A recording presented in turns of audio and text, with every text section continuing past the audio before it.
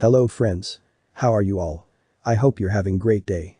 So we are back with an amazing series on what if Naruto was host of Primordial Fire Demon. He has power to create and manipulate fire. Here is a quick summary. Naruto Uzumaki Namikaze was just an ordinary human living a normal life until he nearly dies protecting his cousin. Now, he's a devil who serves Sakura Gears as her rook, as well as the host of a primordial flame demon who met his end at the hands of Trihiksa. Welcome to the world of devils, monsters, myths, and gods, Rook of Agears. Check out the description for a short note about this story. But before we start, we always provide the best and interesting what-if videos. So be sure to subscribe to our channel and also like this video. Also share this video with your friends. Now let's back to the video. Pain shot through Naruto Namikaze's body as his Kousin Maki, his childhood friend Mocha, and his older sister Chelsea look at him with fear and worry, tears flowing down their faces. He turns to the left and sees Jiraiya calling an ambulance. Focusing his attention on Mocha, the dying blonde recalls the day before up until all of this happened. Yesterday. Naruto, 16, peacefully laid in his bed, not noticing his sister Akame, 16, entering the room to shake him awake. Naruto Nai-chan, Akame calls out as she shook him. Naruto responds by turning away from her, who forms a pouty look on her face as she begins to constantly poke at him with her finger. 20 seconds pass before Naruto's older sister Chelsea, Akame ga Kill, entered the room. He's not waking up? Chelsea asked. I did all I could. Not all you could. You're too soft on him, Chelsea tells her, grinning after as she gently pushed her aside. Let me show you how it's done. Akame can only watch as Chelsea walks out of the room and rushes back in, jumping up into the air and performing an elbow drop on him, waking him up, Akame shouting, Naruto Nai-chan. Sounding startled and worried. What the hell was that for Chelsea? Today is the final day of your entrance exams. Said a very eccentric Chelsea, hands on her waist.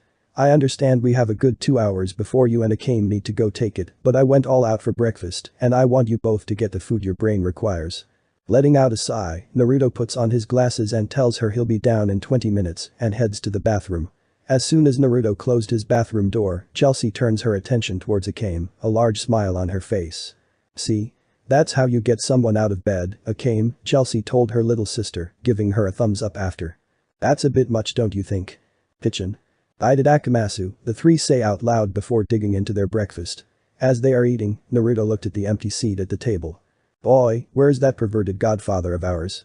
He asked Chelsea. Sorry Naruto, Jiraiya woke up early to head to Sapporo for inspiration on his next book, she answered. Naruto looked disappointed to find Jiraiya's not present. Jiraiya was the Namikaze siblings' guardian, following the death of their parents, and he was a famous rider. Due to his occupation, he was either in his office or out exploring Japan and locations around the world for inspiration or to promote his books, leaving Chelsea to watch over her siblings. He's rarely here. You have to understand, being a best-selling author of several books like the Makeout Paradise series and the tale of Naruto Uzumaki is a big deal to him, Chelsea tells her young brother. Why did he use my name for that book? I don't know, you'll have to ask him. Naruto is visibly not satisfied with Chelsea's answer, saying nothing and resuming his breakfast. Chelsea's car. By the way Chelsea, you're going to Tokyo U with Kagura, right? Naruto asked his older sister. That's right. To be real with you two, I could have gone to any other school, given the many offers I was given, but I can't help but go where my sweet Kagura-chan goes. Akame voiced how nice it was to be in love, Naruto staying silent and looking out his window. If only Naruto could tell how he felt towards Mocha. Hard to believe you failed to confess to her so many times. Naruto turned red and told his older sister to not bring it up. It'll be different this time. I'll tell her tomorrow night during or after Maki's concert, Naruto assured. So that's your plan, Naruto, well I am sure it won't work, good luck trying. Entrance exam building.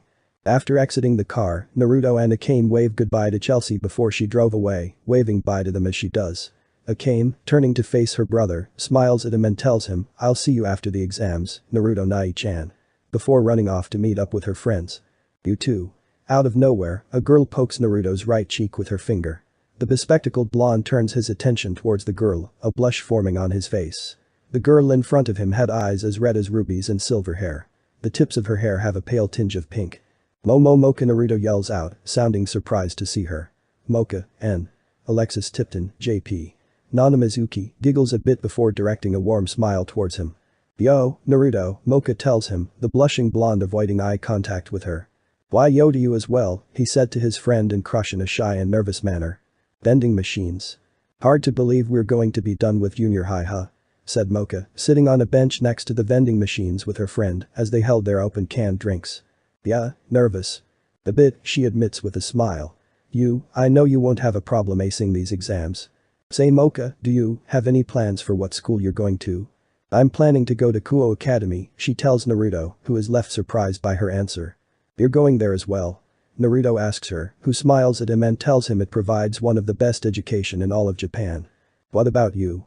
That perverted fart of mine pressured Akame and me into taking the exams to go to Kuo Academy after hearing about how it used to be an all-girls school, he answered, sounding annoyed towards Jiraiya.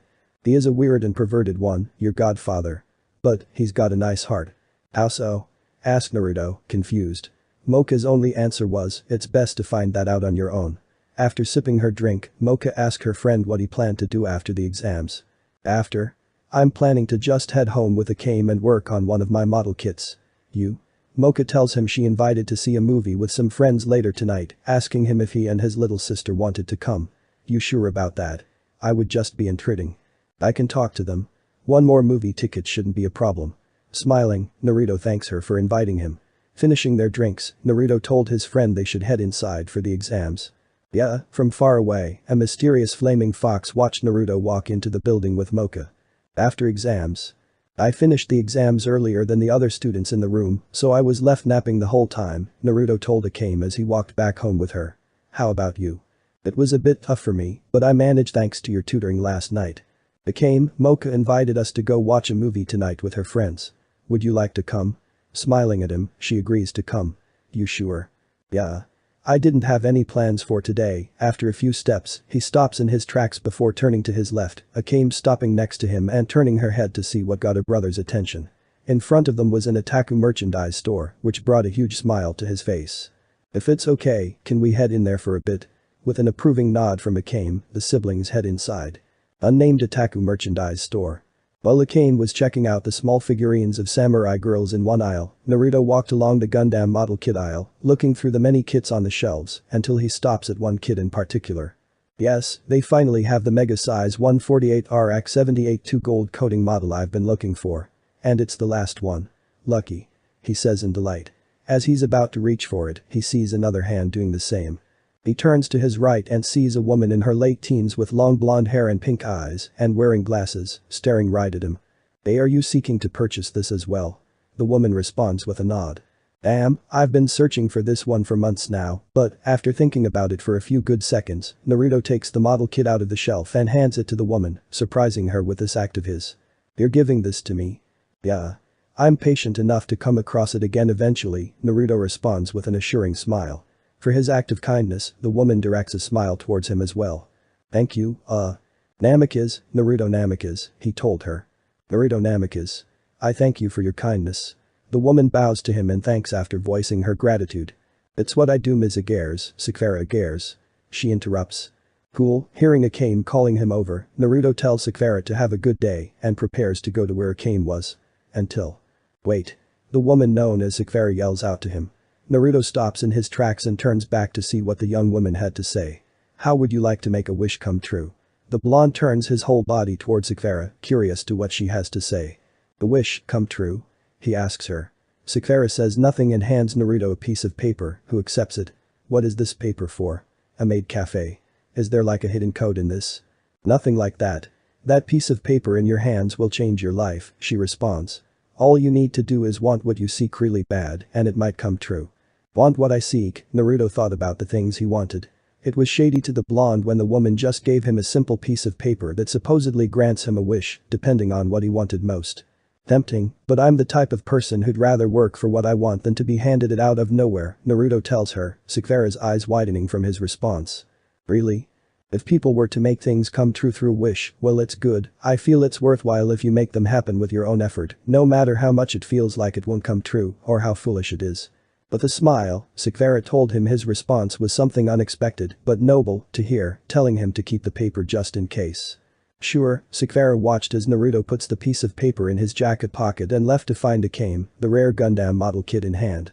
It's worthwhile if you make them happen with your own effort. Namika's residence. Naruto's room. Naruto tinkers with some handmade devices in his room before being interrupted by his 3D printer, making him a mini drone. Picking it up, he throws it up in the air as the drone automatically goes into flight mode, pleasing him. "Make me a bowl of ramen," he commands the drone. The drone responds by short-circuiting and dropping to the floor, much to Naruto's disappointment, just as Akame entered Akame. "So close, I'll have to pull it apart again and find out what's damaged and figure out what needs to be improved." "Another one of your inventions?" she asks her brother. "It's a ramen drone. Designed to memorize and cook several ramen recipes and carry it to me," he proudly tells her. "Though, as you know now, it's a work in progress. Why have a drone do it when you've got me? I make better ramen. That we can both agree on. Plus I'm a horrible cook." Akame smiles in agreement, nodding her head as well. "You did set the kitchen on fire making a calzone. Yeah, I also want to make sure that, should I ever be home alone, I have something to feed me. Can't always order delivery. Drone aside, are you here to do my laundry?" "Yeah. You don't have to do it for me. I can always do my own." Akame interrupts by leaning her face closer to his, a demanding smile on her face. "I insist, as your sister." Naruto has no way to convince her not to do his laundry. Knowing her, once Akame sets off to do something, no one could stop her, not even him. "Why do you always want to do my laundry?" Naruto asks his adoptive sister, earning a blush from her. "I feel pretty bad about having you do them. Chelsea's not going to do it, and because I like to help my family. Your parents were nice to adopt me, and you and Chelsea are always kind to me."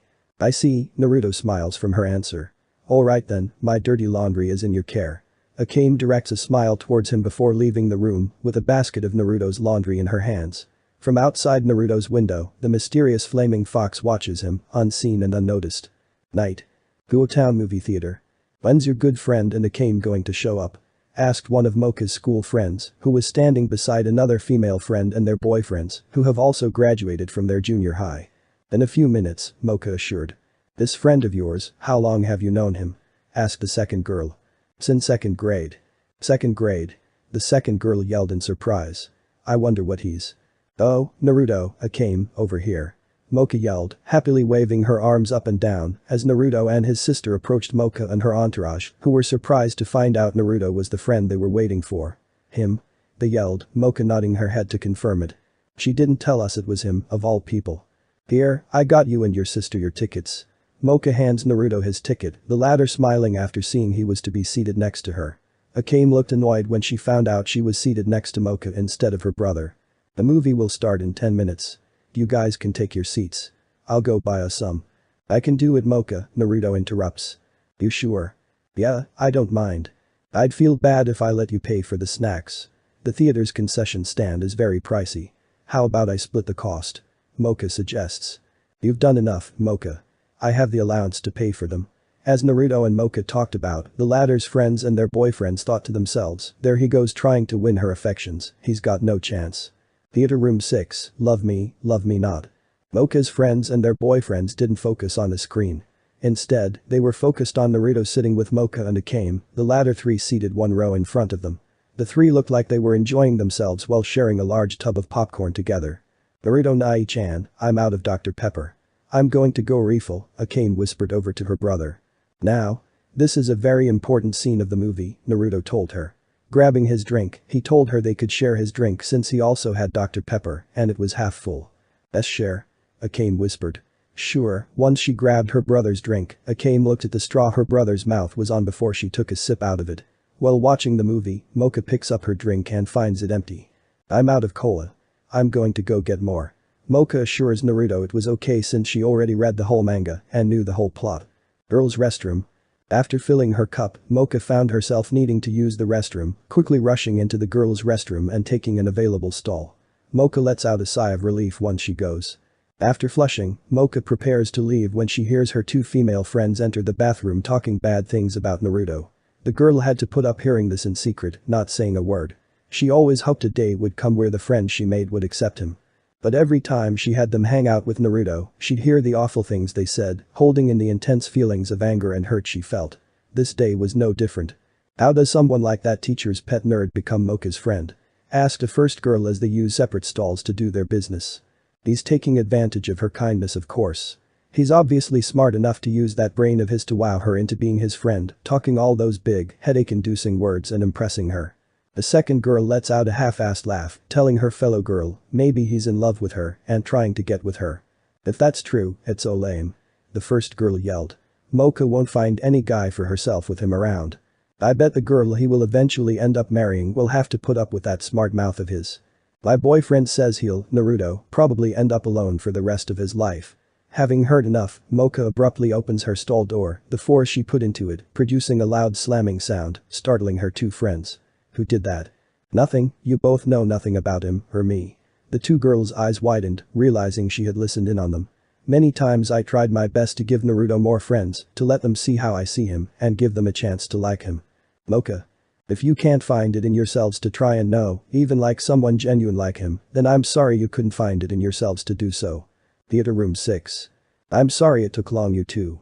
I had to use the restroom for a bit, Mocha told Naruto and Akame as she took her seat. It's fine, Naruto told her. Listen Naruto, the girls and their dates have something going on after the movie. Would you like to go somewhere? Just us.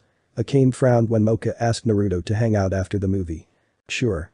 Noticing Akame's frown, Naruto asked her if something was wrong. Nothing, smiling at her, Naruto reached his hand out to pat her head, telling her he'd make it up to her for leaving her to go home by herself tomorrow. If you say you'll make it up to me tomorrow, I want go have fruit tarts in the afternoon, at the usual place. The one where they coat the insides of the crust with chocolate. It's a deal, Akame. After the movie. Ramen Ichiraku, Kuo Town. Following the movie, Naruto and Mocha said see you later to Akame before she left for home. Now alone together, following their split from Mocha's friends, the two decide to have ramen at their favorite restaurant chain, Mocha ordering a cricket ramen, her friend ordering the usual miso ramen. What's bothering you? What do you mean? Asked Mocha. Naruto tells her she doesn't always invite him to ramen just to eat and hang out. You sometimes invite me to ramen when something is bothering you and you need someone to talk to other than your family. If I had to guess, it's your friends. They said horrible things about you in the restroom, like you taking advantage of my kindness to get something out of me, among other things. So it all boils down to me, Naruto said out loud, looking down at his glass of ice-cold water.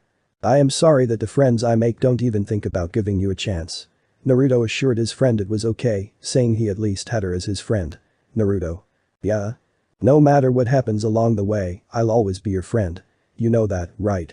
Giving his best friend a huge smile, he told her, yeah. Seeing how happy he looked, Mocha smiles with him as their female server sets their bowls of ramen in front of them. To their surprise, she sets down a plate of skewered quail eggs wrapped in bacon. We didn't order this, he tells the female server. It's on the house.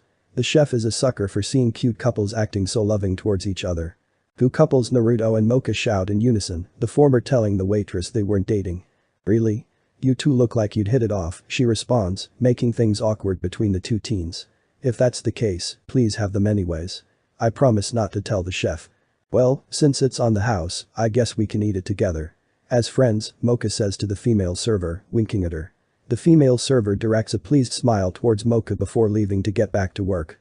Fate Stay Night Heavens Feel Like Presage Flower Original Soundtrack Calm and Quiet Days. On the way home. That cricket ramen was delicious. Mocha says at the top of her lungs as Naruto walked alongside her. The bacon-wrapped quail eggs were also great entrees. I can't believe I ordered 3 more plates of it after the first one. You think you could have gone for a 4th? Naruto joked. I'm confident in my fast metabolism to make it work, Mocha responds.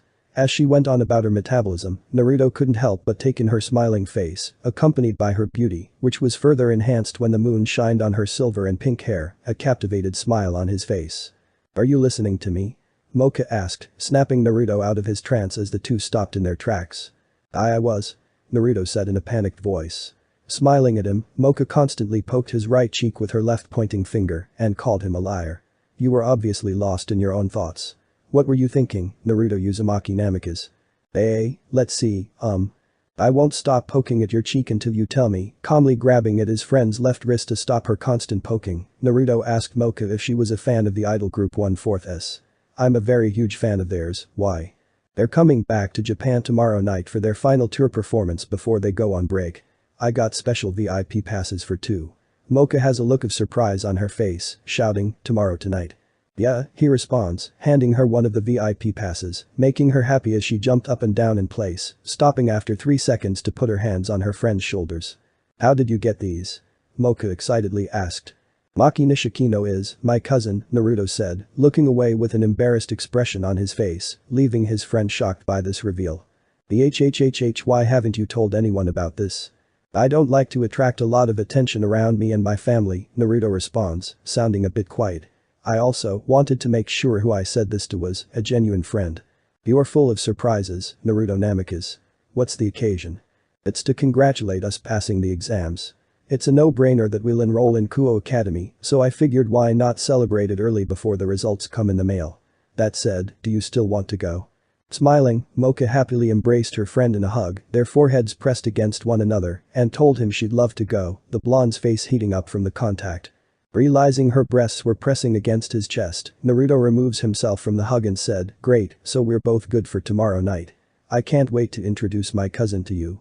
I can't wait to meet her myself." Namika's residence. Naruto's room. Naruto laid on his bed as he looked at the piece of paper Sakura gave her. All I need to do is want what I seek really bad, and it might come true, huh? Naruto sets the piece of paper down next to his glasses on his desk and told himself, I don't think so. Looking up at his ceiling, the blonde assured himself he'll finally tell Mocha how he felt tomorrow night. Music end. Next day. Afternoon. Unnamed bakery. Bakame hummed with delight as she savored the peach tart in her mouth, Naruto sitting opposite of her as he quietly watched her reaction, a large cup of coffee in hand.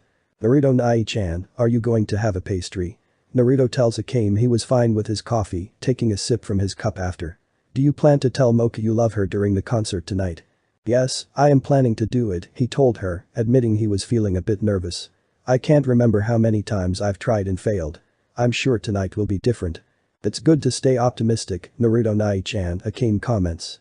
If you don't mind me asking, this has been bothering me for a very long while, but what if you and Mocha never get together? Naruto looked surprised when his sister asked that question, let alone been bothered by it when it became known to her that he liked Mocha. I support you trying your best to confess to her, but what if it never happens, permanently? What if she rejects you? I admit, even I question them from time to time, Akame. Mocha is a genuinely kind person anyone would be lucky to have. I can't picture anyone else with her, but if that were to happen, if that person made her happy and treated her well, I wouldn't want to ruin it and I'd still want to be friends, even if she were to reject my confession. That also means I'll need to try hard to find someone who makes me feel the same way I felt towards her, no matter how long it takes. If those scenarios were to happen, I hope you do find someone who makes you feel the same way you felt about her. Hearing Akame's response, Naruto jokes how that girl may be close, he just isn't aware of who it could be. This made Akame's whole face turn a very bright shade of red. Akame, you okay? Do you have a fever? Akame had smoke coming out of her ears as her brother went over to her and pressed his forehead against hers. Oh, your temp's pretty high. Backing away from him, Akame assured him she was fine, saying it was from the coffee she had with her tarts. You should drink some water after. Don't want you fainting on me. I will. While the siblings enjoyed themselves, the flaming fox continues to watch Naruto as several people pass by it, unable to see it. Night. Chelsea drops Naruto and Mocha off at the concert before yelling, alright, have fun you too. Giving Naruto a thumbs up after and driving away. In her car, Chelsea says to herself, he's so going to fail this one. Backstage. Looking around, Naruto and Mocha spot Maki talking to Naiko, a fellow member of her idol group. Naruto happily yells out her name. Maki turns her attention towards Naruto and Mocha, who wave hello to her. Turning to Naiko, she told her she needed to have a small chat with her cousin. Remember, we're going on in 5 minutes. Hi, Naiko leaves to get ready for the show as Naruto and an awestruck Mocha are approached by Maki. Mocha can't contain her excitement as she yells, I love your music. Maki smiles, happy to know that 1/4S has another fan. This must be the friend you were telling me about. Naruto responds by telling her she has all the 1/4S albums. I'm glad Naruto has you as his friend. I'm surprised that he never mentioned that he was related to me. Naruto responds again, telling her, I don't like the extra attention. Maki, while she understands what Naruto means, she doesn't fully agree with him. There are times where attention is good, Naruto. It shows that you exist, you know that, right? Yeah. Also, Maki opens her arms to Naruto. Come give me a hug. I haven't seen you for a while, and I've missed you. Mocha blushed at this as Naruto is caught off guard by his cousin hugging him. Naruto has no choice but to hug her back, making Mocha blush even harder. Ahem. She interrupts. Maki turns red as she stops hugging Naruto and gives him his space. Well now, I guess I should go get ready for the show. Let's meet up after the show. Naruto responds by saying, sure. Smiling back, Maki leaves to get ready to go on stage. You two are very close. Yeah, Mocha. Yes, Naruto. Both teens gaze into each other's eyes. As they do, a blush forms on Naruto's face. Before the concert starts, I just want you to know that in his mind, Naruto knows that this is the moment he finally tells her. The time is right. I want to tell you that as Naruto's telling Mocha that he loves her, the concert begins, his confession unheard due to the fans screaming, Mocha's face showing confusion. What? Was Mocha's response. You didn't hear it. Hear what? Unable to tell her again, Naruto instead tells her, I just want to tell you that I am happy to see this concert with you. Mocha smiles as she told him, me too. Mocha goes over to watch the concert, leaving Naruto alone. After a few seconds, Naruto comically yells, ah, damn it, I screwed it up. It was the right moment. After that, he sighs. I bet Chelsea's going to have a nice laugh at my expense when she comes. After the concert. That was an amazing concert, Maki-chan. I made sure to sing along with everyone. Mocha happily tells the idol. I'm glad you enjoyed it. Naruto, what did you think of the concert? Maki and Mocha turn their attention towards Naruto, who is currently sulking to himself at the moment. It was good, best concert ever, is Naruto's response, a comically defeated expression on his face. Nah, Naruto. Are you okay? Maki asked, directing a look of worry towards him. He must have a stomachache, Mocha said, having no idea of the real reason. While not true, Naruto plays along. Yeah, that's right, a stomachache. In his mind, Naruto tells himself that he's failed again before smiling, having gotten over his failed confession. I will try again another day, he thinks to himself. He then tells Mocha he'll be fine. Are you sure? Really sure? Turning his attention towards Maki, he asked her if it was okay for her to be out here with them. The girl said it was fine since you're family and I was planning to visit you and the others anyways. Chelsea's on her way to pick us up before Naruto can finish, someone interrupts him. Naruto, there you are. The blonde, Mocha and Maki turn their attention towards Jiraiya, who had just arrived out of nowhere, directing a smile towards them. The Kane told me you were at a concert. Maki, you're looking livelier than before. Mocha, good to see you too. How's the family? The three don't respond. After a few seconds, Naruto angrily runs at him, his right fist cocked back. You fuck. Is Naruto's response as he throws a punch at Jiraiya, which hits him in the face and knocks him down. Mocha and Maki are surprised by this. What the hell was that for? Jiraiya angrily asked his godson. That's for rarely being around yesterday and today you perverted fart. Is Naruto's answer. I have a very good reason. How'd you even get here? I helicopter, before I crashed it. Naruto and Jiraiya continue arguing as Mocha and Maki look on. I'm surprised you're okay with Naruto being violent. Maki awkwardly smiles as she says, only when it involves Jiraiya. Honestly, I think Naruto's anger towards him is his way of showing that he's, Naruto, glad to see him, Jiraiya. That sounds about right, is Mocha's response. A few minutes later, Naruto and Jiraiya get some time to talk, while Mocha and Maki have a private conversation of their own. As Jiraiya smokes his cigarette, Naruto looks at him with a bothered expression. Smoking's bad for you. My life, my choice, Jiraiya responds. He continues smoking a few times from his cigarette before pausing. Failed to confess to her again. Naruto can only nod to confirm this. Chelsea's going to have quite a reaction, won't she? Naruto nods again. You'll try again, won't you? You were the same with Tsunade. Before she settled down with Dan, the two don't say anything for 5 seconds. Looking down, Naruto breaks the silence. Being in love is difficult, isn't it? Jiraiya looks at Naruto, understanding what he's going through. You're right, but when you finally get love, it's all worth it. This makes his godson smile a bit, making Jiraiya happy, knowing that he made him feel better. Naruto, do you want to know why I used your name for my book? Yeah, I do. I did that because before he could say why, Jiraiya is interrupted by a call from Chelsea. The white-haired rider picks up, leaving Naruto disappointed. Hello? What do you mean you're lost? Fine, I'll come to you. Jiraiya ends the call before turning to Naruto. Sorry, but it seems that Chelsea needs me to go get her. Would you be okay staying here with Maki and Mocha? Naruto looks away, telling him, yeah, just go. I'll be fine. Jiraiya rests his right hand on Naruto's shoulder. Attaboy, Jiraiya leaves the scene as Naruto walks over to Mocha and Maki, the two girls having just finished their private conversation. What were you two talking about? He asks the girls, both blushing when asked the question. We were talking about boys. Mocha answers. This sparks Naruto's curiosity.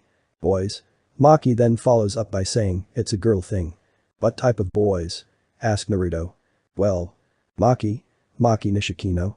Naruto, Mocha, and Maki turn their attention towards a male who's 2 years older than them. He has on a black jacket and blue jeans. His face looks crazy, something that worried the bespectacled blonde. Oh wow, it's really you. Maki is visibly disturbed by the fan as he took a few steps forward. Yes, would you like to? You're so beautiful. we'd make an amazing couple. This compliment creeps the three out. Maki, Mocha, get back, is Naruto's response as the three slowly back away. They said that I had no chance with you. All those comments online. They hurt me. Really, really bad. That's why Naruto's fears are known when the crazed fan takes out a knife and rushed at Maki. If I can't have you, no one can. Maybe in death, we'll be together. Screams the crazed fan as thrusts the blade forward. To Maki and Mocha's horror, Naruto gets in the way and is stabbed in the shoulder. The blonde immediately feels the pain from the stab wound, his blood trickling down the left side of his body. Though in pain, he used his weight to tackle the crazed fan to the ground. Naruto struggles to wrestle the knife out of the fan's hand. Despite having an above-average build, he was at a disadvantage due to his wounded shoulder. Finally, having had enough, the crazed fan stabs Naruto on the left side 3 times, before pushing the blonde off him and stabbing him in the stomach 4 more times. The blonde can only stare at the fan in horror and shock as he felt each stab, the crazed fan shouting how he made him do this. Mocha and Maki can only look on in horror, the former screaming her friend's name as the crazed fan gets up, turning his attention towards the 2 girls, mainly Maki. He won't be interrupting us again, my love. Before the fan could take another step, Chelsea appears and tackles him to the ground. She manages to knock the knife out of his hand before angrily pummeling the crazed fan, bruising the fan's face and drawing blood. You stabbed Naruto. You stabbed my little brother. My little brother. Chelsea shouts in anger. While she knocks the fan into submission, she continued to pummel the fan. Jiraiya comes from behind and pulls her off him, so Chelsea doesn't kill him. Let go, Jiraiya. I'm not done yet. Chelsea angrily tells her godfather, I'm not, you hear me. He's down, Chelsea. It's over. We need to go see if Naruto's okay. Chelsea stops struggling after Jiraiya mentions Naruto. Chelsea and Jiraiya run to Naruto's side. Jiraiya, Chelsea, and Mocha look at a dying Naruto in horror as he coughs blood. Seeing this, Chelsea tears up before directing her attention towards Jiraiya. Call an ambulance, Jiraiya. Call a damn ambulance. Jiraiya immediately takes out his phone and begins calling for help as Chelsea turns to Naruto. Chelsea, it hurts so much. Chelsea tears up even more as she can do nothing but watch as Naruto starts bleeding out. Naruto, you'll be fine, you hear me? You're strong. Chelsea assures Naruto. You'll get through this. I'm glad that Maki's okay. That's all that matters. This makes Maki cry. You shouldn't have done that. He had a knife, I couldn't let him kill you. Naruto, Mocha said as she's crying. Naruto directs his attention towards his crush. Mocha, that look on your face doesn't suit you. Naruto passes out from blood loss as an ambulance and 3 police cars arrive. Naruto's body is put on a stretcher and into the ambulance that drove him to the hospital. Guo General Hospital. Mocha, Maki, Akame, Chelsea sit in waiting as Jiraiya paced back and forth impatiently. Soon, a doctor enters the room. Jiraiya turns to the doctor. How is he? He's lost a lot of blood and some major organs have been damaged. We did the best we could, but he might not make it through tomorrow. This leaves them all shocked. Han, can we see him? Mocha asks the doctor. The doctor looks worried but allows it. Alright, but only for a few minutes. They enter the room to see Naruto lying on a hospital bed. Seeing his state and fearing that he won't make it, Akame tears up. I should have been there for him, she told herself as Chelsea consoles her. He looks so peaceful, Mocha said. Jiraiya looks at Naruto as well, finally speaking. Naruto, I don't know if you can hear me, but the reason why I used your name is because it's the name that gave me a purpose and a family. I had no one. I was alone, Tsunade found love, Orochimaru became insane, I had no relatives left. Your mother and your father opened their hearts to me, gave me guidance when I needed it, made me a part of your family. When they decided to give you the name Naruto, I was so happy. When your parents died, your father trusted me with raising you and your sisters. Jiraiya starts tearing up, sounding hoarse as he powered through the intense sadness he was feeling. We're not related by blood, but I raised you all as if you were my own son. The book was a way to tell you that, you're my hero Naruto, and you showed it tonight. Please Naruto, don't die. The doctor enters the room and tells them it's time for them to leave. Jiraiya and the others leave the room one by one. Mocha's the last one to leave. Before leaving, she plants a kiss on Naruto's cheek, tearing up as she does it. Good night, is all she says before leaving. Later. After 2 hours of being out, Naruto opens his eyes, surveying his surroundings. In his mind, he knew he was dying. Realizing he won't see everyone again and knowing that he won't be able to see Mocha's smile or tell her how he feels, he tears up. There's so much more I want to do, that man, he's going to take it away, it's not fair, I want to live, please, Naruto tearfully thought to himself. Suddenly, a glowing light shines in front of Naruto, blinding him. Out of it comes Sakura, holding a mutated rook piece. He looks surprised to see her. Oh, so this is where you were. I was wondering why I found myself in a room with your belongings. Seek, Vira. The blonde female devil looks surprised, but at the same time happy that he remembers her name. Oh, you remember my name. How? I did tell you I can make your wish come true. Your wish. To live. I'm here to fulfill it. Naruto, in his mind, couldn't believe his ears when Sakura told him she can make his wish come true and give him his life back. No matter how far you are from the piece of paper I gave you, once you touched it, your will was connected to it, allowing me to feel the strong response to your wish and bring me to it.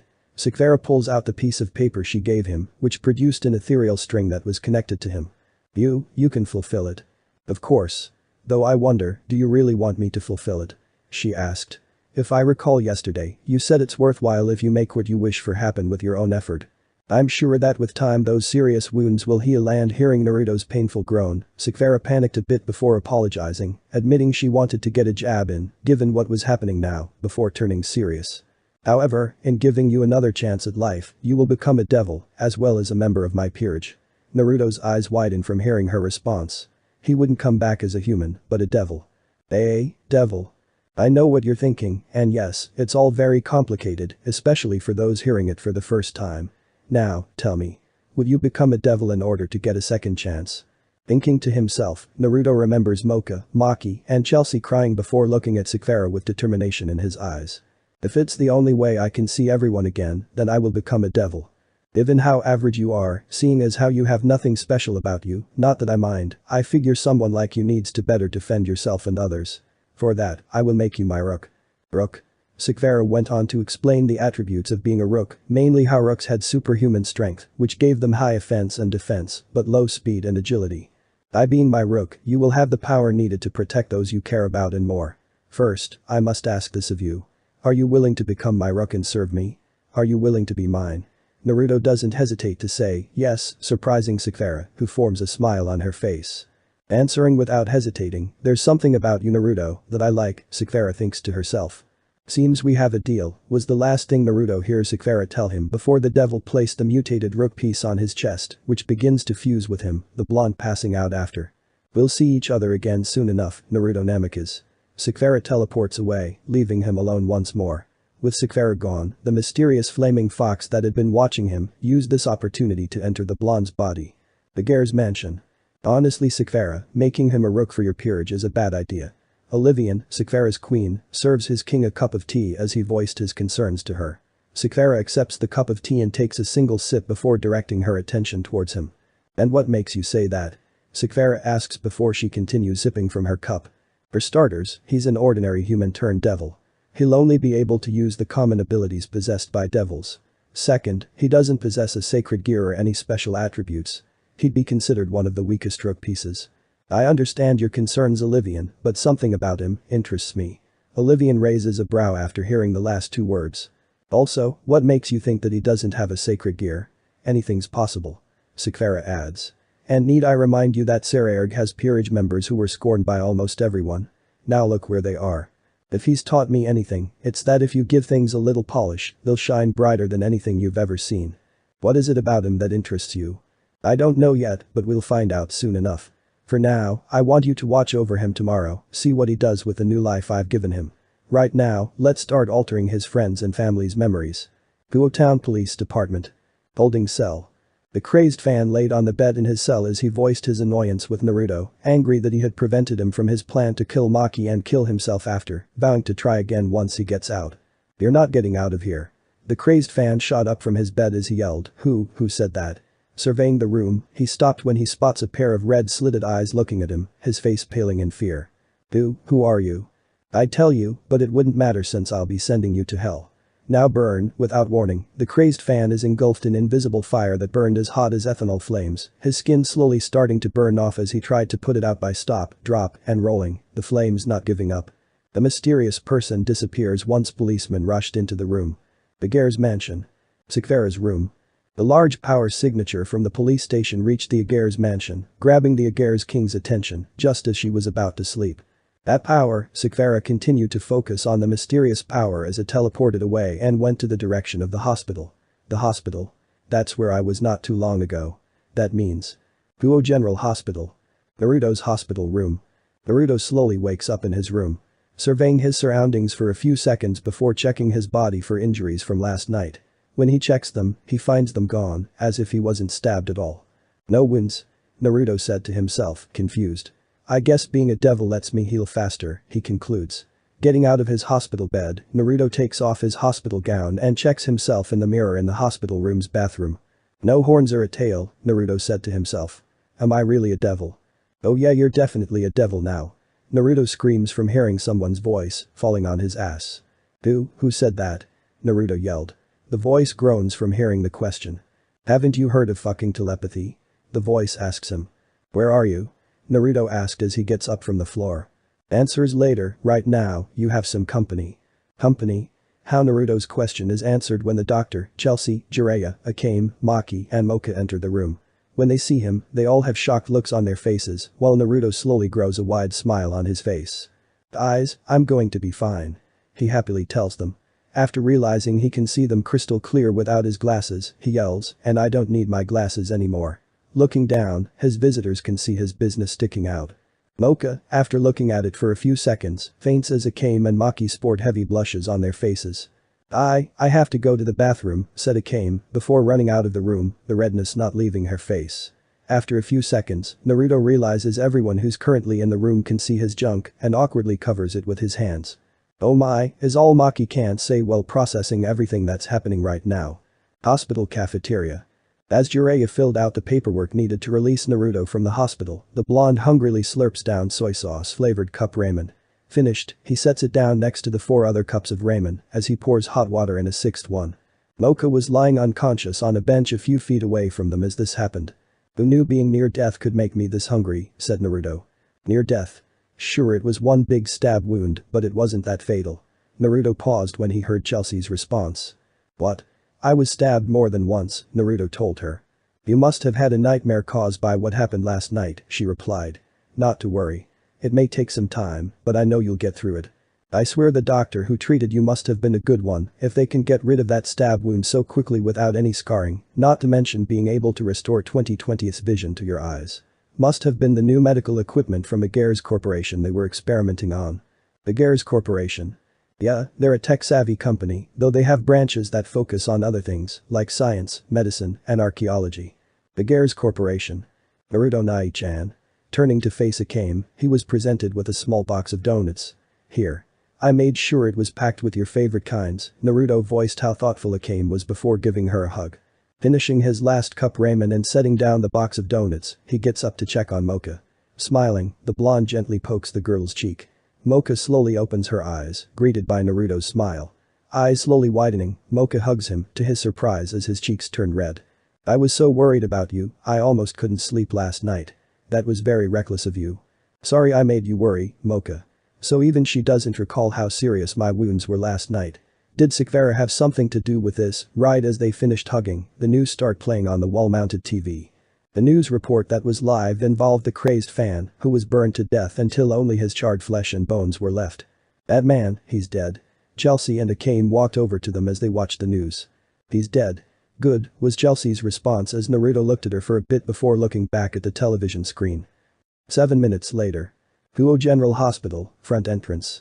Exiting through the front entrance with his family and friend, the blonde covers his eyes from the brightness of the sun. Hard to believe you don't need glasses anymore, Jiraiya said as godson. I guess that makes me look less nerdy. He jokingly replies. What are you going to do now that you're out of the hospital? Chelsea asked her brother. I'm going to head back home for a bit before leaving to go for some time at the arcade, he said. When Mocha asked if she could come, Naruto declined, wanting to have time for himself. Understanding, Mocha told him if he wanted to hang out with her, he just needs to give her a call. Jiraiya tells Naruto not to stay out late and to come home for dinner. He also told him not to spend a lot of money at the arcade. I know my limits, old man. Hey, I'm in my 40s, I'm not old just yet. Naruto smiled at him as he responds with, I know. Agear's mansion. Living room. Sekvara watched the news on the TV as Olivian offered her a cup of tea. That young man's death. I know Olivian. He had no enemies from what everyone who knew him said, and no one in that police station had a reason to kill him. Meaning, Naruto killed him. But how would someone like him have that much power? Olivian asked his king. There was nothing about him that confirmed he was a sacred gear wielder. Whatever the circumstances, the power he was giving out is extraordinary if not scary. Though, the man he killed, someone like him wouldn't have the willingness to kill, not yet at the very least. Olivian, I need you to keep an eye on Naruto Namikaze. Make sure you're not seen. As you wish. Town, downtown. While making his way to Akihabara, Naruto didn't notice the Agare's queen following him from behind, who made sure he wouldn't be caught by keeping a good distance from him and bringing his energy down to a human level. Seeing the police station where the crazed fan died, Naruto stops in his tracks. I wonder who killed him, Naruto asked himself. Suddenly, Naruto started having a huge headache as images started flashing into his head, the palm of his right hand massaging his forehead. What is this? In it, he had a first-person view of the crazed fan burning to death. You had no chance of regretting what you did. For that, you'll burn for eternity, Naruto said to himself, sporting a demonic smile on his face, looking shocked after. What did I just say? You said what was on your mind obviously, said the being in his head. You wanted him to pay. I did you a favor. But how? Hey, you okay? Naruto snapped back into reality when someone pats him hard on the back. Turning to see who it was, he was met with a male his age. He was slightly taller than Naruto. The boy had purple eyes and black hair with inward shifted locks. He was wearing a blue t-shirt with a large black P symbol on the front of it under a red and white leather jacket. The jacket has a Japan flag pinned on the left of his breast pocket. For pants, the teen is wearing diesel black gold jeans with a black leather belt tied around it. For shoes, he wore a pair of 45,000 yen Y3 black shoes over white socks. You sick? Just a little bit, he told the boy. This police station, this was where that Nishikino fan mysteriously burned to death. Say, aren't you the guy who was stabbed by him last night? The boy asked Naruto, who confirmed it. For someone who went through that, you're looking fine. The one-night stay at the hospital was all I needed, he assured. You must be quite strong to walk out of it and be standing here. I was on my way to catch a train to Akihabara and stopped here merely by coincidence. Joichi suggests it was fate that he was standing here to come to terms with what happened. Even if it was an act of fate, you standing here and not puking your guts out means you have a strong will. Jojo. Yelled a policewoman in her 40s who had the same purple eyes and black hair as the boy known by Naruto as Jojo. Jojo? Oh, shit. What are you doing here?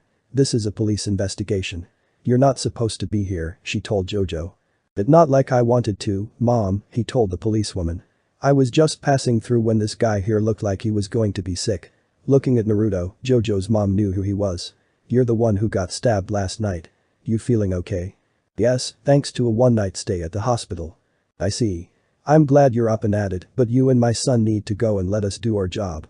Alright. Looking at Jojo, she told him not to get into any fights. We'll try. Naruto and Jojo leave to continue their day after. Your mom is very hot. Naruto's eyes widened when he realized he said it out loud, Jojo glaring at him a bit before letting out a sigh. The usual reaction from anyone who sees her. I hope you have a good day, Jojo said to Naruto. You too, Jojo. My name's not Jojo. That's the nickname my friends and family call me. The name's Joichi Jijima. It's something that bothers me when someone I am not associated with calls me Jojo, okay? Gee, got it. I'll try to remember that. Stopping at a crossroads, Joichi told Naruto this was where they part ways. I hope you have a good day. Namikaze, Naruto Namikaze. I hope you have a good day Namikaze. As soon as Joichi left across the street on his left, Naruto continued forward to the train station, with Olivian following him once again. You, in my head, who are you? I'll answer, just don't ask out loud. You'll sound like a weirdo. Alright, I'll ask again, who are you? I am the true master of fire, the kindled one, the primordial demon of fire, the usurper of the first flame, I am Infernus, and you, my host. This seems to intimidate Naruto a bit, though he quickly suppressed his fears. Why did you kill that man? Naruto asked the demon now known as Infernus. He needed and deserved to be punished. He had no redeeming qualities in him, and you wanted to make him pay, so I controlled your body, teleported to his cell, and killed him for you. Of course, I could have gone with your desire to beat him to death with your own two hands until his head turned into a puddle of blood, but burning him was a better solution if I do say so myself. Naruto has a look of shock on his face. Thinking to himself, he wondered how Infernus knew what he was thinking. I'm inside you Naruto, which allows me to look into your thoughts, your soul. You should be happy he's dead since your hot cousin doesn't have to worry about that creep. No one will miss him. Get out of my body, Naruto tells the demon, who menacingly laughs at this demand of his. I have no reason to have you. Having the second chance at life is all I need. I don't need something like. Sorry, that is a no can do. You see, I've taken a liking to you. You may be a little good person bitch on the outside, but fuck. You have a lot of anger inside of you that's keeping me entertained. All the failed potential hosts I tried never had this much inside. Always the one knocked down instead of the other person or group of people. And don't get me started on your sexual fantasies with your crush. All that vanilla action. Please, they want a truff. If I was in control of your body right now, I'd go over to her house, rip off whatever she's wearing, push her onto her bed, and pound that pussy of hers until I'm spent. She'll love it. Naruto angrily blushed at the last thing Inferno said. So you're saying I'm stuck with you? That's right, Naruto. From now on, there are two souls inside of this body. Best get used to it. Now that we are familiar with each other, let's skip the arcade and go to a place with a lot of girls to fuck. Denied. Akihabara. Kaido Station Akihabara. Bolivian continues to keep watch over Naruto, who was trying to enjoy himself but was too distracted by the fact that he had someone taking residence in his body. Hey Naruto. What do you want? Don't freak out, but someone has been following us since the police station. Naruto looked angry as he asked him why he didn't tell him earlier. Wanted you to relax a bit before I spilled the beans. How can I relax and play games when I just found out not too long ago that I have some strange thing inside of me? Who is he? How the fuck am I supposed to know? Infernus asked. Whoever he is, he's not hostile. He probably wants something from us. For now, we let him observe us. If he tries to attack, we can take care of him. You mean, we'd have to kill? It'll obviously come to that. Remember, you're no longer human. Night. Air Raymond, Akihabara. Remember, you're no longer human. This kept on playing again and again in his head throughout the day, preventing him from enjoying himself. He was a devil, but he still looked human. Another bowl please, he told the male server. Another. After having 7 bowls. Naruto turned to see he actually ate 7 bowls of ramen. You must have quite an appetite. A newly acquired one. I think I've eaten enough. I'll just pay for the meals and head home now. As soon as Naruto paid his bill and left, Olivian follows him again. On the way home. After taking a train back to Kuo Town, he made his way back home by foot, still playing the same 5 words in his head. Just what am I expecting to come across? Hey, Naruto, stop being emo, you've got company. Looking forward, Naruto sees a blast of yellow energy flying towards him. To his surprise, it was coming at him in slow motion. Dodge a Dumbus. Naruto moves out of the way as the blast passed him, Olivian doing the same. Sakura, he's being attacked, Olivian told his king through a communication rune. Should I? No, don't. Observe how Naruto handles this. I'm on my way to you. What the hell? Following this, Naruto finds himself tackled to the ground and pinned down by a female stray devil. Oh, kinky. At a time like this. Oh, sniffing the blonde, the stray devil licked at his left cheek. You smell and taste delicious, Naruto's eyes widened. He was going to be eaten. He just got a second life and it was going to be wasted. I'm going to be eaten. By this thing. I just got this life. Now, it'll be wasted. As food. The female stray smiled to herself as she bent her head down to bite the left side of his neck. Once she bites down on it, she backs away in pain as steam comes out of her mouth. So hot.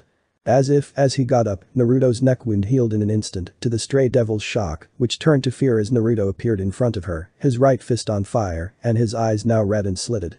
I'd let myself put my family and Mocha through that again. Throwing his flaming right fist forward, the punch bisects the stray devil. No way, the last thing the stray devil sees is a pair of menacing red eyes, belonging to Naruto, looking at her as the blonde produced a fireball and incinerated her whole body, as she lets out one final scream.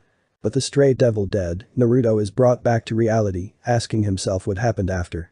What happened? Your flesh turned out to be too hot for that devil to bite into, and you killed her. I did this. Fuck yeah. Though it stinks how you killed a very sexy female devil, it was a kill or be killed situation, so congrats on a kill you did. Your Infernus finds himself interrupted when Naruto throws up on the ground. Shit. Without warning even. Oh well, you did just kill for the first time. That was quite something, Naruto Namikaze. Turning around, Naruto comes face to face with Sakura, her queen standing beside her on her left. Good eve, I guess I shouldn't start with that. You did just come out of the hospital today, changed, and killed in self-defense. Sakura, turning his attention to Olivian, Naruto said, you must be the one who was following me the whole time. Olivian and Sakura's eyes widen, wondering how Naruto could have known he was being followed. It's complicated. I have time to listen to this complicated answer of yours. First, are you thirsty? After Olivian left, having fulfilled his duty. Sakura hands Naruto an orange-flavored beverage from a vending machine before getting herself a peach-flavored drink and taking a seat with him at a bench next to the machines. It must have been scary for you to be in a fight with a stray devil, having just been reincarnated last night. For a couple of seconds yes, but when I thought about how my family would react if they found out I died after being discharged, I got angry and I killed the devil, he told her before taking a sip out of his can. I see, mind telling me what happened with the fan who stabbed you several times? Asked Sekvera. If you answer my question, I'll answer yours, said Naruto. Very well. I was stabbed more than just one time, and the news said I was only stabbed once. Even my family said the same thing. Did you do something to them, and to Mocha? Sekvera apologizes to Naruto for doing what she did, saying she had to alter their memories a bit to avoid them asking further questions. They weren't the only memories I altered. I altered the memories of the doctors, nurses, and staff who were dealing with you. As devils, as supernaturals, we need to keep our existence hidden. Of course that's why, said Naruto. I wasn't in control of my body when I killed that man. There's someone, inside of me, and he used my body to kill him. Sekvera continued to listen as he talked about Infernus and how he used invisible flames to kill the crazed fan. The flames that set them on fire, I checked the news on my phone and it said the flames couldn't be put out no matter what, stopping once the man was a charred corpse. That explains why you puked after killing that stray devil, you said that his name is Infernus. Yes. Do you think you can do some I don't know, devilish exorcism or something? He asks the blonde female devil. Not without killing you I can't, she answers, earning a groan from Naruto. Well that's just great, he said, voicing his annoyance and chugging his drink in frustration. Since he seems to like inhabiting your body, I'm sure you and this Infernus can come to some sort of agreement so you can live out your days as usual, whatever that usual will be with your new life as a member of my peerage. Agreement? Why? If he's inhabiting your body, he must have a reason, Sekvera concludes. She's not wrong there, Infernus tells Naruto, who ignores him. So what now? Thinking to herself for a few seconds, Sekvera looks back at Naruto and asked if he was free tomorrow. Not really, I was just going to stay home tomorrow and work on some devices in my room. Sekvera takes out a business card and hands it to him following his response. Tomorrow at 9 a.m. sharp, come to the Agares Corporation building and tell the receptionist you're there to see me. We have more to discuss besides what we just talked about, Sekvera tells the blonde male before finishing her drink and getting up, creating a teleportation circle after. Walking towards it, Sekvera hides a smile. Oh yeah, there's definitely something about you that interests me, Naruto Namikaze. With this mysterious Infernus in his body, I've definitely found myself a good one. Sekvera thinks to herself. Unbeknownst to herself, she licks her lips. Once she enters the circle, she disappears along with it, leaving Naruto alone. Oh, I've just found myself an interesting host out of you. Something tells me you're the one I've been searching for. Fuck off Infernus, Naruto angrily replied. We're going to get along just fine. Naruto says nothing as he gets up and walks back home. Name? Sekvera Agares. Race? Devil. Family? Mr. and Mrs. Agares, father and mother. Bio. The next heiress of the Agares clan and one of the rookies for, Sekvera has taken an interest in her new rook, Naruto Namikaze, seeing greatness in him, as well as a person trying to keep the ones he cares about close without pushing them away. Despite what others say about him, Naruto will always have Sekvera's support. Personality. Sekvera has a serious personality. She appears to be short-tempered and sharp-tongued when dealing with matters or people she doesn't like. The only people she's soft on is Naruto, her father, and Olivian. When it comes to dating, she is inexperienced. Sekvera is a huge mecha otaku. Her interest in mecha is so large that when she starts talking about them, she becomes extremely excited and enthusiastic, completely losing all signs of her usual calm and serious personality. Appearance. Sekvera is a beautiful young woman around her late teens. She wears glasses and has a cold, sharp gaze. At the young devil's gathering, she wore a blue robe that exposed very little skin. After deciding to personally keep an eye on Naruto by attending Kuo Academy as a teacher's assistant, she wears a black business suit over a white dress shirt and a knee-high skirt. She also wears her hair in a ponytail. Skills. Sekvera is an expert tactician in battle. Like Naruto, she's smart enough to build giant robots as well as her own gadgets. She is very proficient in hand-to-hand combat, being able to utilize her fighting style with her family's magic. Being the daughter of Archduke Agares, she has knowledge of dealing with business and politics. Abilities. Flight. Since she's a devil, Sekvera can sprout wings for flying. Time magic. Sekvera has inherited her clan's time magic. With it, she can increase her reaction time and speed, reverse damage, slow down enemies and attacks and more. She has the ability to stop time, though it's not fully mastered. Fire magic. Sekvera only knows the basic fire spells of a devil. She does create her own variations of it and mostly uses it to empower Naruto. Light magic. Sekvera has a natural affinity to light magic. She can use master level light magic. She only uses this magic in case her Light of Lucera's magic is sealed. Shield magic. Destroy magic. Augmentation magic. Repel magic. Healing magic. Rune magic. Space shards. Light of Lucera's. Exclusive to a rare selection of members from the Aegir's clan, Sekvera can use her tangible fiery energy to form holographic mandalas that can be used as powerful energy shields or melee weapons. She can also conjure fiery lines she can use as whips or lassos for combat. They constantly emit sparks, evoking a serrated appearance, and generate more force than the user normally can alone. Using all of her energy, she can conjure up a powerful mecha-themed holographic armor for extra strength and defense. Dimension magic. Sex magic. A spell that Sekvera decided to practice in secret a couple of months after meeting Naruto. She can enhance her powers by sexual intercourse with oneself or whoever she's in love with for a limited time and fully charge her energy. She can also use this magic to heal her partner's wounds or empower them for a short time. Equipment. Burn stones. Gunplas. Nightfall. 7:30 a.m. Getting ready to head out to the Aegir's Corporation building to meet Sekvera, Naruto walks into Akame in the hall. "Good morning Naruto Nai-chan," Akame happily told her brother, who said the same thing for her before she asked him where he was going so early in the morning. "To meet someone." "You're meeting someone? Is it someone from our junior high?" "No, it's someone I met days ago, and I might be gone for the whole day like yesterday." Following his response to Akame, Naruto leaves the house as Chelsea appears behind her little sister. "He's meeting someone, did he find another girl?" Chelsea asked out loud, sounding curious. The Aegir's Corporation building. Main office. 8:55 a.m. "Naruto, you're a bit early," Sekvera told her new rook as he entered her office. That's what my teachers tell me," he said, nervously giving her a smile after. "Please, have a seat." Naruto sits on a couch opposite from his king, who assures him that the talk won't take long. "Infernus, I've invited you and your host here to bargain," she called out to the fire demon. Infernus creates a ring of fire around the two, allowing Sekvera to talk to Infernus alongside Naruto. "Oh goody. I wonder what sort of agreement you have in mind. There's a reason why you possess Naruto Namikaze's body, and we want to know why. I was a powerful demon, if you have lived as long as me, you consider yourself invincible. Dragons, gods, they had no power over me. I could bang any woman I want and not worry about contracting STDs. I was undefeated until that fucking monster appeared and killed me." This catches the attention of Naruto and Sekvera. "Who is this monster?" she asked. "You devils know it as 666, Trihexa." The name alone strikes fear into Sekvera, while Naruto has no idea who Trihexa is. "Who is Trihexa?" "The apocalyptic beast. The one thing God fears," Sekvera responds, a bit shook by this piece of information. "You fought it. By yourself." "I was too arrogant. Son of a bitch tossed me around like a training dummy. I died alright, but not after I inflicted the first wound to it as a big fuck you. Died with a fucking huge smile on my face. I was hoping you'd be some being that doesn't speak as you do now," Sekvera told the demon, having regained her composure. "That fucking used to it glasses, because I was always like this. Hell, when you live as long as me, you even get some extra vocabulary in. Now, how does the way I died involve this bargain of yours?" "Easy. You can't hurt, let alone kill Trihexa as a soul." This surprises the demon.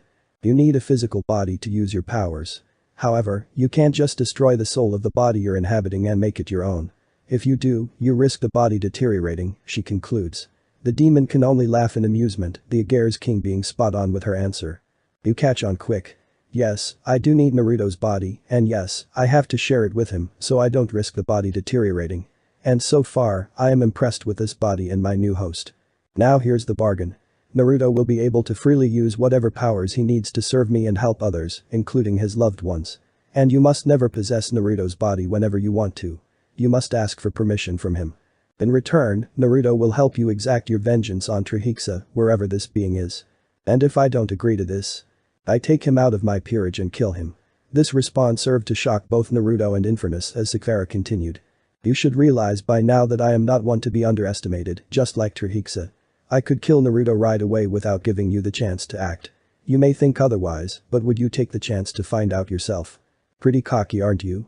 I'd like to say that I am confident in my abilities to deal with both Naruto and you. So what's it going to be? Will you serve me? Or will you wait again for another 100 years or more to find another host like Naruto?" After 10 seconds of silence, Infernus laughs, surprising Naruto, Sekvera's serious face not showing any fear towards Infernus as she looked straight into her rook's eyes.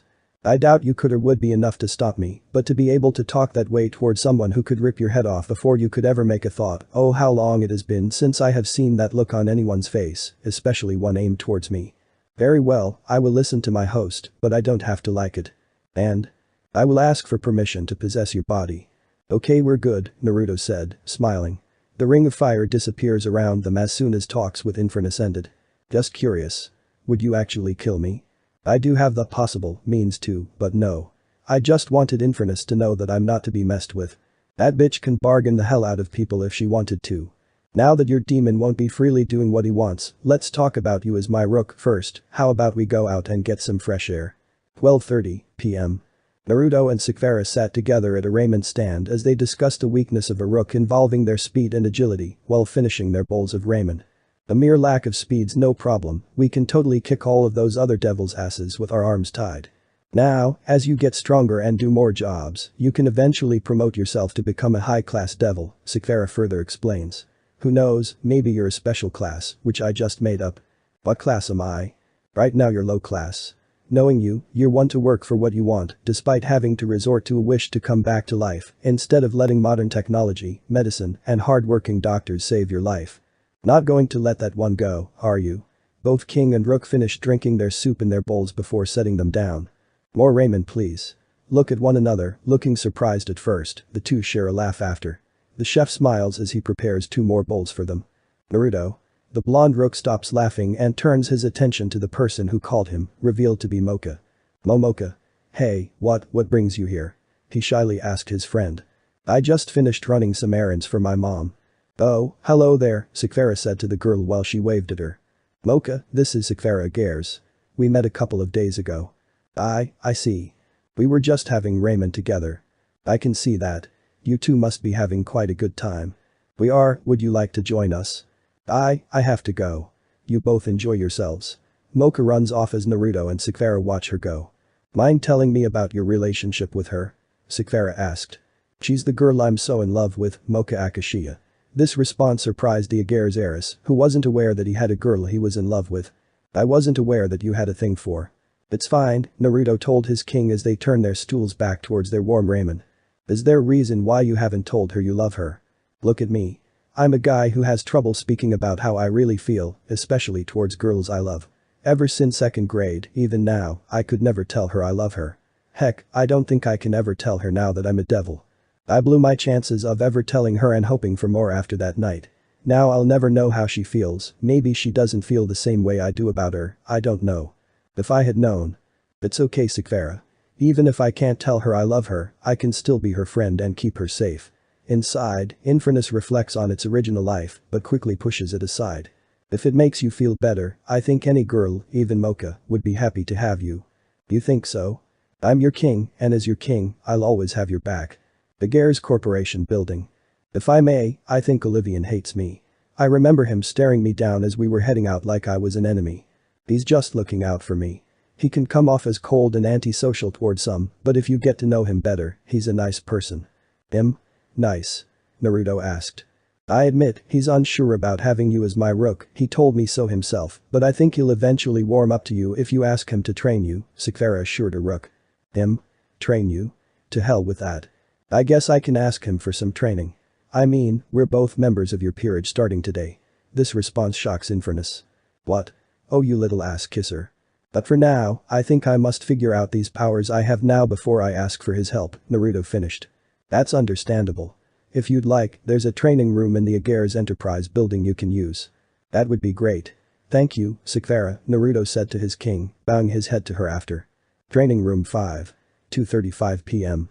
Naruto enters, wearing nothing but a grey tank top with a small red spiral on the top left side and black shorts and doing a few stretches before readying himself to see what he was capable of. Okay Infernus, what sort of abilities do you possess? For starters, using my powers means changing your appearance to strike fear into your enemies and look cool doing it. Like Ghost Rider? He asked, earning a groan from Infernus. Oh you fucking nerd, yes like Ghost Rider, but without the flaming skull. Did you really have to reference a comic book character? I know the characters, but I can't really see the appeal of them. Fuck I haven't even read any stories and only looked at the front covers.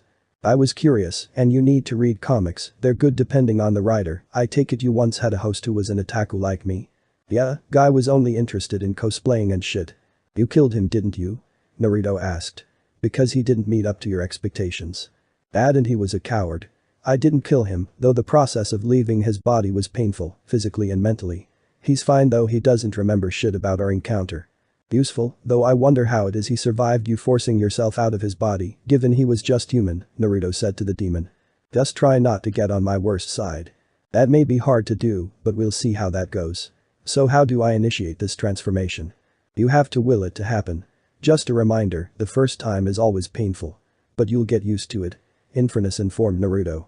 After 3 minutes of visualizing how his ideal form should look, he finally transforms, though it's a bit painful as expected.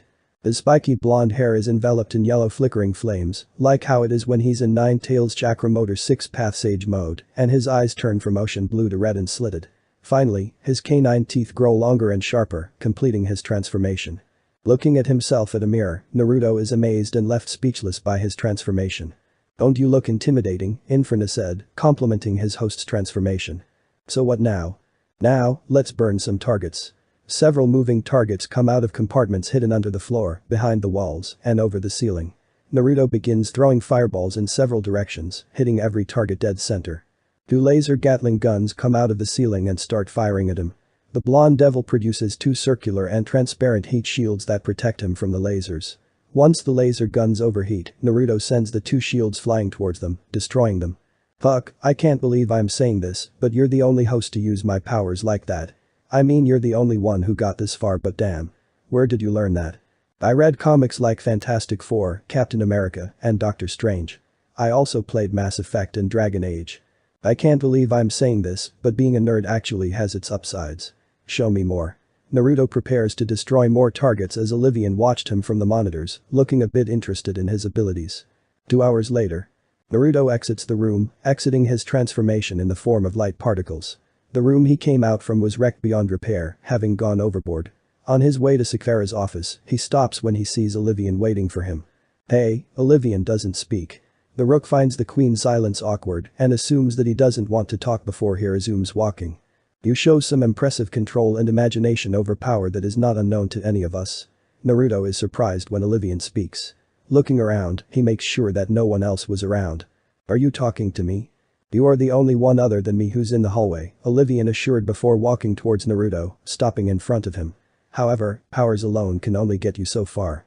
That is why I've decided to train you. This surprises the blonde, who can't help but smile. Really, you'll train me? Yes. We can begin tomorrow. For now, Sakura wants to have a word with you. Naruto nods before resuming with walk towards Sakura's office. Opening the door, a woman with short silver hair and purple eyes exits the office. The woman has an eye patch where her right eye used to be.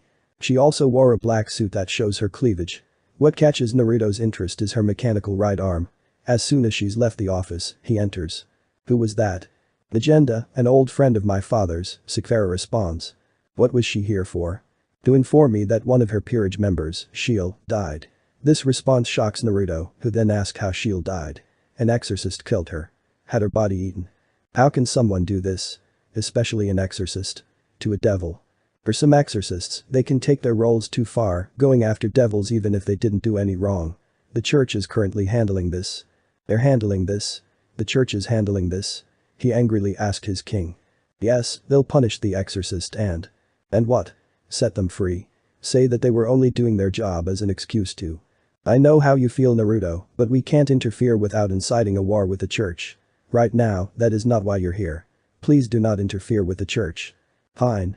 Later. Having finished a contract that involved tutoring a kid, Naruto walks home, thinking about everything he heard about the church as he cuts through the park to get home faster. Something's on your mind. They let exorcists like the one I heard from Sakura go out to do God's work. They kill, hurt, and rape in the name of him. That is, a whole load of bullshit. You have the power to punish them, you can make them see that those so-called exorcists are full of shit using their religion to justify their twisted actions. You can go out and deliver true justice for the sinners. But if I do that, then I'll incite a war with the church. Maybe, but who knows.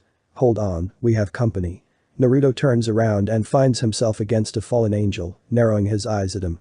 What the hell do you want? He angrily asked him. Just to end another filthy devil like you, the fallen angel said with a huge grin on his face as he aimed his sawn-off shotgun at him. This is perfect because now I can use this thing against too angry to allow him to finish. Naruto closed the distance and easily held up the fallen angel by the throat and transforms, his flaming hair being red instead of yellow. His eyes give out an intense red glow, striking fear into the fallen angel. Monsters like you make me sick, he told him in a cold manner, remembering the crazed fan who stabbed him and made him into a devil.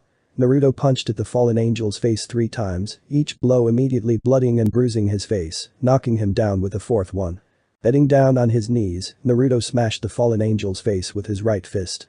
As this was happening, his 5 allies, who were looking for him, found Naruto in the middle of savagely smashing their ally's face in, his right hand covered in blood and brain matter.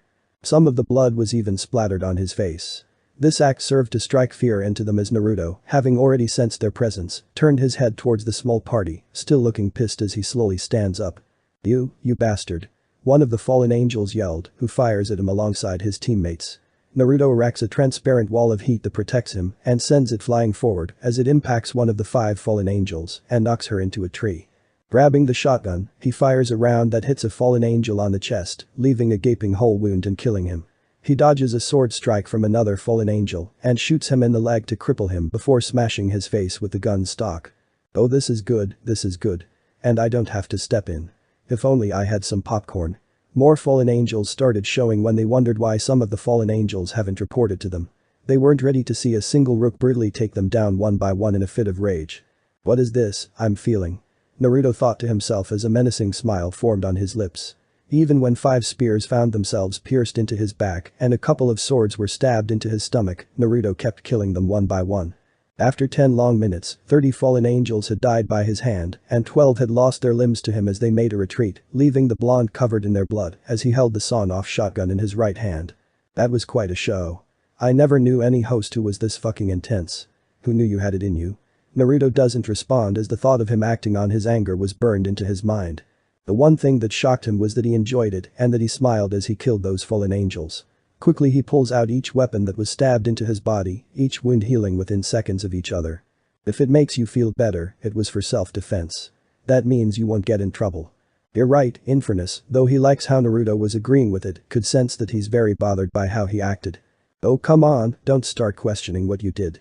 You're going to have to get used to doing stuff like this. Pretty soon, this will be a usual thing for you. Better to get used to it now than later. Infernus said, justifying Naruto's actions. After burning the bodies, Naruto went back to the Ageres Corporation building. Ageres Corporation building. Sakura's office. Without warning, Naruto, his clothes and face still covered in blood, entered the office, stopping in front of a surprised Sakura's desk, dropping the shotgun in front of her. Naruto, what happened? How did you get in without anyone seeing you? I had Infernus control my body and surround us in ethanol flames to cloak us, he responds. Didn't know Infernus could do that. I was attacked by fallen angels, and I killed them. On and on until most of those who survived fled, some of them missing limbs, he replied.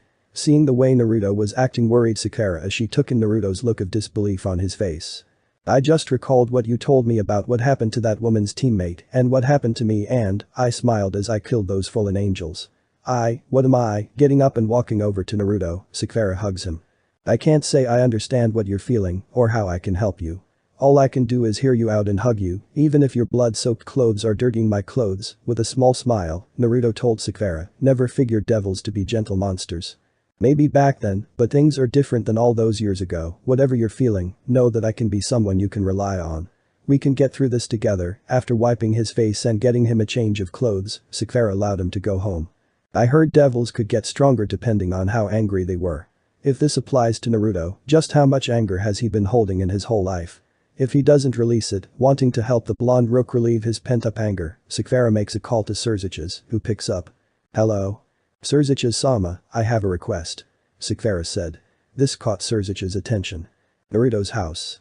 9:58 p.m. Naruto enters his home, taking off his shoes before walking up to the TV room. He is greeted by his sister Chelsea and her girlfriend Kagura Mikazuchi, someone Naruto took time to know. Kagura and Chelsea have been dating ever since they were 13 years old. Once they were 16, Kagura became a part of the family after Chelsea finally came out and introduced her to Jiraiya, who immediately accepted her into the family. Naruto and Kagura had some problems with one another for 3 straight weeks, but they eventually became friends. "Oh hey Naruto, how was your day?" asked Chelsea. "My day it was good. Met some good people and hung out with them and all," he replied, still bothered by how he violent nature against the fallen angels earlier. Leaving his thoughts, Naruto turns to Kagura and waves hello to her, who does the same. "Listen, I'm going to go to my room and call it a night." "Okay, good night," Chelsea said. Naruto gives her a smile before walking up the stairs. "Is your brother okay? He seems different," Kagura asked, sounding worried. "I'm sure he's fine," Chelsea assured her lover. "He must have had a long day out is all. I'm sure it has something to do with how things will turn out for him when he starts high school." Naruto's room. Naruto takes off his clothes before entering his bathroom. To his surprise, Akame was using it. The girl turns to her brother, surprised by his appearance. "My shower broke and Jiraiya is occupying the main bathroom so I." "Akame, will it be okay if I joined you?"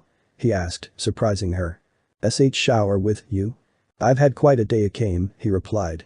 Seeing that Naruto has something on his mind, she allows him to bathe with her. A few minutes later. Akame's face heats up as she scrubbed Naruto's back. The two haven't bathed together in 8 years. Back then, she, Naruto, and Chelsea used to bathe together in the same bathroom. They would splash one another with water and Chelsea would wash her back while Akame washed Naruto's. Those days were gone after Chelsea fell in love with and started dating Kagura and Naruto started focusing on his studies. As for her, she became very popular, making several friends, getting her locker filled with love letters, and being a star student in her kendo club. To have her brother and her bathe together again made the girl smile. "Hey, Akame," Naruto said, catching her attention. "Yes, Naruto Nai-chan. Do you think I'm still me?" This question surprises Akame. "Oh of course. You're still Naruto Nai-chan." This brought a small smile to Naruto's face, telling her, "It makes me happy to hear that from you, Akame. If you don't mind me asking, why did you ask me that?" I just, after getting out of the hospital, I feel like the world is changing in front of me, and I'm changing with it," he answered, referring to the existence of devils, angels, and monsters, as well as his change into a devil. "I don't even know if I can still be myself after what happened." Everyone changes Naruto Nai-chan. But, even if we experience change in ourselves, whatever form that takes for any person, we still feel, right? The last question catches Naruto's attention. "If you still have your feelings, then you're still you. You're still human. Nobody can change that, nor can they take it," Akame said. "You're right.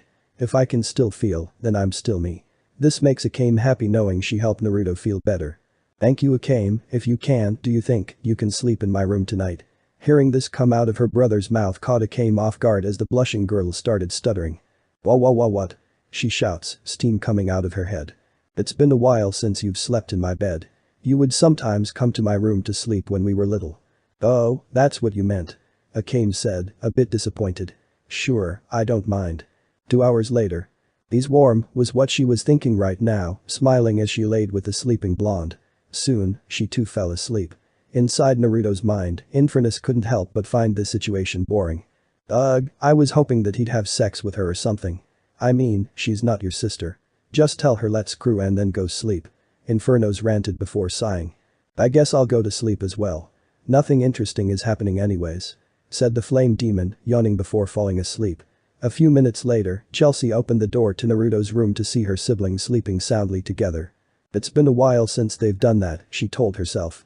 Making sure that Jiraiya was asleep, Chelsea silently entered Naruto's bed, laying on the left of Akame. "It's been a while since I've shared a room with my siblings as well," Chelsea thought to herself.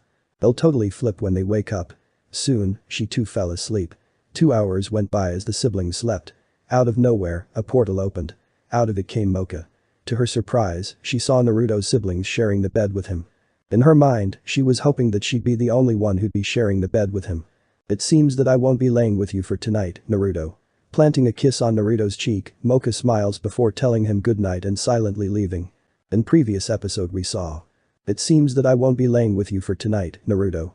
Planting a kiss on Naruto's cheek, Mocha smiles before telling him goodnight and silently leaving. Now into this episode. Again. The bruised Naruto gets back up to fight Olivian for the umpteenth time.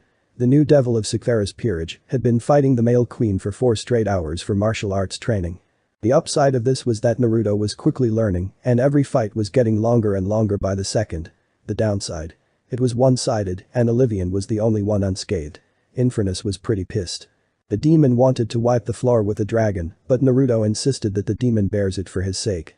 After knocking Naruto down once again, Olivian stops. We should stop for today. I can still fight.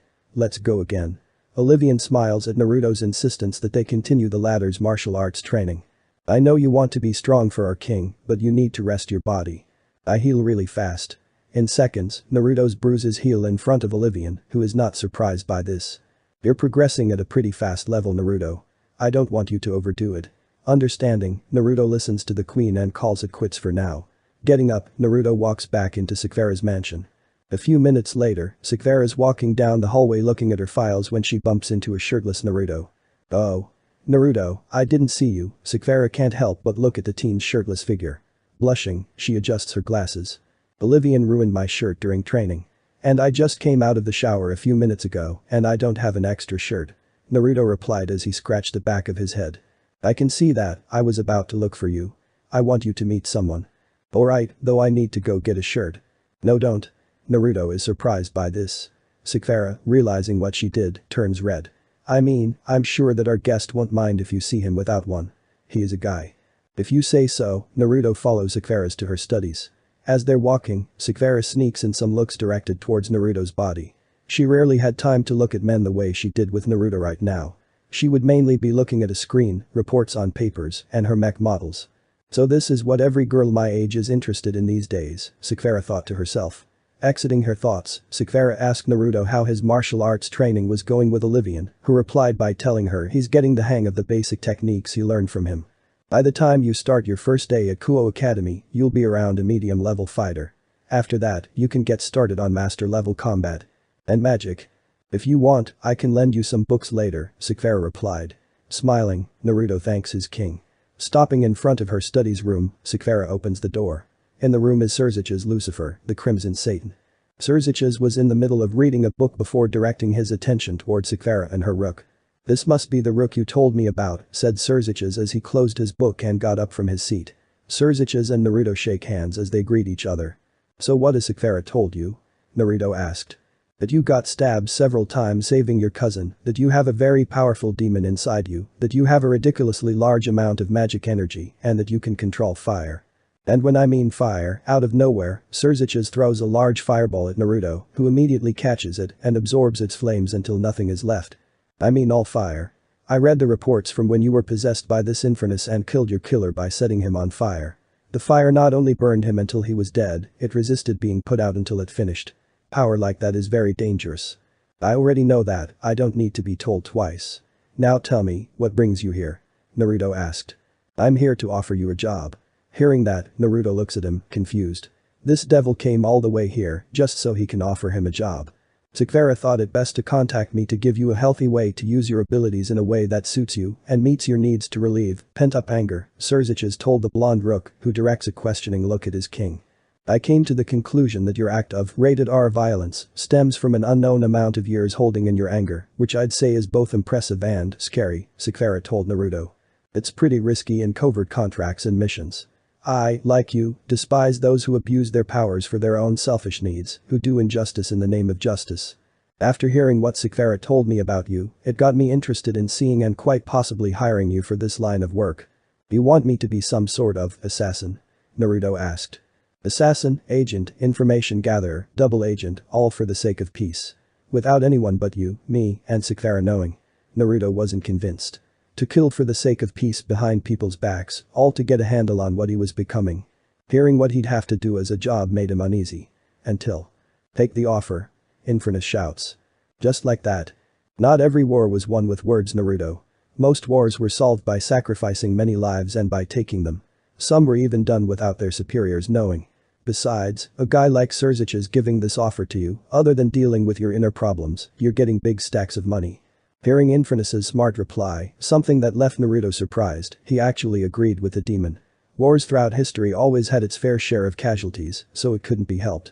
Exiting his thoughts, Naruto agrees to Surzich's offer. However, I will only take them if they're from my king. Being loyal to the one who saved your life, I like that. Very well, do you agree to this, Sakvara? Of course, Sakvara answered with a smile. Glad to hear it. I'll be on my way now. I look forward to working with you, Naruto. Likewise. Before I go, I have to ask, why aren't you wearing a shirt?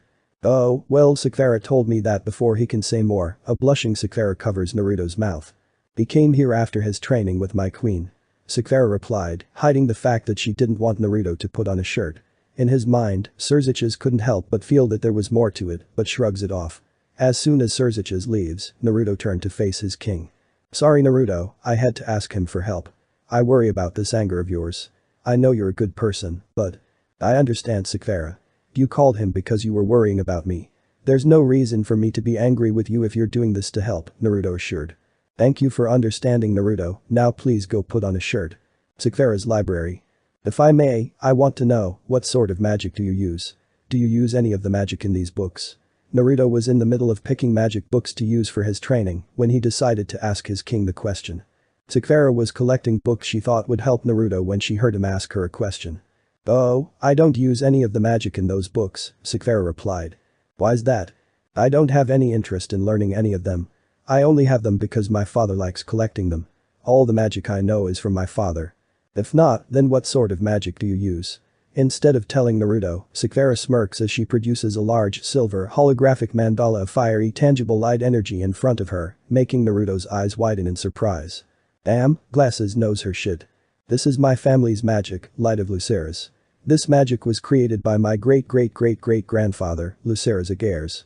With this, I can create shields and weapons out of my own energy. I can also create whips of light and use this magic as a decoder for magic puzzles.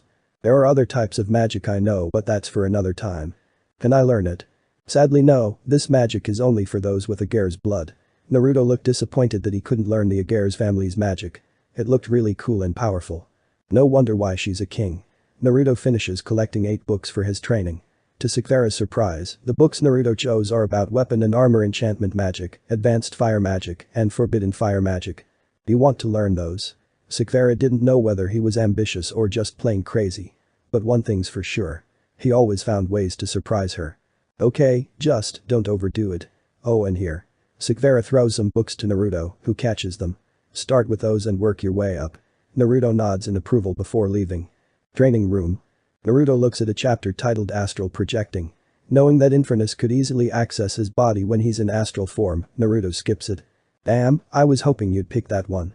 If I did that, you'd probably use my body to do perverted things to women. Women don't always go for the nice guys. I should know, I've lived longer than anyone.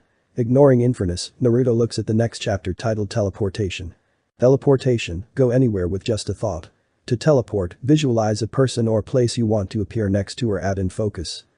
Thinking of Mocha, Naruto instantly teleports to her location, bursting into flames as he did it. Mocha's room. Appearing in her room, Naruto voiced his surprise that it actually worked. He then wonders where Mocha was since he's in her room. Kokoa, are you home? How? Turning around, Naruto's eyes go wide in surprise, Mocha having just come out of her bathroom, wearing nothing but a towel that's wrapped around her hair. The girl is shocked to see Naruto in her room and, realizing he was seeing her naked body, she screams and starts throwing random stuff at the blonde, who covers his eyes while yelling, I can explain. A few minutes later. Now clothed, Mocha sits next to Naruto on the edge of her bed, both not saying anything to one another. Wow Naruto, who knew that thinking about your crush would end up having you seeing her naked in her own room, that is just rich. However, you missed a chance to go into the bathroom with her and fuck her on the bathroom floor. Listen, Mocha, I didn't mean to. Why are you in my house? She interrupts. I wanted to see you. Mocha looks at Naruto in surprise. He wanted to see her. If you're wondering how I came in, I used the key you gave me. You could have knocked, then you wouldn't have, you'll take responsibility, right? Naruto nods yes to answer. After letting out a sigh, Mocha asked her friend why he wanted to see her. I just wanted to know why you ran off that day when I was having lunch with Sakura. Mocha did not want to answer this question. When she saw the two together, she assumed that Naruto was dating the Aguirre's girl and that the two were an item. She felt jealous of Sakura. When she ran off, the vampire girl was silently crying, feeling she missed her chance. Before she can say anything, Naruto stops her, knowing Mocha didn't feel like answering. Maybe I shouldn't have asked that. However, just to be clear, Sakura and I aren't dating. She's just helping me with some of my inventions. Mocha's eyes shot up in surprise as she turns to Naruto. You're not. To hear that he wasn't dating Sakura rang in her ears. She was depressed about nothing. Of course. Wait a minute, could it be that, at this point, Mocha's heart began racing. Was today the day that Naruto realized that she was in love with him? Her heart wasn't ready for this. Or was it? But you were worried that she'd be a bad influence to me? Mocha had a humorous look of disbelief on her face. Yeah. Of course. That is exactly why. She replied, playing along while sounding defeated. Smiling, Naruto voiced how happy he was that she was worried for him. So are we cool? He asked. Mocha smiles and nods in approval, making him happy. Alright, I feel better now. I should get back to. Naruto, do you want to go watch a movie? Right now? I should really. Naruto stops after seeing Mocha's pleading eyes. He comes to the conclusion that she feels lonely. Smiling, he asks her, what movie do you have in mind? Training room. Naruto howls. Sakura finds the training room empty but littered with books, her rook nowhere to be found. Where did he go?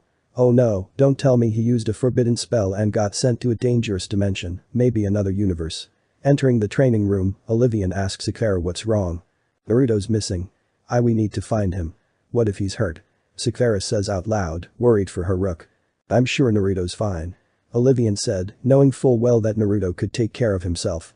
After all, the rook knew how to fight now, and he had a powerful fire demon inside of him.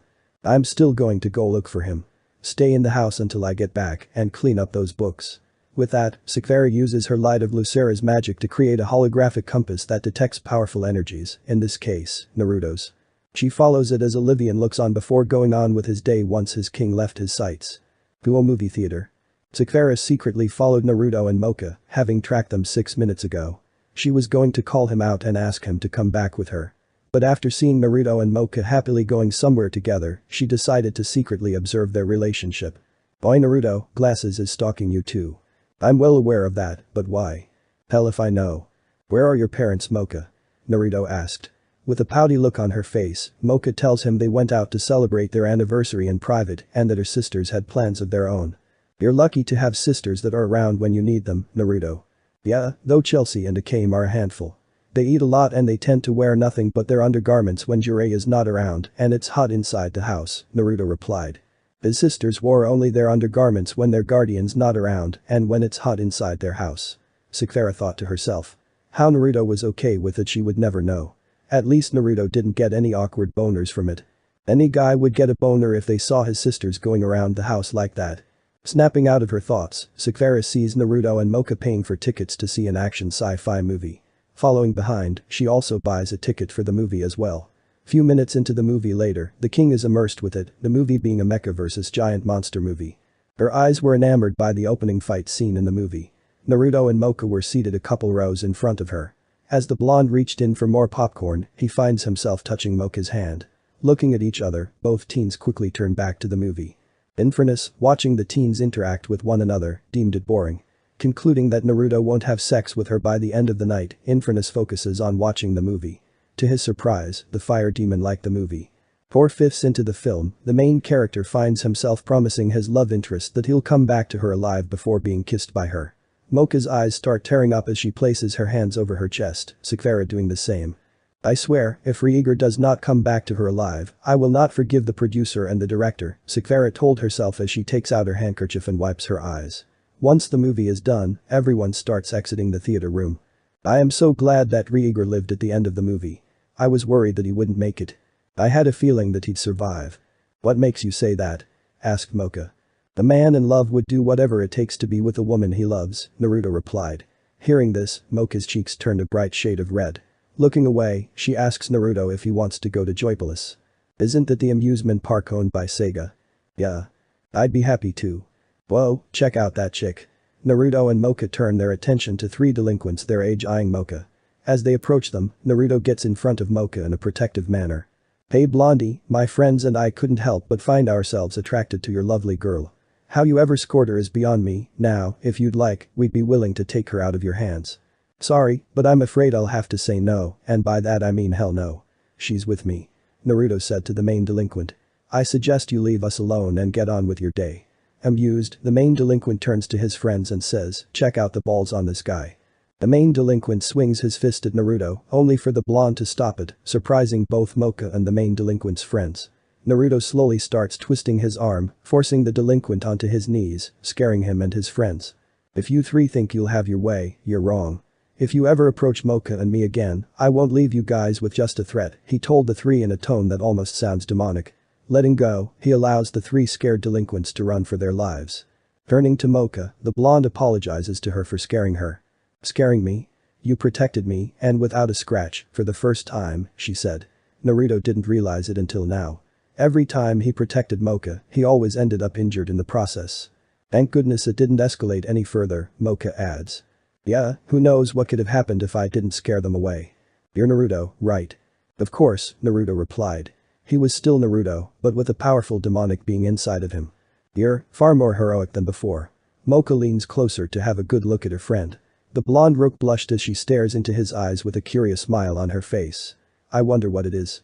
It's probably the lack of glasses, and I also started exercising a bit more. Moving away, Mocha, her smile never leaving her face, turns around and tells herself the loser hero finally becomes a winner. Hearing her, Naruto asks, what was that? Oh, nothing, Mocha replied. She then took Naruto's hand and told her to follow her. After all, she knew how to get to Joypolis. A few feet away, Sakura had seen how Naruto had scared the delinquents. If she was him, she'd have killed them. But Naruto, he decided not to and let them go in order to not scare Mocha. Seeing how Naruto acted when he was with Mocha was getting even more interesting to the Agere's girl. Nighttime. Hours had gone by since she followed the two. First, they went to Joypolis, where they rode a few very impressive attractions and played at the arcade. Of course, Sakura had her own fun, without Mocha's knowledge. Naruto was still aware of her presence, he just liked to pretend he didn't know, seeing as how the Agere's girl was enjoying herself. After Joypolis, Naruto and Mocha had dinner at Burger Queen. Now here she, Sakura, was, following Naruto as he walked Mocha home. I had a great time today. I don't know what I would have done if you hadn't shown up. Probably would have stayed home and finished off a tub of mint chocolate ice cream while watching Reservoir Dogs. Mocha laughed at this response.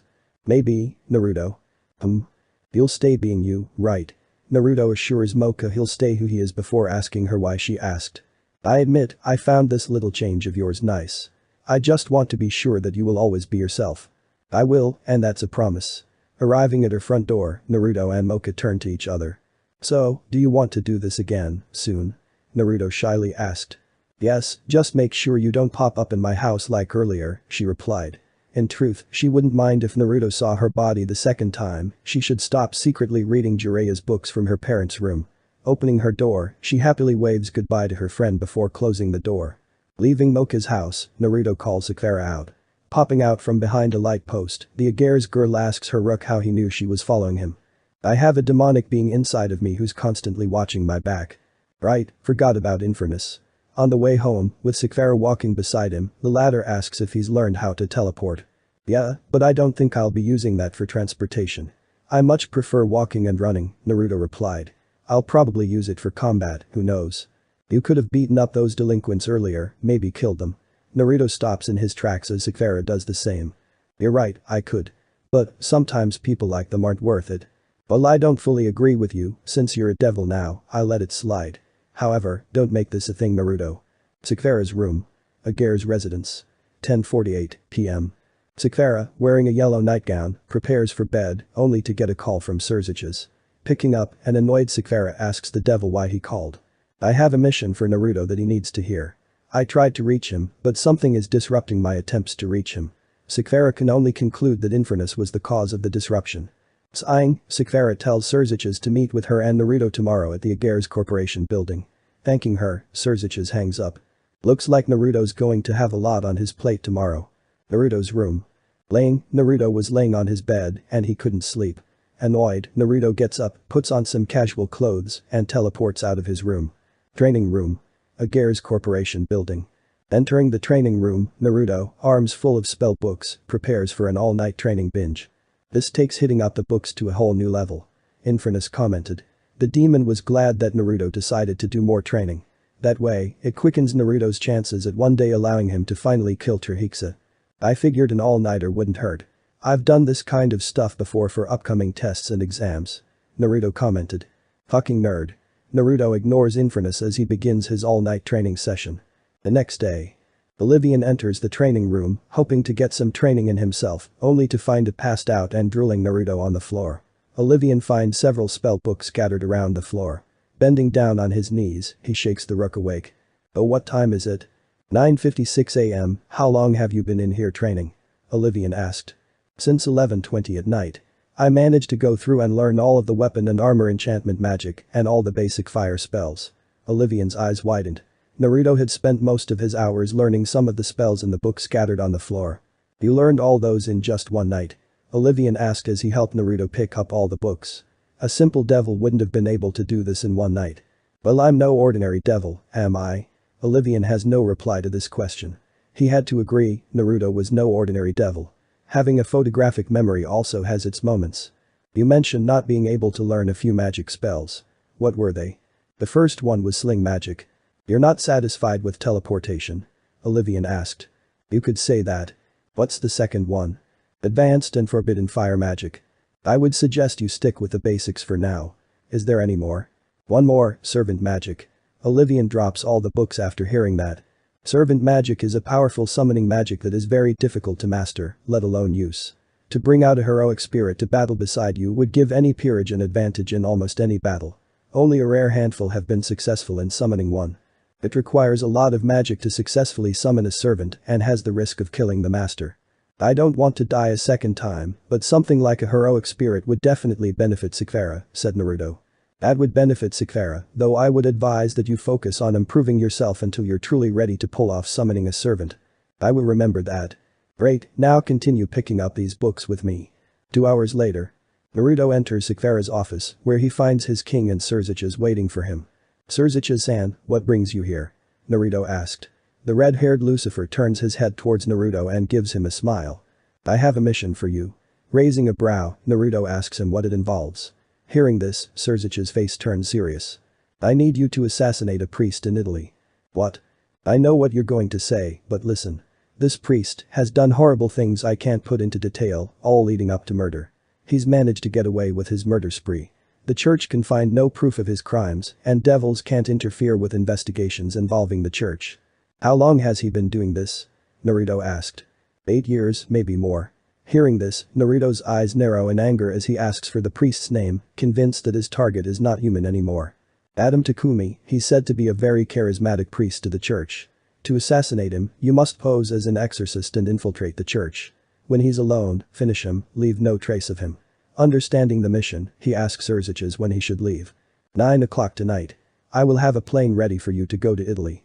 Surziches replied. No flying by wings. The church in Italy will attack and kill any and every devil in sight.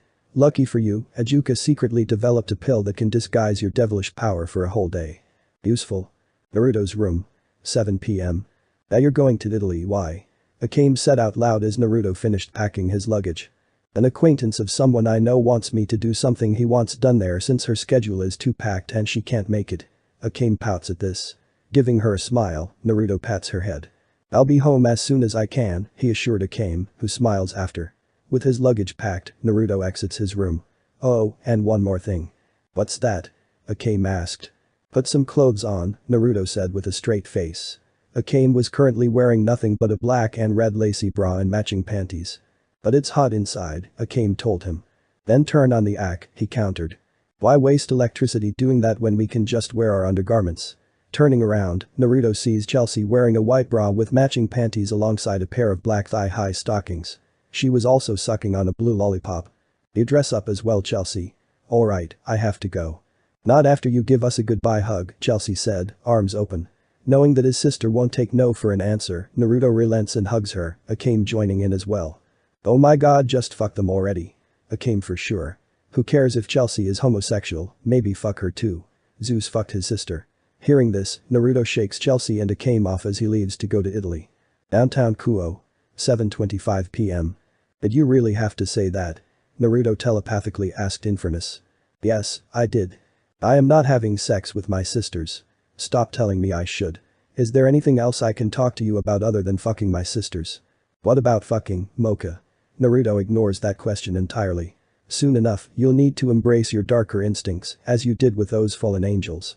If you don't, you might end up developing serial killer tendencies. Naruto can't help but remember the anger he had last night and how good it felt to direct his anger toward something.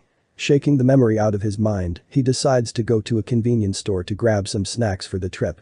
As he prepares to walk to the store across the street, he noticed the same 3 delinquents from yesterday armed with SIG 220s, preparing to rob it. Aren't those the guys you threatened? Looks like they didn't learn their lesson. Naruto quickly goes into the alleyway next to him to transform. Convenience store. Two of the delinquents decide to grab some drinks and snacks and vandalize the place as the main one aims a SIG 220 at the clerk running the store. The clerk was a 16-year-old girl with wavy blue hair that reaches down to her shoulders and purple eyes. As the clerk is giving the main delinquent the money, the delinquent can't help but look at her breasts. "I gave you the money, now can you and your buddies please go?" said the scared clerk.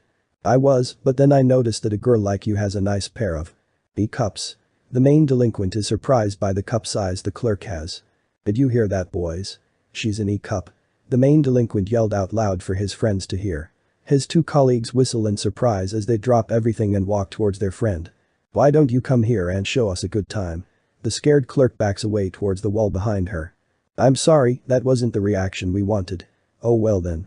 As the main delinquent prepares to go over the counter, he is interrupted by an enraged Naruto who shoves the main delinquent into a wall. "What the fuck is that?" one of the main delinquent's friends shouts. "I showed you mercy, and this is what you and your friends do? Wasted." Getting up, the main delinquent and his friends start shooting at Naruto repeatedly. The bullets harmlessly melt into puddles of metal upon contact with his body. Unfazed, Naruto runs at them, grabbing the main delinquent by the head and slamming him to the ground. He then elbows the second delinquent in the stomach and sweep kicks him. The third delinquent aims at the back of Naruto's head. "Do it, pull the fucking trigger and see what happens." Complying, the third delinquent shoots Naruto, only for the bullet to shatter upon impact, leaving him unharmed. Getting up slowly as the third delinquent tries several times to shoot him until his gun is out of bullets, Naruto turns to him and slams the delinquent's face onto the desk. Getting up, the main delinquent has a look of horror as Naruto grabs him and pushes him against the wall. "What are you?" "I'm the one who's going to send you and your friends to hell. Please let us go. We won't do this shit again, I promise." Not saying another word, Naruto's eyes glow in intense light as he looks into the main delinquent's soul. To his shock and anger, they were planning to go after him and Mocha with plans in mind. Naruto could see every sick thing they were going to do to Mocha. They were planning to tie him up and force him to watch as they liar. Enraged, Naruto slams the main delinquent's head against the wall until the back of his skull is cracked open, revealing his brain. With one final slam, the main delinquent's head is crushed. Turning to the other delinquents, he noticed the scared expressions on their faces. Extending his hand out, Naruto sets them on fire and watched as the two remaining delinquents scream and burn to death, leaving two burned fleshes of what used to be two humans. The flames he produced were intense enough to melt the ice cream and chocolate in the store, and the security cameras were all fried. Finished, he looks to see the clerk girl cowering behind the desk. "It's okay, they won't hurt you. I'm not going to either." Hearing this, the clerk girl slowly gets up and sees the dead bodies before cowering behind the counter again. Knowing that the clerk is scared out of her mind, Naruto covers himself in ethanol flames and leaves. "First thing tomorrow, I'm quitting this job and working at the convenience store in Tokyo," said the clerk as she dialed buttons on a phone to call the police. Surzich's private plane, autopilot. 9:23 p.m. 11 hours till arrival. "Come on. I don't want to talk about it. We should be talking about it. Hell, I'll start, you were on fire. And I don't mean literally. You slamming that guy's head until it got crushed like a watermelon was hardcore. And you burning the last two guys was the icing on the cake. To think that you would snap when you—" "I know what I saw," Naruto angrily shouts. "I know you're fucking savage, but when it comes to Mocha, you're more than fucking savage." Naruto doesn't say anything. "Hey, don't pull an I never asked to be this bullshit. You killed those three, so what? You know they deserved it. You did what every other devil would do. Send them straight to hell. In doing that, you saved an innocent life tonight. You saw that clerk. She was scared. Of what? You were the dead bodies. Both. This leaves Infernus annoyed. I know of your talk with the Kame. You cannot afford to be like this. Not now. Not while Glasses and that red-haired fuck trusted you with a mission only we can do. You can cling to the fact that you still appear and feel like a human all you want, but you're not human. Not anymore. Get it in your fucking head. I am close to exiting your body and killing you. Would you rather die a second time because you were too weak to embrace what you've become? Or accept what you've become and live?" Hearing what Infernus had to say, Naruto knew that everything he said was right. He could not accept that he was a devil and that he was giving in to his darker instincts, and Infernus knew it. If you don't accept what you've become now, you won't be able to protect anyone, not even Mocha. Hearing the last part, Naruto's eyes widen in realization. Wanting to see Mocha and the others again was the reason he became a devil. What would be the point of being Sekvera's rook and Infernus's host if he was acting like a coward, afraid of the strength he now possessed? He wanted to live for and protect Mocha, not like before. Not like his old self. If he was still human, Naruto wouldn't have been able to protect her from those delinquents, and they would have. Now do you understand? Infernus asked. I understand, Naruto said in a defeated tone. Feeling sort of bad for Naruto, a first for him, Infernus' eyes. He could not believe he was doing this. I know what you're feeling right now. You may think it's bullshit, but it's not. I actually know. I had the exact same feelings as you when I was in your shoes, before and after I became something more. Took me a whole fucking week until I embraced what I became. This response from Infernus surprised Naruto, who then asked the demon what he was and who he was before he was Infernus. This is all you're going to hear from me. I'm not here to share my past with you and be buddy-buddy. I'm just here to cause hell and kill Trihixa. I won't stand to be in the body of a weakling. For some reason, I feel like you're not all bad at rare times, Infernus. If you can work on not swearing, then you'd be tolerable, said a now smiling Naruto. Whatever. Earlier, when you said you were close to exiting my body and killing me, you weren't going to do it, were you? You were acting like a fucking wuss. How else was I going to get through to you? Hearing the demon's answer, Naruto felt relieved. Now go sleep, we'll be in Italy in 11 hours. I'm not tired, really. At least not yet. Getting up from his seat, Naruto walks over to a room in the private plane. The room is filled with spell books alphabetized in shelves, gadgets made by Naruto lying on the floor, and several boxes of shotgun shells on the right of the room. In the middle of the room is a table filled with clothing materials and blocks of titanium and iron resting on top of it. I think now's the right time to start working on some upgrades for a new me, Naruto said. Is there a reason why you plan on making a costume? I'm supposed to kill a priest without giving away my identity and without revealing who I work for. What better way to do that by creating an alter ego? This raises Infernus's interests. You're going to need a name to go by. Something that will strike fear into your enemies. It also needs to sound cool. Agreeing with Infernus. Naruto thinks long and hard on what to call himself. Finally, Naruto finds one. Firebrand. A person who is passionate about a particular cause, typically inciting change and taking radical action. I had some ideas, but that sounds like it'll stick. Alright Firebrand, start making. Nodding, Naruto prepares to make his suit. Rome Baptist Church. Rome, Italy. Zenobia. Turning her head, the blue-haired girl known as Zenobia sees Adam Takumi walking towards her with a smile on his face and Bible in hand. The priest is a man in his 50s with an average build and long black spiky hair and round glasses. A few exorcists and I are going to go out and do a little extra reading to our Lord. Would you like to join us? I'm sorry Father Takumi, but I'll have to pass. I have plans tonight with Irina, he told a disappointed Takumi. Maybe in the next one. That would be wonderful, said a smiling Adam. Waving goodbye and leaving, Zenobia doesn't notice the priest eyeing Zenovia's assets. Next one, I will have you Zenobia Quarta. You don't pass a night with one who truly serves God. Not to worry, I will help you repent when that time comes. Was what the priest thought as he licked his lips. Oh well, I still have 10 girls who are willing to join me. With that, Father Takumi leaves to do his dirty work. Zenobia Quarta was busy constantly swinging an oversized but dull swayhander with ease, wearing her usual church battle outfit. There was no one around to bother her as she swung the dull sword. Her training ground was a lush garden that had an elegant water fountain at its center. While training, she blocked out the whole world around her, concentrating on nothing but the swing of her sword and whoever was approaching her. Very quickly she swung at the one behind her, stopping close to the person's neck.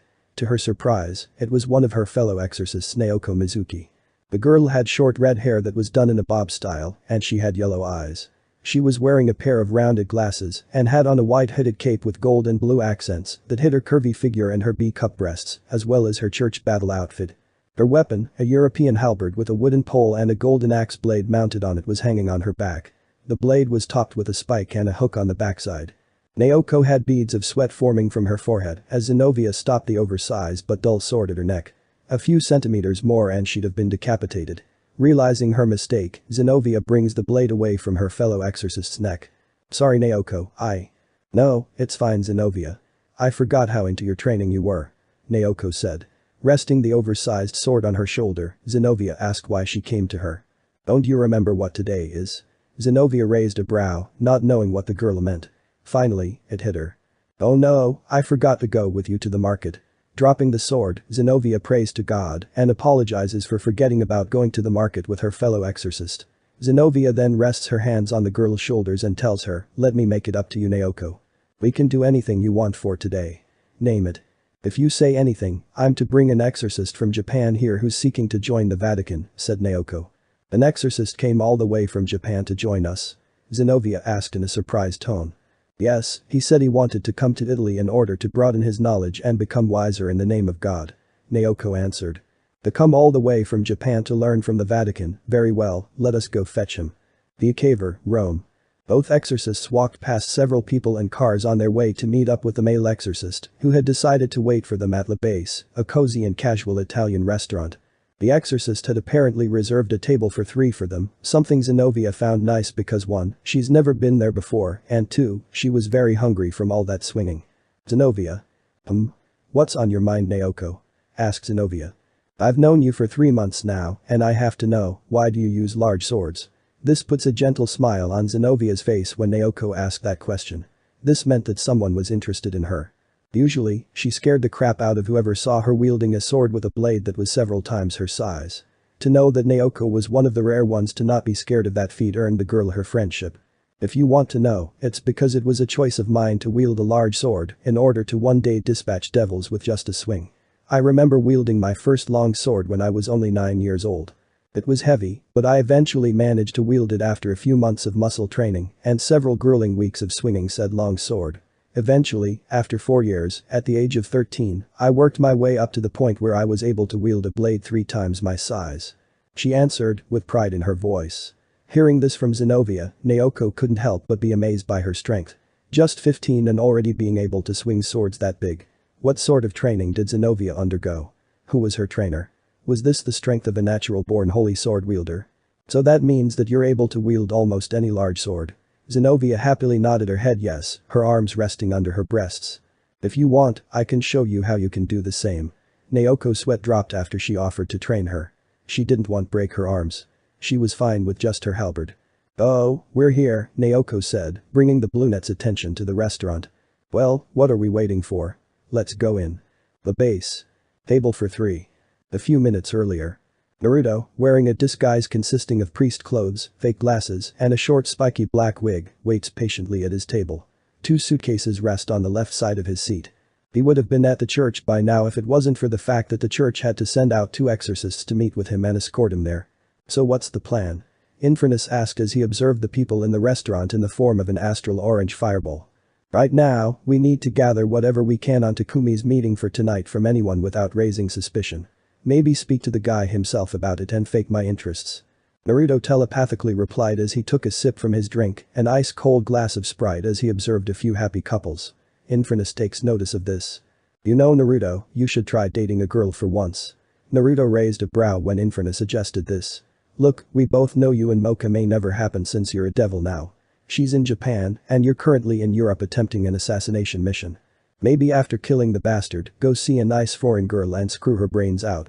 You're already aware of the concept of dating several other girls before settling for just one, maybe go for a harem. With the exception of the harem, I think you're getting somewhere. But I've loved Mocha for a very long time, so finding a girl who makes me feel the same way I feel for Mocha is going to be very difficult to find. Infernus rolled his eyes from hearing Naruto's answer, though Naruto couldn't see him do it. With what you are now I don't think that'll be a problem. Hell, if you're lucky that girl may not be so far from your reach. Before that, let me just say that it doesn't always have to be about love. Hell, for now it can just involve one of the 7 deadly sins called lust. Naruto groaned when he knew where this telepathic conversation was going. Why does every conversation I have with you end up becoming something about sex? Naruto asked the demon. Because I enjoy annoying you with it. Ooh. Just a reminder. Having my powers means that you don't have to worry about STDs.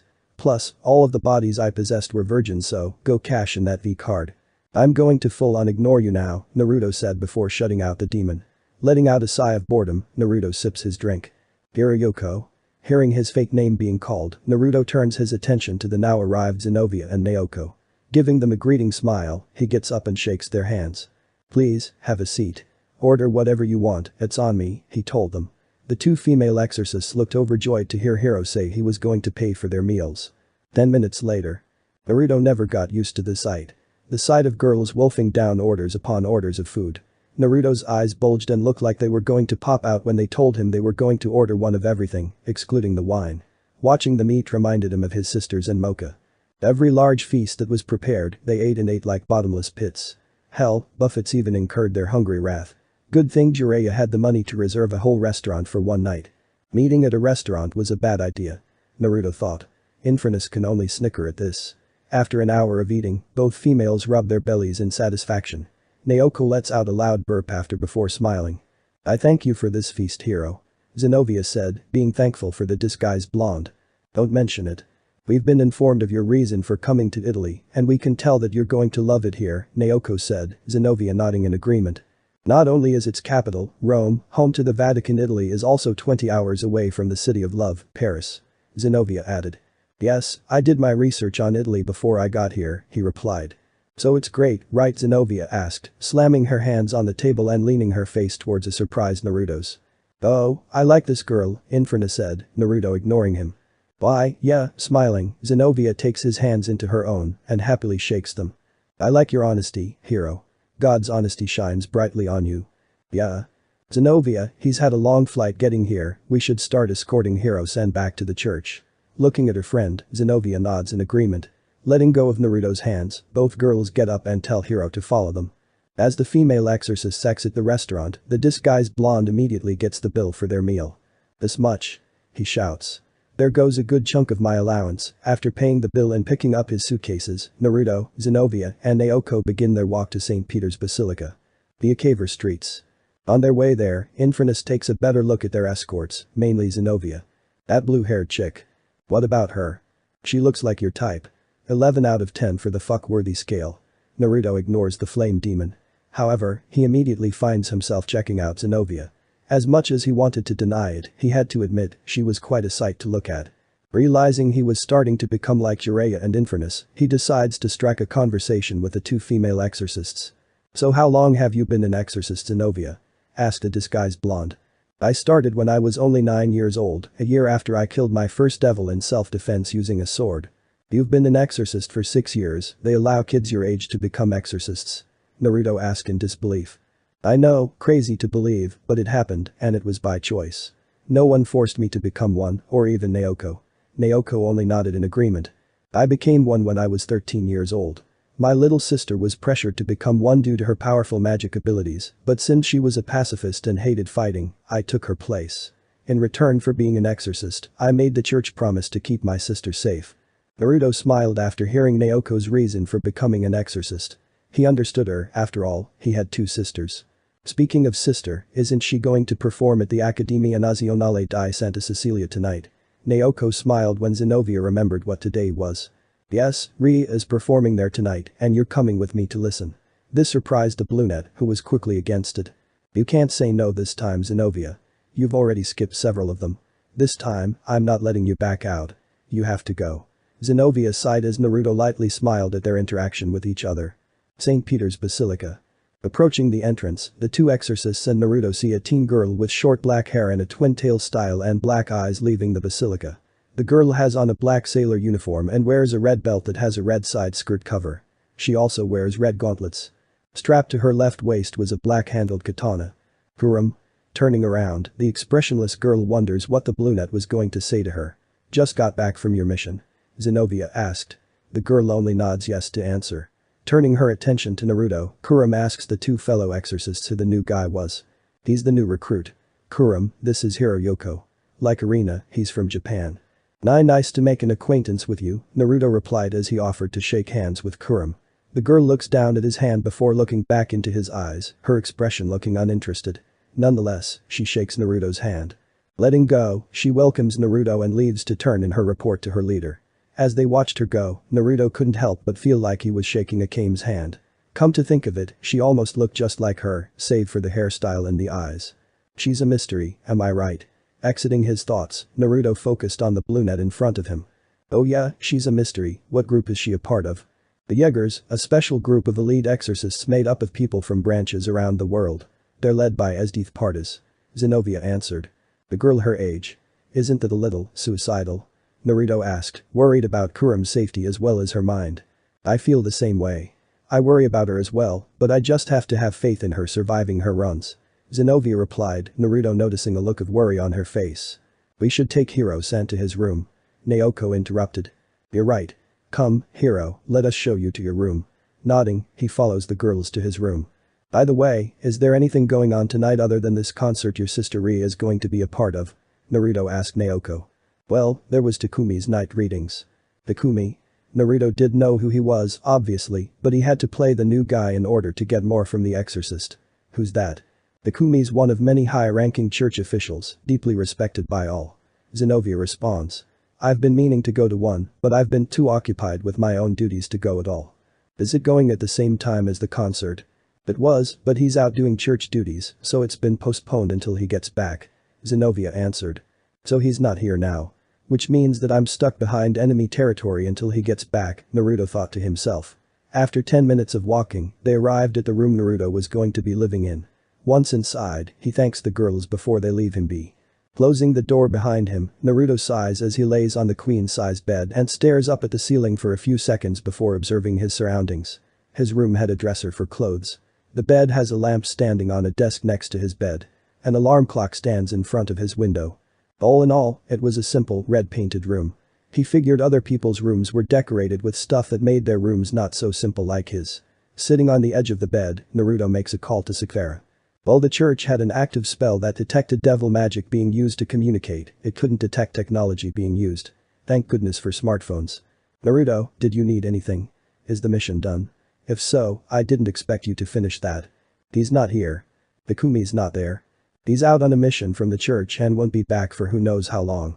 Damn it, so you're stuck there until he comes back. I was afraid this was going to happen, so I made sure to give you some extra devil energy camouflage pills hidden within your briefcase handle.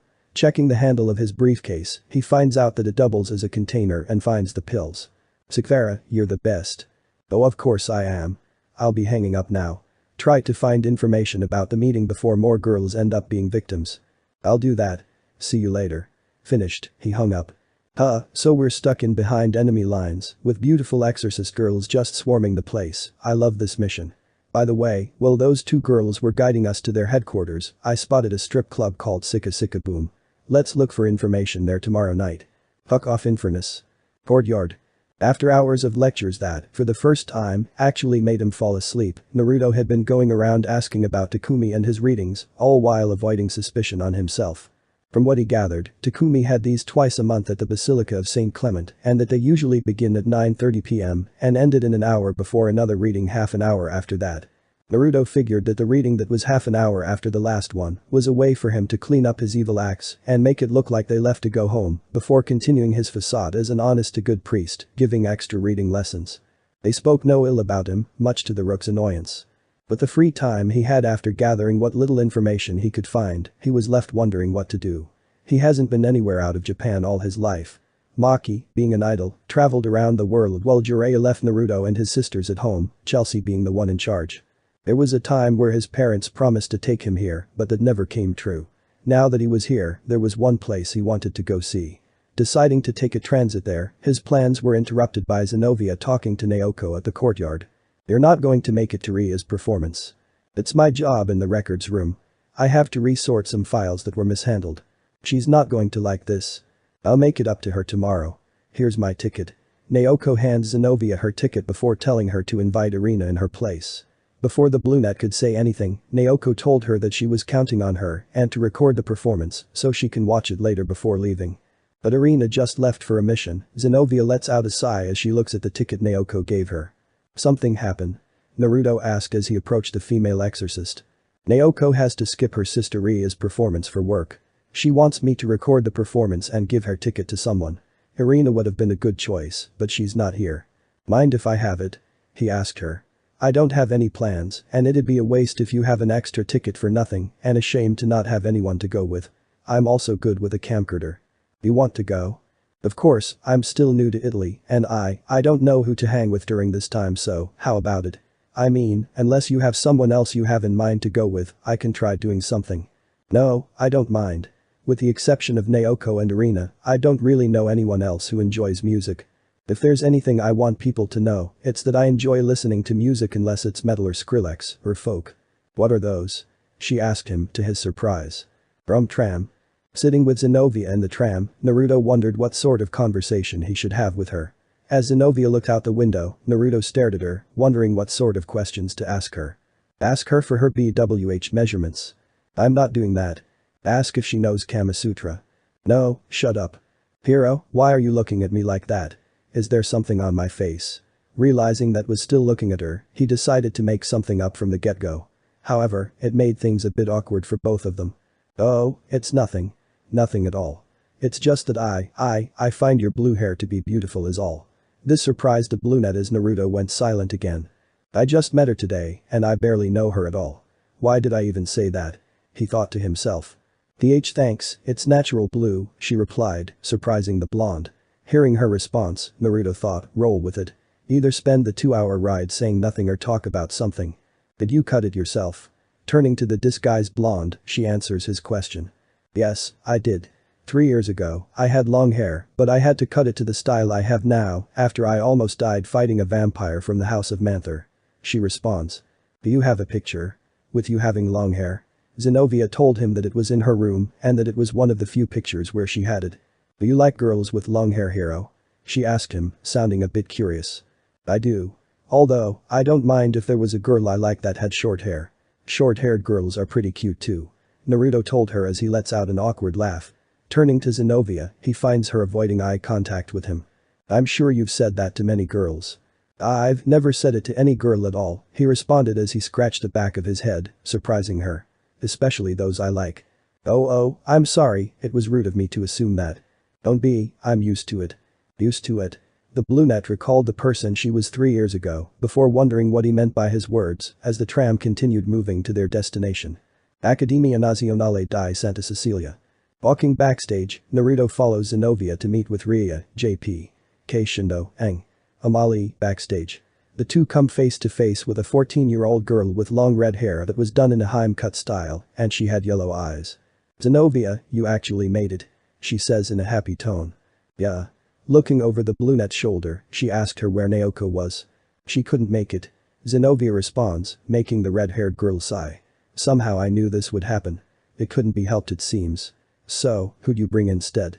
Hello, Naruto told the girl as he waved at her. My name's Hiroyoko and I right away. Ria gets up and quickly inspects the disguised blonde, curious. What's she doing? I'm as clueless as you, Hiro. You brought a boy with you huh, she told Zenobia with a smile. You have good taste in them.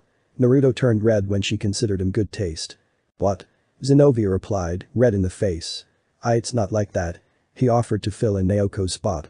And it's not like I thought of him first. I wanted to ask Irina but.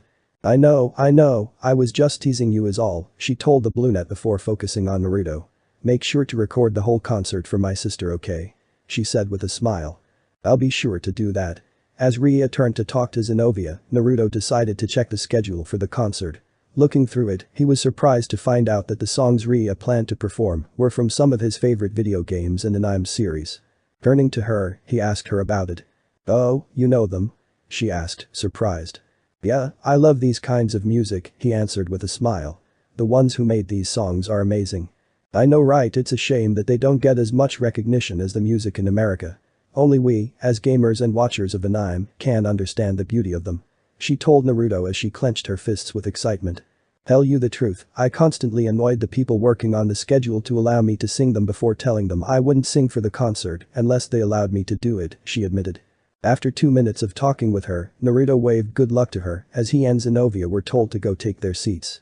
As they sat down, the brunette told Naruto he and Ria got along very well in just a short amount of time. It's all about common ground. Common ground, huh? So, this is the first concert you've been to? As an exorcist, I need to train to be strong enough to protect those who can't defend themselves from the devils and fallen angels who threaten the world. I can't afford to slack off. You need to learn to enjoy the little things, Zenobia. What do you mean by that? If one day they all disappear, music, exotic foods, video games, places you wish you could go to, you'd wish you could have experienced them before they no longer exist, he told her. Hearing his answer, she was about to ask him more about it until their surroundings turned dark and the stage lit up. Naruto pulled out a camcorder the brunette gave him during their tram ride and switched it on as Ria got on stage and performed Lost in Thoughts All Alone by Hattori Amu. As the pianist played the piano, Zenobia could feel the many emotions that resonated with the song. At first, she wasn't expecting much from the solo piano playing before Ria's singing, but once she did, Zenobia's eyes and ears were in full attention. As one of the people in the orchestra started playing the xylophone and the violinists played their instruments, Ria continued the song. Zenobia teared up from the performance as she listened to Ria singing. This made Naruto smile a bit. Realizing this, she quickly wiped them away and pretended like it never happened as they continued listening on. Finished, Ria was met with applause from the people who were attending the concert. Even Zenobia was happily clapping for her as Naruto looked at the brunette, surprised. Realizing Naruto saw her do something unlike her, she turned red. Her singing was pretty good was all. I know, but it's nice to see that you like it, he responded with a smile. Looking at Ria, Zenobia thought about the many times she rejected going to Ria's performances and the times she rejected hanging out with the other exorcists, all for training. She was missing all of this. After the concert, Naruto and Zenobia met with Ria after to congratulate her. With a smile, she asked a brunette about her thoughts on her singing. It was absolutely amazing. I didn't know that you could sing that well, she told her, with Naruto telling Ria that the brunette teared up a few times during her performances. You did? Zenobia turned red as Ria turned her attention towards her, a curious smile on her face. You didn't have to tell her that, hero, Zenobia told the disguised blonde as she formed a cute and pouty but angry look on her face. I'm just glad that you both liked my performance. Did you make sure to record everything? Naruto responded with a simple yes as he handed her the camcorder he used to record the whole performance. After thanking him, Ria leaves to go see her sister back at the church. Alright hero, let's go. Growl. Looking at the brunette, the wide-eyed Naruto finds the girl's face flushed in embarrassment. With a smile, he tells her, we don't have to go back to the church right away. Let's go get some dinner, on me. Are you sure? You already paid for Naoko and me when we. It's fine, I don't mind. Is there a place you want to go eat at? There is one place I want to go try. Ramen Italiano, food stand. Italian, ramen. Naruto looked at the bowl of Italian ramen in front of him before turning to Zenobia, who has in the process of eating her bowl of it with a happy smile on her face. The soup broth was a mix of tomato juice and cooked beef chorizo and diced onions, topped with sliced mushrooms, green peppers, Parmesan cheese, and a poached egg. The meal came with a bowl of rice for when they finished the noodles, so the customers could make it into a risotto after. Turning to Naruto, Zenobia finished slurping the noodles in her mouth before asking him if he was hungry. I am, it's just, I've never heard of ramen like this. It's really good, trust me, she told him before she resumed her eating. Picking up his chopsticks, he took some noodles and slurped them up. To his amazement, it was delicious as she said. Immediately, Naruto's eating speed matched with Zenobia's, being perfectly in sync as they finished the noodles before adding the rice to the soup and finishing off their respective bowls. Not satisfied, they order another bowl, and another, and another. In the end, they each finished a total of 20 bowls, forcing the owner to close shop early from using up all of the ingredients. Walking beside one another, Zenobia comments on how they ate out the stand. It couldn't be helped. After all, the ramen was delicious. Looking at each other, they shared a laugh for a few seconds before focusing on getting to the tram station. Tram. As the two sat through the ride back to the church, Zenobia recalled their talk during their ride to the concert and, curious, decides to talk to him about it. Hero? What is it? Earlier, when we were on the way to the concert, when I mistakenly assumed that you talked to many girls like you did with me, you told me you were used to it. What did you mean? To be honest, that wasn't a good answer earlier. A more accurate answer would be that I'm used to many things directed towards me. He told her, his eyes full of sadness. When a girl asks me to go out with her or to be their boyfriend, I'd jump in. I would be very happy about it and do my best to make sure that the girl was happy. Of course, that happy moment would turn for the worse. I would always end up being used by them to get back at their boyfriends, to be used as a workhorse, and to play tricks on me for fun. When there were girls who noticed that I would occasionally sneak glances at them, whether it was in class or in the hallways, they'd take it the wrong way or find it repulsive, and I'd end up getting beaten by her friends for it. This beating also extended to the need to make friends.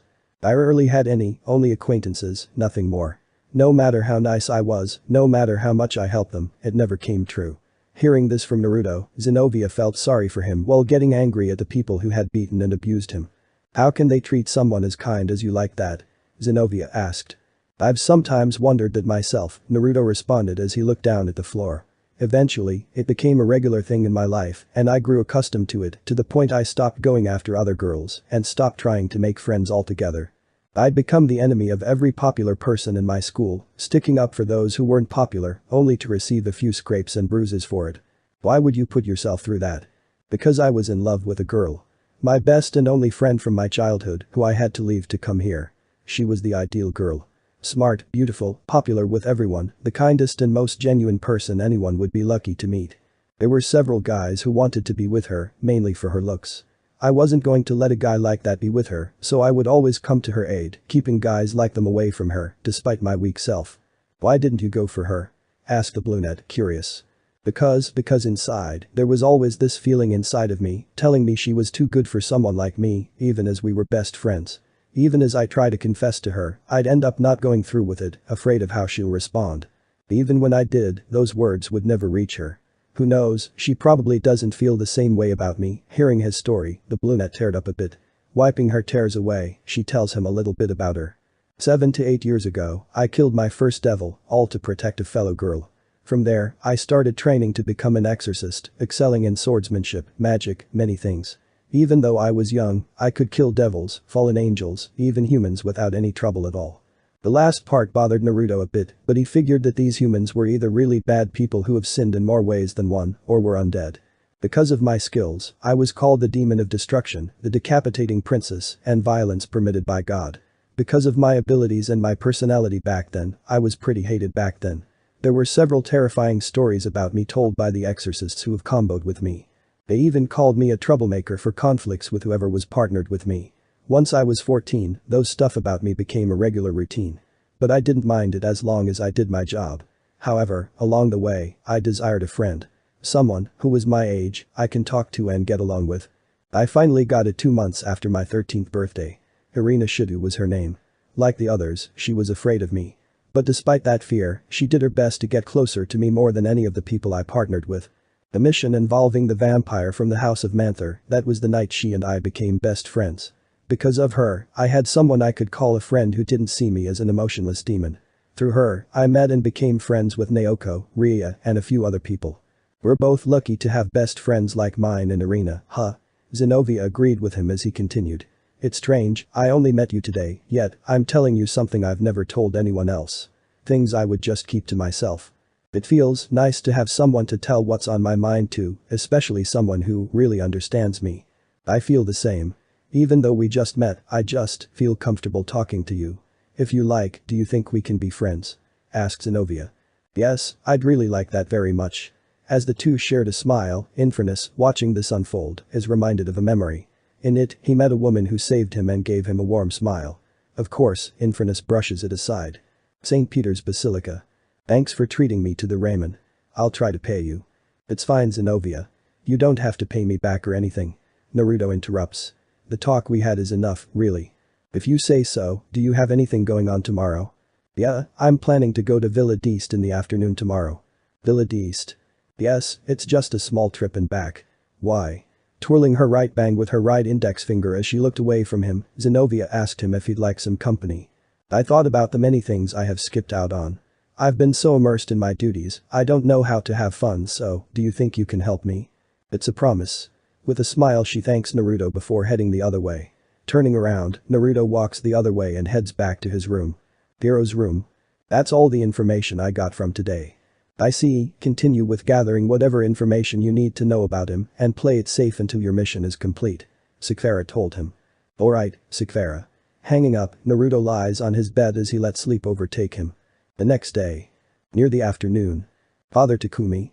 You don't know who that is? Asked the surprised male exorcist. I only came here yesterday. I'm still new so I'm unfamiliar with him. Naruto told him as he gathered his materials. He's a well-respected church official. He is? Of course. Everyone respects him, said the male exorcist. One the people of this church can put our trust in when we need him most. What does he look like? Well, Surziches did describe the man's appearance, Naruto wasn't really good at picturing them in his head. You really are a newbie here, Hiro-san. Taking out a book of church officials, the male official turns a few pages before stopping at Takumi's and points to his picture. His readings are the best, especially when he serves snacks for it. Oh, thanks for showing me, he told the male exorcist. I'm learning new things every day. By the way, a few of us guy exorcists saw you and Zenobia at the concert together yesterday. What about it? She is scary. Like, she is hot, but at the same time, very scary and very difficult to approach. How did you? Thanks for the talk, I should get going now, said Naruto, as he got up and left. He didn't like how the exorcist called Zenobia scary. Difficult to approach. They made it difficult to approach her. Just recalling what the exorcist said about her made him clench his fists in anger as he walked along the courtyard. After dropping his stuff back at his room, Naruto checked the time before deciding to pick up Zenobia, eventually finding her immersed with her sword swinging at the courtyard. Approaching her, he calls her name. Surprised, the brunette swings at him. Without much effort, Naruto was about to narrowly dodge the dull blade. However, given his role as an exorcist who barely fought in any battles, Naruto lets the somewhat sharp tip of the seemingly dull blade cut his right cheek as he falls on his ass. Worried, the brunette drops her sword and goes to check on him. "Hero, are you okay?" she asked, worried. "I am fine." Looking at the small cut on his cheek, she panicked a bit, though Naruto assured her that it was nothing. "It's my fault for not realizing how immersed you were with your training. Let me see it." To his embarrassment, Zenobia leans her face forward in order to inspect the cut on his cheek before taking out a band-aid and applying it over the cut. "There. I'm not very knowledgeable when it comes to first aid, and I don't know any healing magic, so this is all I can do for you." It's fine, really," he replied, getting up from the ground as Zenobia does the same. "Anyways, it seems that you're occupied right now, so before he can turn away and leave her be, the brunette grabs his hand. "Don't go." Naruto looked down at Zenobia's hands, which were currently holding his left hand, preventing him from leaving. Realizing what she did, she lets go. "Without me, don't go without me. It'd be wrong of me to make a promise with you last night and break it. I just need to put my sword away and we can go." Picking up her sword, she tells him to stay put and not leave without her before running back to her room, her face feeling hot. "You have a boner right now." Realizing this, Naruto covers it with his hands. She was very close, it couldn't be helped. By now, the cut on his cheek was already healed. As he puts his hand over the band-aid and prepared to remove it, he recalls how worried Zenobia was for him and how she applied it over his cut despite how minor it was.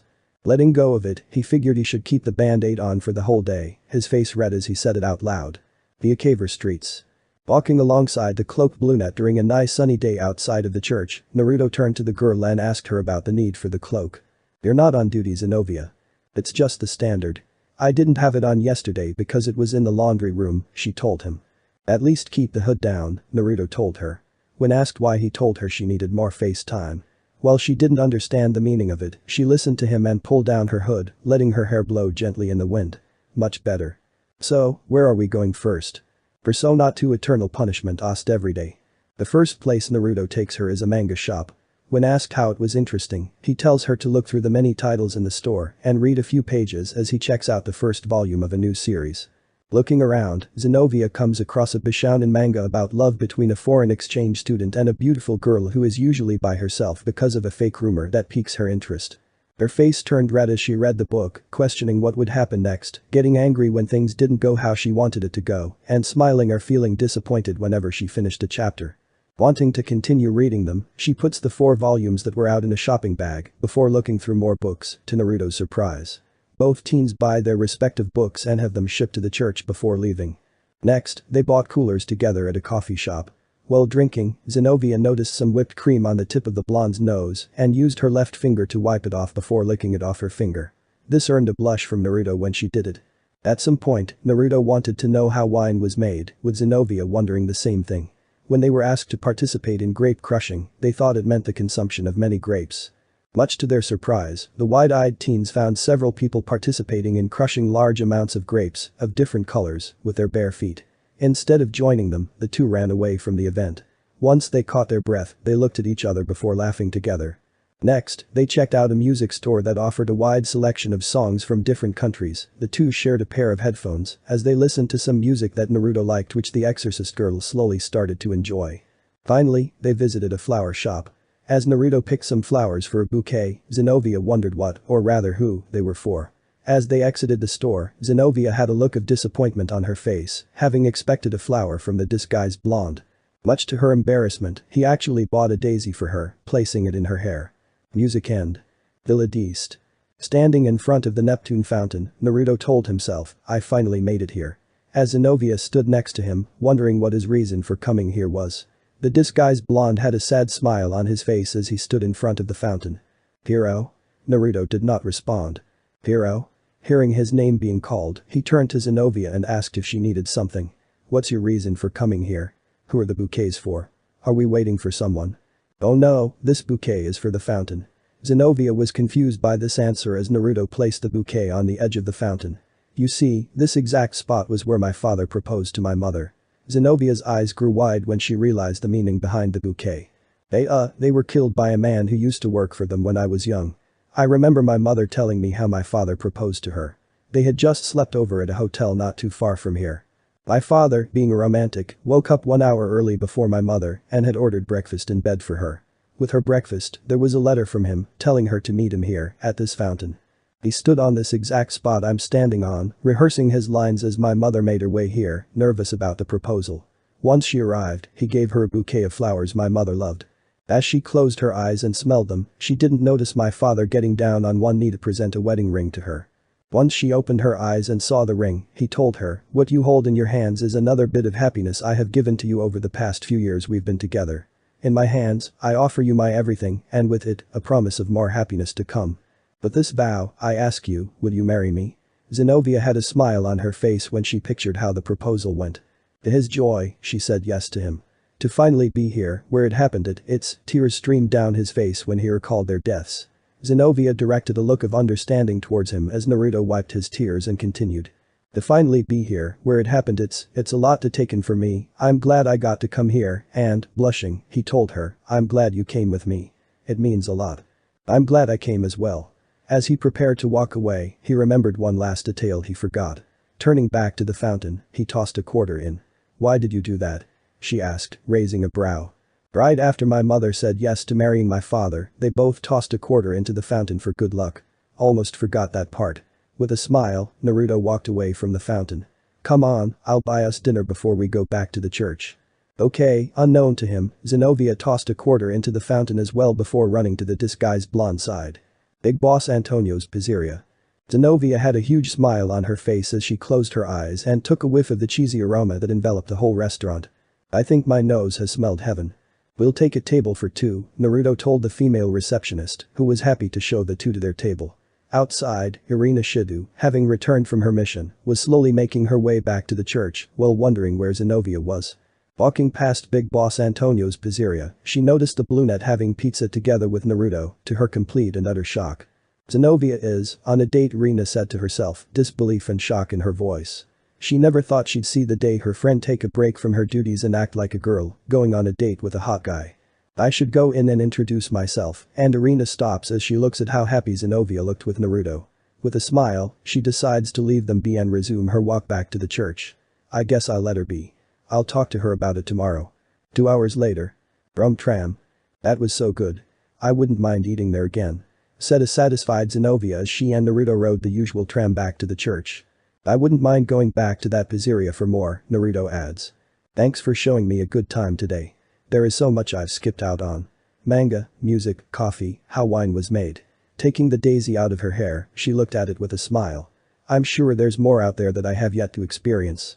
With you, these experiences I'm having are fun. Naruto's face turned red as she told him how she felt about today. I'm glad that I'm helping you broaden your horizons. There's obviously more out there that I have yet to experience, so before she could finish, the tram came to a quick stop, making Zenobia fall forward. Quickly, Naruto caught her in his arms as new passengers entered the tram, pushing them closer together. Naruto's face went beet red when he felt the girl's breasts press against his chest, her arms wrapped around him in a hug, and her left leg rubbing his crotch through his clothes. Zenobia was the same since Naruto's left arm was wrapped around her waist. It didn't help that there was barely any room in the tram to move. They're big. Naruto thought to himself. Infernus couldn't help but laugh at his host's situation.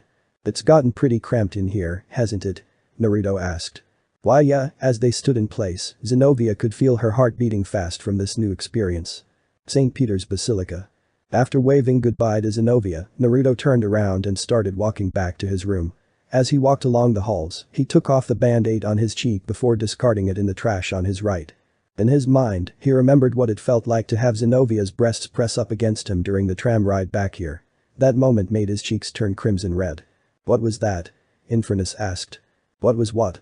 You were thinking about that Zenobia girl's breasts against your chest during the ride back here. What? No. I was just remembering the ride. That's a lame answer. Don't lie to me.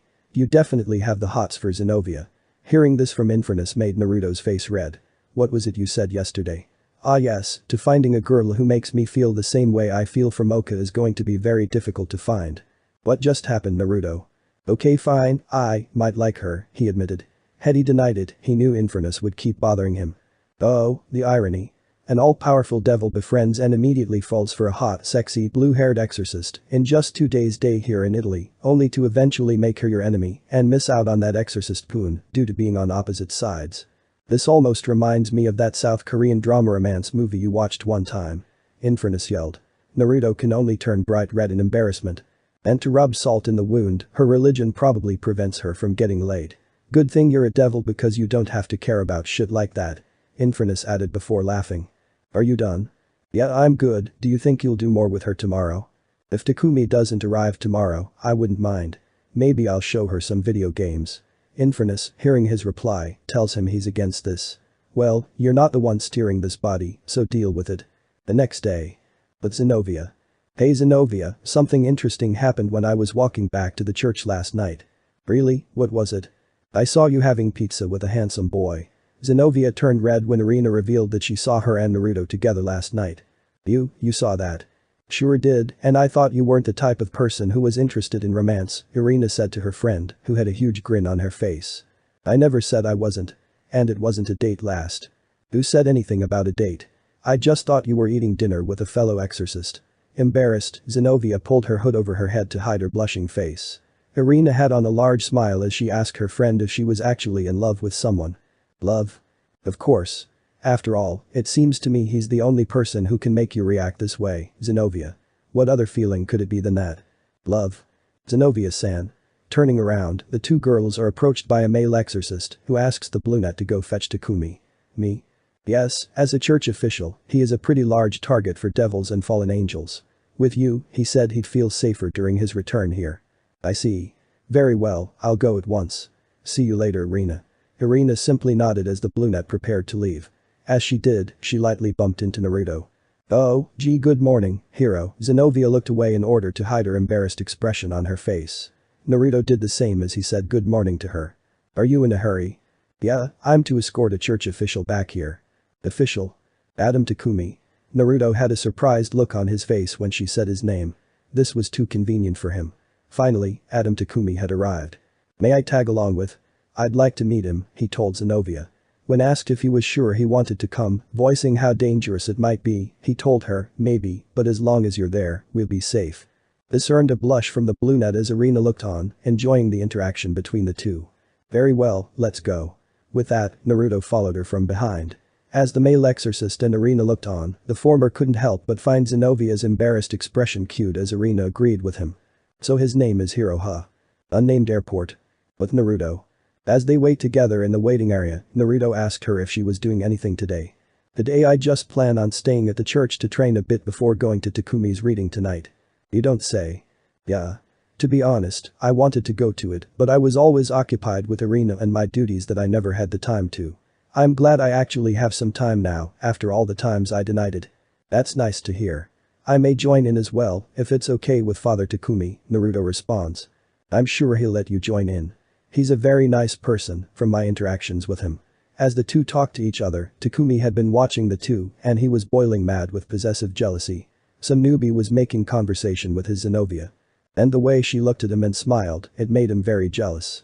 Forcing a smile, he approached the two and made himself known. Zenobia, it's nice to see you.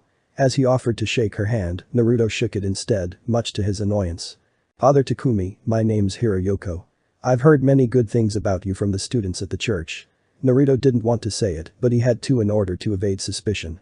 Also, he wasn't going to have him shake Zenobia's hand. To think that I am in the presence of such a devoted and honest follower of the Lord. You flatter me with your words, Hiro, said Takumi. Entreating, Zenobia tells them they should head back to the church as soon as possible, with Naruto agreeing with her.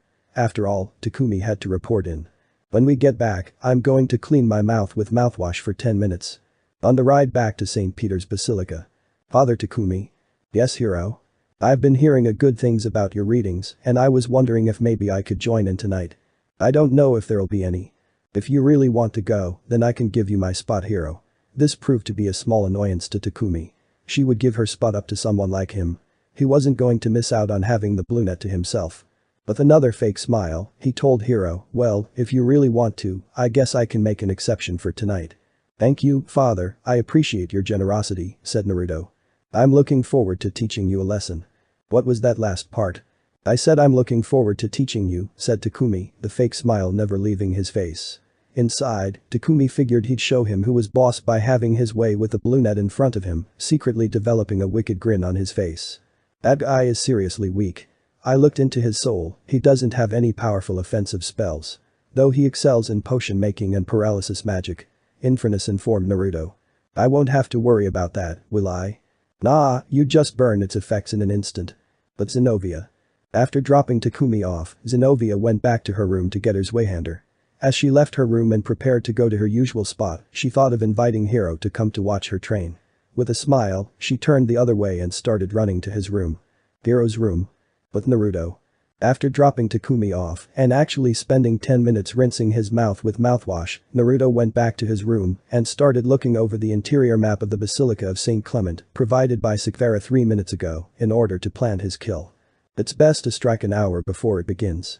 Killing him will only take 2 minutes, maybe 5 if he puts up a fight, and 7 if he has people working for him or has the ability to summon, which I doubt. Naruto nodded in approval. Before I forget, Naruto, there is something very important that you need to know. By the serious tone in Infernus's voice, Naruto could tell that it was important.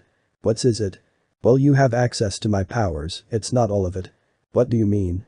When I am given full control of your body, I am allowed access to all my powers, and I have no limits. However, for you, it's only about 10%. Hearing this surprised Naruto. Are you serious? Yes, but don't worry, 10% is still powerful. Now, due to the 10% you control, your flames are not as strong as mine, and you're unable to use the same kind of fire that I use. You mean the one that doesn't get extinguished by water and everything else that's supposed to put out fire? Correct. For stamina, you currently have a normal human amount, which is not much, due to only getting 3 days of training. Had we been given more time to train, you would have been able to keep fighting for 5 days straight, maybe more. Your combat skills are shit. You only have the basic level of fighting and basic level fire magic, and you don't have any melee weapons training. As for defense, while I'm usually invulnerable to holy weapons, you, on the other hand, won't be with the amount of power you have. Naruto paled when he heard the last part. Look on the bright side, you can turn your whole body into fire to avoid getting hit, though only for a limited time, and you can still heal, albeit at a slow rate, without the sun's rays constantly giving you energy, and you might be able to build a high tolerance to pain. The last part Infernus said didn't really help Naruto at all. Hey, don't think about it too hard. Even with just 10%, you're pretty much ready for this. Your greatest weapon you have right now would be that sawn-off shotgun, your stubbornness and anger, and your creativity. And if you get pissed enough, you can use those ethanol flames, which is basically blue flames. Hell, if you hit a certain level of anger, I'll be able to take over and go apeshit on these exorcist fucks. Just as long as you don't use my body to have sex with girls. Infernus eyed before calling Naruto a virgin. How do I gain full access to your powers without having you taking over my body? Naruto asked. By training your body and having it naturally adjust to my powers as you get stronger. By just working out and training. It's that simple. Simple as that, also by fucking. No. I'm not going to fuck. Fuck who? Naruto froze in place. Turning around, he saw Zenobia at the door, staring at him with a wide-eyed look on her face. Oh, Zenobia, what brings you here? He asked her. I was about to open the door to check on how you were doing, and I heard you say you weren't going to fuck someone. I was just talking to myself, I tend to do that when I have a lot of things going on in my head. Who were you going to say? She asked, curious. Better reply Naruto, said Infernus. Naruto was put in a weird position. Here was Zenobia, asking who he wasn't going to fuck.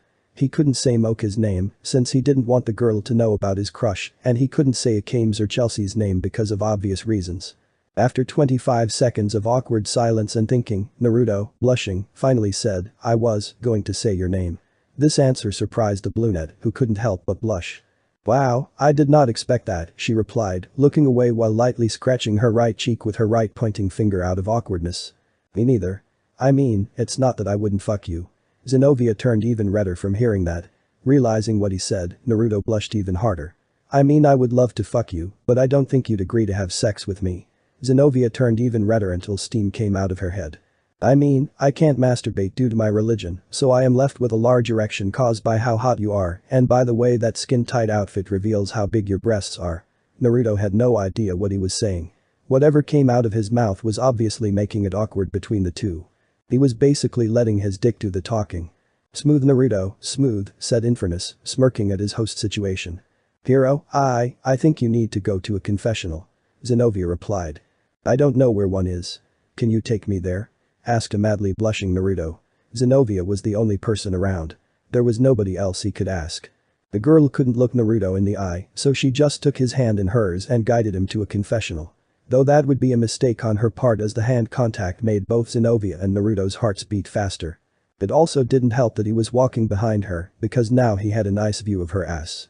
Check out that ass. Good luck with confessing, Naruto, make it a good one. Fuck off, Infernus. One confessional later. Naruto and Zenobia walked together along a long hallway, both unable to look at the other in the eye. Zenobia had heard Naruto's confessional and she had no words to say. The confessional included fantasies like Naruto bending her over her bed, ripping the bottom portion of her suit off and doing her from behind, him forcefully having the brunette perform oral sex on him, and finally, him sucking her breasts while she gave him a handjob. There was more, but she was too embarrassed to even think about it. That was one large confession. I'm glad you got that out of your system. Do you think you can keep what I said a secret? Naruto asked her. I don't want anyone other than you to know about it. Of course, hero. Yes. Confessional aside, can I ask you something? Sure, what is it? There was a girl who came up to me earlier and asked me for love advice. She likes this guy, whom she met a few days ago, and she really likes him, but they just became friends during their interactions together. She asked if she could just go with how she truly feels and confess to him, or let things be the way they are. I couldn't really answer her since I don't know what it's like to be in love. In truth, this was all a lie. She was actually asking Naruto about herself, Zenobia. What do you think I should tell her, hero? Hearing this from her, Naruto thought about his friendship with Mocha and the many confessions he failed with her. If I was in her shoes, or rather, if I was a girl, I'd tell him how I feel before it's too late, he replied. I would tell her to go for it. If she doesn't tell him, she might regret it if she takes too long. I know what it's like to love someone and not tell the girl I liked how I felt. Whoever this girl is, it's not too late. She has a chance. Really, said Zenobia. This girl you like, did you tell her? Sadly no, and even if I wanted to, it's too late for me to do it. Once I find a girl I like again, I won't hesitate to tell her how I feel. So, I have a chance. This brought a gentle smile on her face as she looked at him and thanked him for the advice. As he looked at Zenobia, Naruto couldn't help but admire her beauty as the wind gently blew her hair to the right and the sun lightly shined on her. I'll be sure to tell her later. 1 hour later. Enjoying the breeze, Naruto watched Zenobia train with her sword as he began to slurp down a nice cup of beef ramen. Wow, she's really swinging that sword. Naruto had to agree with Infernus. When Zenobia asked if he wanted to watch her train, he immediately said yes, all in order to kill time before his assassination mission. While Zenobia brought her somewhat dull Zweihander.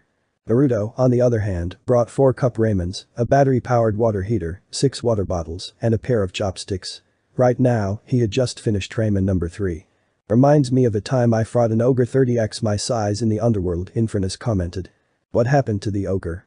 I decapitated him with his own sword while bisecting 3 volcanoes. Hearing that, Naruto, flabbergasted, asked Infernus what sort of life he lived. Infernus's only reply was, a fucking good one. Zenobia stops her training and goes over to Naruto, wiping her sweaty face with a towel. Naruto notices some of her sweat going down her neck and in between her breasts, giving him a nosebleed. He quickly wipes it away before she could notice. You should take off that suit to cool down. Black tends to attract more sunlight and wearing that transmits that heat to the skin, making you hotter. Naruto blushed after saying the last part. You set yourself up for that one, Naruto, Infernus said before ending with a light snicker. In his mind, Naruto told him to fuck off as usual. I can't take it off since I'm not, mumbles something. Not what? I'm not wearing anything underneath. Hearing that from Zenobia, Naruto's whole face turns bright red while, unaware to the brunette, getting a boner. Why would she not wear anything underneath that suit? And why did the church make them so form-fitting? I did not expect that kind of answer. Infernus comments. I didn't expect it to be this hot out today. Would it be okay if I borrowed one of your water bottles? Zenobia politely asked the disguised blonde. Sure, Naruto replied, handing her one immediately. He had expected her to drink the cool water. But instead of drinking it, to his utter horror, Zenobia instead pours it over her body, turning him on even more. Just watching her do it made him fantasize about her without her clothes on, pouring the water over her body in slow motion. Even Infernus was turned on by Naruto's fantasy. Fucking hell, she's just asking for it, Naruto. Fuck religion. Fuck her right here, right now. Oh, that felt nice. Zenobia noticed that Naruto's face was red and asks him why it was like that. Oh, I guess the heat from the sun and the warm ramen I ate has taken its effect on me. Will you be okay? Naruto only nods yes to respond to her question. Going forward 4 minutes later, he and Zenobia were sitting together on the bench as the latter finished off the last cup of ramen Naruto had brought. Having finished the noodles, the brunette happily drank the soup before setting the empty cup down along with the chopsticks. That hit the spot, she said to herself before yawning. Tired? Yeah, Zenobia replied as she leaned against Naruto and closed her eyes. Zenobia, what are you? I'm too tired to go to my room. Zenobia answered in a tired tone. You're my friend, and friends tend to lean on each other, too. She had fallen asleep. Naruto couldn't move, as doing so would disturb the girl's sleep. Looking at her, Naruto was freely able to admire the girl's peaceful and beautiful face. He never would have thought he'd ever love anyone other than Mocha. But Zenobia proved him wrong, all within 3 days. As he observed her, Naruto couldn't help but focus on her lips. Unaware that he was giving in to his devilish instincts, Naruto attempted to kiss the sleeping girl. Inches away from feeling her lips against his own, he stops, the disguised blonde realizing that he couldn't form a romance with Zenobia and that loving her would only make it hard for him to fulfill his duty. Kissing her would only make it worse. After all, they were on opposite sides. Instead of kissing her lips, he instead kissed her forehead. Hurts, huh? It's never easy loving someone from the opposite side. Why can't both sides just get along like this, Infernus? It's a complicated question with multiple to no answers, Infernus replied. I was expecting an answer with swearing or sexual comments, Naruto added. No, at least not for now, Infernus replied. We have a few hours to go before we need to finish the job. Let's just hope that you're prepared for when you have to fight her. Till then, I'm staying silent. Naruto smiled as he looked at Zenobia and caressed her hair. 90 minutes later. But Zenobia. Going forward 90 minutes later, the brunette wakes up and noticed that she was back in her room. Observing her surroundings, Zenobia sees a letter on her desk and gets up to read it. Sleep well, was what the letter said. Zenobia could only smile as she sets it down. Suddenly, she hears a knock on her door. She walks over to the door and opens it. It's Irina, and for some reason, she had a smile on her face. Irina? What brings you here? To think that Hiro was such a romantic. He carried you to your room in his arms. Hearing that Hiro carried her to her room made the brunette blush. He did that. If only I had a guy who could do that for me. It'd be grand. She told herself as she blushed in excitement. Hey Irina.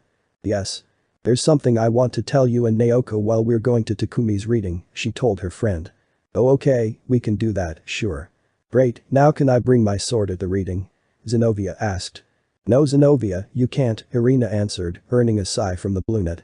Well, what about my guns? Irina thought about it for a second before nodding in approval. Honestly, I don't get why you have to carry weapons with you everywhere you go. Zenobia's reply was that she wanted to be prepared in case of a sudden attack. Like that will ever happen. Which is exactly why I have to have something on me if that possibility were to happen. But Naruto. In his room, Naruto takes out and opens up his 2 suitcases. One suitcase has a black solid cotton casual slim fit hoodie jacket with long sleeves and is double zippered. On the jacket's left shoulder is a magic enhanced titanium pauldron that connects to a titanium gauntlet. Paired with it are an orange t-shirt and a pair of black jeans. The jeans come with carbon fiber knee pads. Finally, he looks at a pair of slim armored boots with iron soles. Discarding his disguise and taking off the wig, Naruto puts on his firebrand identity and looks at the contents of the second suitcase. Parts for his sawn-off shotgun. Quickly assembling it, Naruto packs some shotgun shells before leaping out the window. Note to self, finish making that holster for my gun, Naruto said to himself as he proceeds to the Basilica of St. Clement, his shotgun in hand. But Zenobia. 60 minutes later. You're going to confess to him after the reading, Irina shouts in surprise. Yes, I am. I plan to go to his room right away and do it. I admit I didn't think much of him other than being someone truly dedicated to God during the first day. Now, after just 3 days, he has won my heart, Zenobia replied, earning a blush from the 2 girls.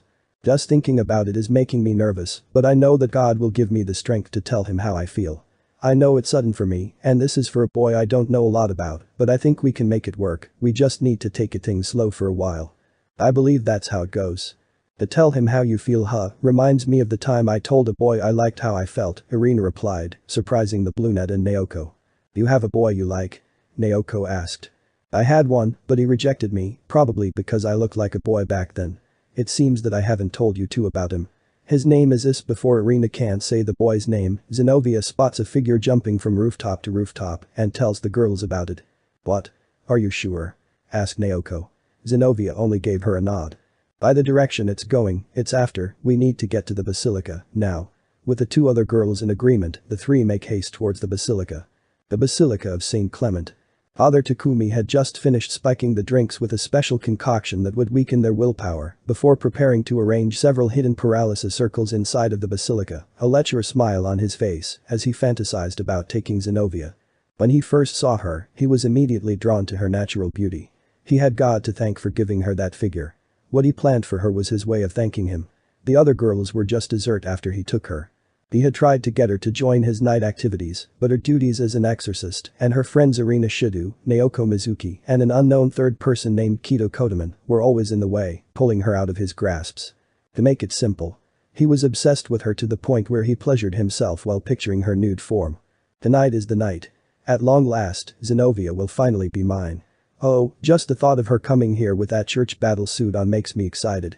The church did a nice job making those suits show those girls' figures. Father Takumi said to himself, unaware that Naruto was watching him from above. Wow, what a freak, Infernus comments. Naruto was seething with anger. A coward like Takumi had no right to live on this earth.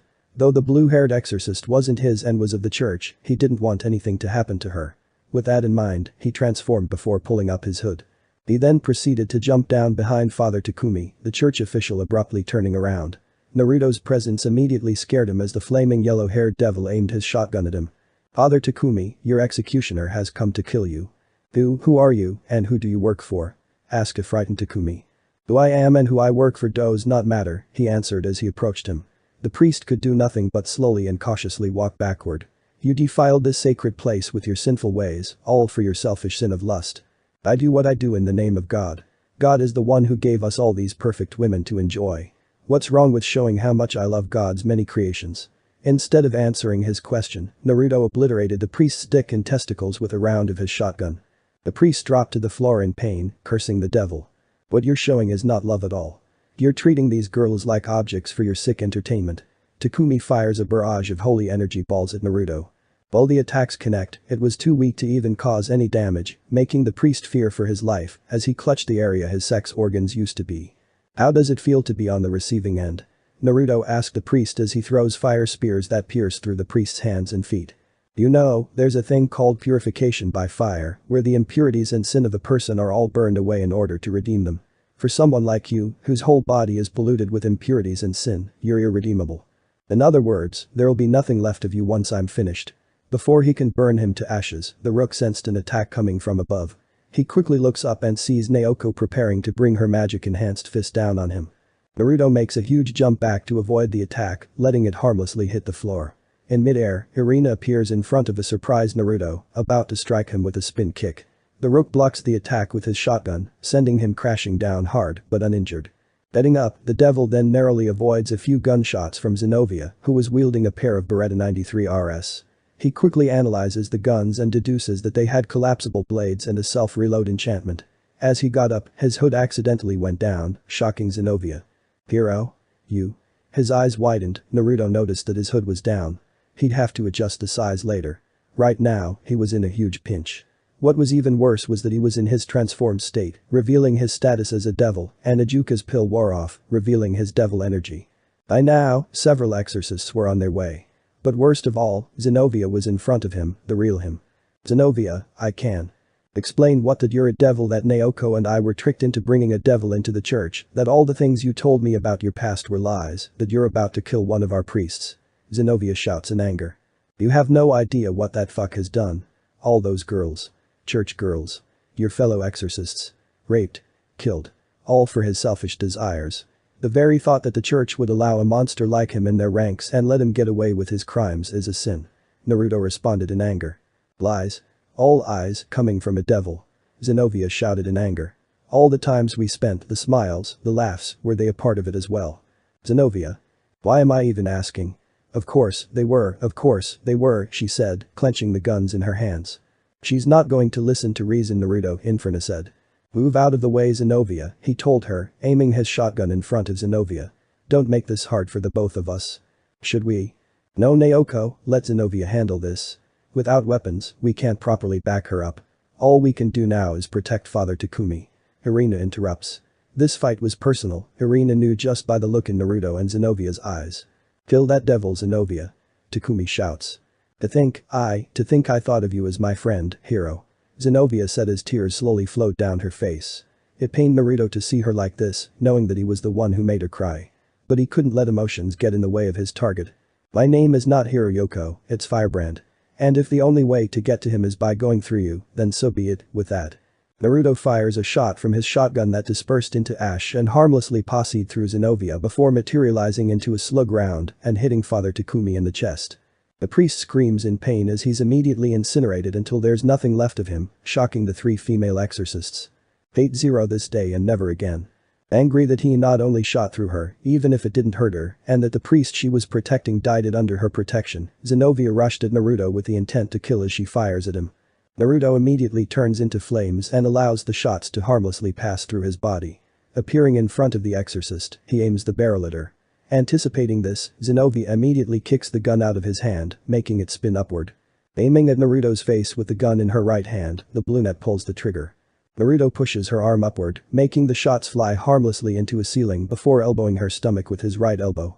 Zenovia activates the collapsible blades on both her guns and prepares a circular strike. The rook pulls back, avoiding the left blade. As he avoids the right, Zenovia, anticipating this, pulls the trigger, managing to hit him in the chest. However, Naruto is uninjured, his jacket having a mid-level armor enchantment around it. The rook quickly checks to see if he's hurt and sighs in relief before Infernus tells him that he's in the middle of a fight and calling him a dumbass. Zenovia fires several shots at Naruto, who quickly produces a transparent and circular heat shield, blocking every shot, making the brunette's eyes widen in surprise. The blonde launches the shield forward, which hits the brunette and makes her skid back a bit. Naruto, seeing his shotgun finally fall down, doesn't waste any time to jump into the air and grab it. He fires 2 shots at Zenovia, the girl jumping to her right to avoid the shots. He quickly reloads before touching the ground. Jumping to a wall, Zenovia proceeds to fire at him as she's wall running around the basilica. She can run on walls. "Just dodge the fucking shots," Infernus yelled. Naruto starts teleporting short distances as he fires at Zenovia while avoiding the shots. Loading another shot, he infuses it with his flame powers and fires a shot next to her. Instead of harmlessly hitting the wall, the shot explodes, knocking her off the wall and sending her crashing to the ground. Zenovia slowly gets up with a few scratches. "That was a warning shot. I don't need pity from you," she yelled. This was going nowhere was what Zenovia thought. "I need to turn the tide of this battle in my favor and fast. I have no choice but to use that magic." Zenovia barely had any magic spells other than the one she learned from one of the books Griselda had kept in her collection. While she was forbidden to use it, given the amount of damage it does to her body and her limited use of it, she needed to finish off her former friend. He couldn't get away with killing Takumi. Time alter, almost immediately, Zenovia appears behind Naruto, to his surprise. Double axle. She quickly slashes Naruto several times on his back, chest, arms and legs with her blades, before stabbing him in the back and kicking him forward. Knocking him into a pillar and making him drop his shotgun. Release alter. Painfully trying to get up, Naruto finds his jacket cut up and his wounds healing at a slow rate. "Infernus, what happened?" She manipulated the flow of time to increase her speed by using her own body as a reality marble, Infernus replied. "Right now, you don't have enough power to resist that kind of magic. However, it seems that it puts a strain on her body, which tells me that she has to use it sparingly and at a limited amount. He's down, I have to finish him," Zenovia thought as she quickly recovered from using double axle and lunges at the rook in an attempt to stab him with her gun's collapsible blades. Naruto quickly blocks it with his hands, though he's stabbed through both hands by the blades. He kicks Zenovia off of him as he gets back up and painfully takes out the blades before deciding to wield the 2 guns. He fires at her as the girl avoids the shots and quickly grabs Naruto's shotgun and fires a shot. Instead of dodging them, Naruto runs towards them and uses the twin pistol's blades to slice them in half, surprising Zenovia as the blonde tries to slash her left and right. She retaliates by kicking him back before throwing his Naruto's own shotgun at him like a shuriken, the stock hitting him in the face. Finding an opening, Zenovia quickly performs a helicopter kick on Naruto, who quickly recovers and blocks all 3 kicks before jumping over a sweep kick. Time alter. Double axle. Zenovia quickly uses the opening she made to deliver a powerful reinforced right punch to Naruto's chest that sends him flying through a wall. Naruto crashes into another wall, coughing blood as he drops on the floor while knocking over a case containing a handcrafted crimson sword. Music end. "This isn't looking good," Infernus commented. Naruto's sternum was cracked and 6 of his ribs were broken from the impact and some of his organs were damaged, with his left lung being pierced by 2 of his ribs. You think? We can't escape until Zenobia is either dead or incapacitated, Infernus told his host as he started healing his host, while the brunette enters the room through the hole Naruto made, holding his shotgun. Zenobia loads it using one of the shells that fell out of the blonde's pocket. Naruto, either you get angry or you think of something and fast. Infernus said to his host, knowing he won't be able to heal Naruto in time. Regret Persona 5 Ost. I think I would have to kill you, Zenobia told the wounded blonde as she aimed at his head at point-blank range. As she prepares to pull the trigger, the brunette recalls the moments she and Naruto had together the last couple days and the hours she spent with him today. As she recalled these moments, Naruto noticed that Zenobia was struggling to pull it.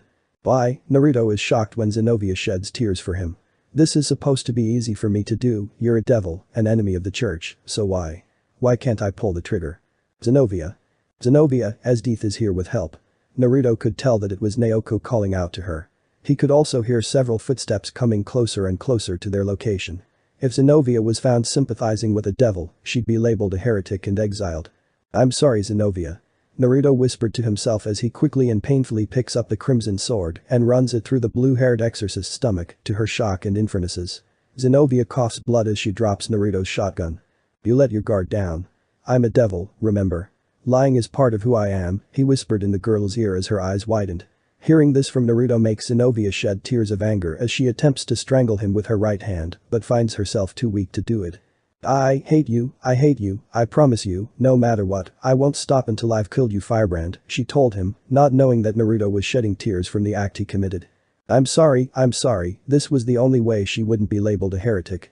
Naruto pulls out the blade, making the brunette drop to the floor and clutch her stab wound in pain, just as a woman with long light blue hair and her forces arrive, with Naoko and Arina behind her. Sporting shocked looks on their faces. You're trapped devil, nowhere to go. Said the woman.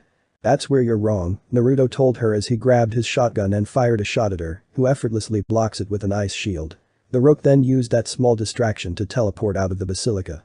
Don't, slowly closing her eyes, the grief-stricken Zenobia passed out from blood loss as Arina runs to her, calling out to her. Music end. Injured, Naruto took his time to heal as he laid on top of the roof of a restaurant building. Taking out a pill to suppress his energy, he swallows it and takes the time to calm his breathing as his body gradually starts repairing itself. Taking a peek down at the ground, he spots a few exorcists passing by, hiding when one looks up to where he was speaking out from. I need to get to the plane, I can't go into my civilian form in the middle of this hunt or they'll get suspicious, I'll have to take down anyone I see without being seen or alerting others of where I am, if I can get to a tram station, I can head to a restroom and assume my civilian form. Making sure there was no one on the ground in his line of vision, Naruto stores the crimson sword in a space with storage magic before jumping to another roof across from the restaurant he was on. Sensing a few exorcists from his level, Naruto is forced to jump down into an alleyway. Seeing a couple of exorcists searching around for him up front, Naruto waits for them to leave and quietly ran past them. Seeing a male exorcist preparing to turn his way, he grabs an empty bottle on the floor and quickly flings it over to the alley across from him, distracting the exorcist, who moves towards the location of the sound. Allowing Naruto to advance to the tram station closest to a party of 4 exorcists, were about to turn to where he was, he quickly but quietly strikes their throats with well-placed punches and kicks to prevent them from uttering a word and incapacitating them. With the coast clear, Naruto quickly searched for the men's restroom, finding it and heading in. He comes out seconds later, now in casual clothes, watching a few exorcists search for his persona as the tram arrives, taking him far away from Rome. Exiting the tram at another city after a 1-hour ride, Naruto found an alley to use teleportation. Naruto's private plane. Having finished repairing his firebrand attire, Naruto started washing Zenobia's blood off of the sword he used to stab her with. Looking at it after, Naruto says nothing as he stores it away. Out of nowhere, Sakura contacts him by laptop, going over to answer it. Naruto, are you alright? Did you kill Takumi? Asked Naruto's king, a worried look on her face. Yeah, I killed him, he replied. Well, I'm happy the mission was a success, you don't look well. I don't want to talk about it. Right now, I need some time for myself. Okay, I'm glad that you're safe Naruto. I'll see you back in Japan. Sakura. Yes. Never mind. Oh, okay, listen, remember what we talked about. You can talk to me about what's on your mind, okay? Naruto does not respond. Without saying another word, Sakura logs off, though not before shooting a look of concern towards her rook. Naruto gets up from his seat to upgrade his equipment and his firebrand clothes as a means to cope with what happened. Must have been hard, Naruto can only nod. At least you still have glasses and plenty of other fish in the sea. Infernus joked in an attempt to lift Naruto's spirits but failing. If it makes you feel better, what you did back there, it was to save her from being a heretic. It was a hard choice, but you did what you had to do. I just want you to know that. Again, Naruto says nothing, making Infernus eye. Jobs like these are never easy.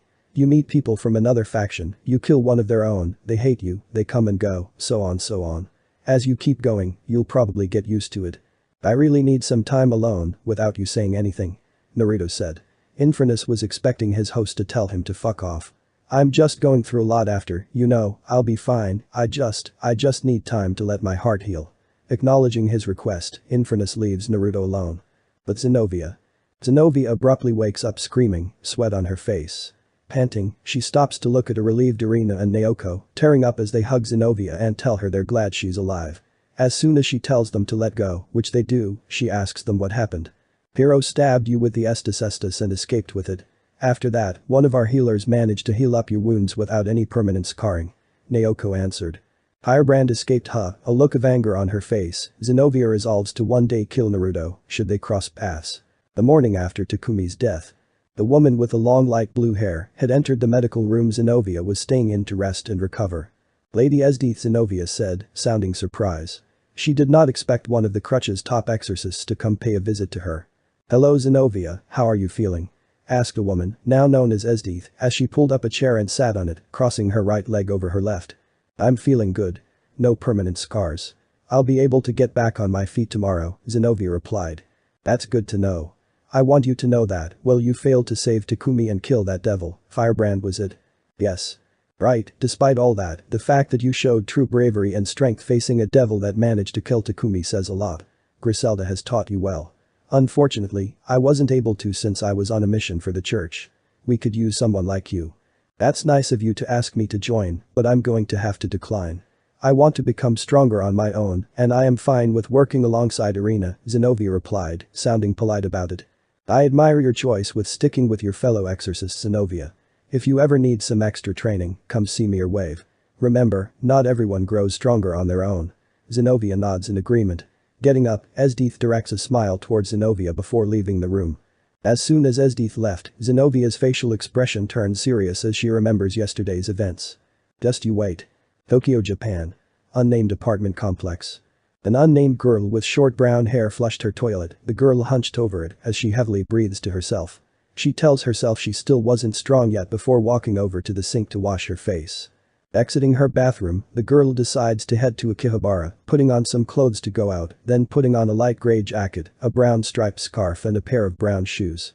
She finishes her look by putting on a pair of half-rimmed glasses with oval-shaped lenses. Now dressed, she takes the memory card out of her atmosphere, puts it in a plastic case, and puts it in her bag. Locking her apartment door, the girl finally heads out. Just how many battles must I go through? She asked to herself. How much stronger must I get to put it behind me? Guo Airlines. 40 minutes had passed since Chelsea arrived to pick up her brother. Chelsea had on a jean jacket with rolled-up sleeves over a black t-shirt with a white rabbit face at the center. It's also paired with matching skinny jeans with torn holes, exposing her knees, and a pair of red classic sneakers. The clothing she wore attracted a lot of attention, mostly from teenage boys and men. Some that had girlfriends had their ears pulled by them. She smirked at this as she sucked on a lollipop while humming to herself. Finally, Naruto had arrived. Chelsea, seeing her brother, finished off her lollipop before tossing the stick away and running towards her brother so she could give him a hug. Welcome back Naruto. She said in a loud voice as she tightened her hug. Naruto noticed a lot of people staring and getting wrong ideas. A few of them had looks of jealousy, mostly from guys that were the same age as the blonde. Boy Chelsea, you're drawing attention towards us, he said in annoyance. I don't care, she replied. Naruto had to gently push her off before telling her he was too old for hugs. You're 16, so you're still young. Also, no one's too old for hugs, Chelsea countered. Well, let's grab your luggage and head home. You must be tired. Actually, I need to go somewhere. Chelsea's car. It was a silent drive. This worried Chelsea. Usually, Naruto would ask her how her day was once the car started running. If he didn't ask her the usual question, it meant that there was something going on with him. The older sibling took a quick glance at Naruto, who was riding in the passenger's seat, looking out the window with a sad look on his face and his arms crossed. Did something happen while you were in Italy? There was no response from Naruto, only silence. Did the task Naruto's new friend asked him to do have something to do with it? She'll have to ask this Aguirre's girl what she wanted him to do in Italy. Aguirre's mansion. Bolivian hears the doorbell ring and walks over to open the door for the mysterious visitor, who turns out to be Naruto, having come back from his mission. How'd you get here? He asked. Wow, your friend lives in a very roomy mansion. Bolivian has a look of surprise when Chelsea walks in. Naruto, who is this young woman? Oh, where are my manners? Chelsea Namikaze, nice to meet you, replied Naruto's older sister, extending a hand. Are you going to leave me hanging? Chelsea asked with a smile. Bolivian shakes her hand before asking them to follow him. Hallway. So how did Naruto meet your master? Master, did Naruto tell Chelsea that he was a devil? When Chelsea mentioned him being a butler, he felt relieved. Regaining his composure, Bolivian tells Naruto's sister of how Sakura and Naruto met. Your brother and my master met each other when they were both after a rare fundamental model kit that was sitting at a shelf, ready to be picked. Instead of taking it for himself, Naruto kindly gave it to her instead. Really? Chelsea said with a playful smile on her face. Yes, she and your brother met once again during one of her nightly walks. From there, they had a long chat together, and after that, Sakura took a liking to Naruto. Well, I'm glad Naruto's found a new friend. Bolivian just smiled as they stopped at the door to Sakura's room. As soon as Bolivian opened the door, they were met with a view of Sakura in her black lace brassiere. Naruto turned from being down in the dumps to bright red in the face as he witnessed Sakura's body. He even had his mouth open wide in shock. The king turned her attention towards them as soon as she heard the door open. Oh wow, who knew all that was hiding beneath all that clothing? Said Infernus, complimenting Sakura's body. Welcome back Naruto, who's the other girl? Chelsea walks forward and offers a handshake as she prepared to introduce herself. Chelsea Namikaze, Naruto's sister, she answered with a smile. Sakura smiled as she shook Chelsea's hand. Sakura Aguirre, it's a pleasure to meet someone of Naruto's family. It's a pleasure to meet a friend of Naruto's, whose body is rocking, said Chelsea, who checked out Sakura from head to toe. The king took notice of this, as well as the fact that Chelsea was still shaking her hand and was now massaging it with her thumb. Ahem. Chelsea realizes what she was doing and lets go of Sakura's hand as she decides to leave Naruto alone with her. Bolivian closes the door behind him and his king. The rook currently had his right hand over his eyes in order to not look at Sakura, who had yet to dress up. Naruto, it's okay if you look. You're a devil of my peerage instead of someone random pervert stranger. It's not like I'm going to slap you like those tsundere girls you see in anime. Are you sure?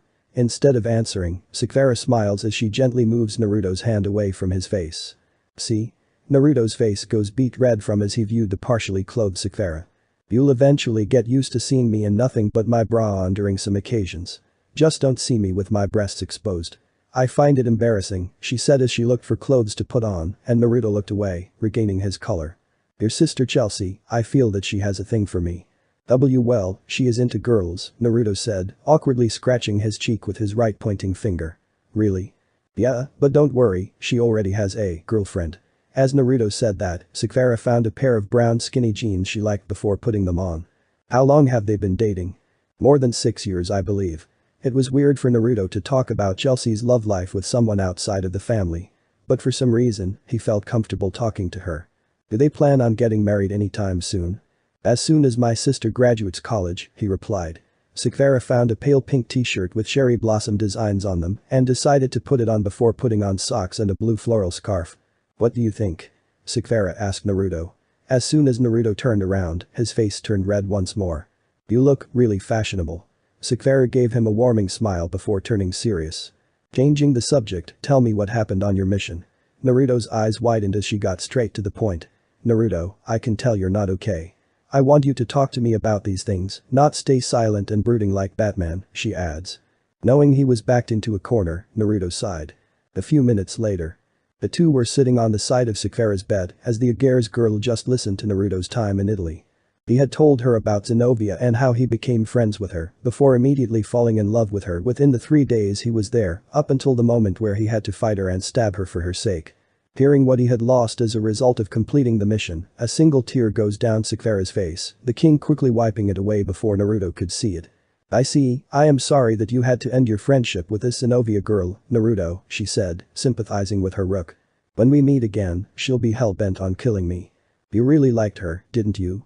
Naruto only nodded yes, which pained Sakura. I don't know what I can do to help you, Naruto. Was never really one to be good at this sort of stuff. You're already helping me, Sakura. I mean, just talking to you is helping me a lot. Usually, I'd keep stuff like this bottled up inside me until I got over it, but having someone to listen to it feels great once in a while. He replied, smiling. Can I tell you something? Sakura asked. What is it?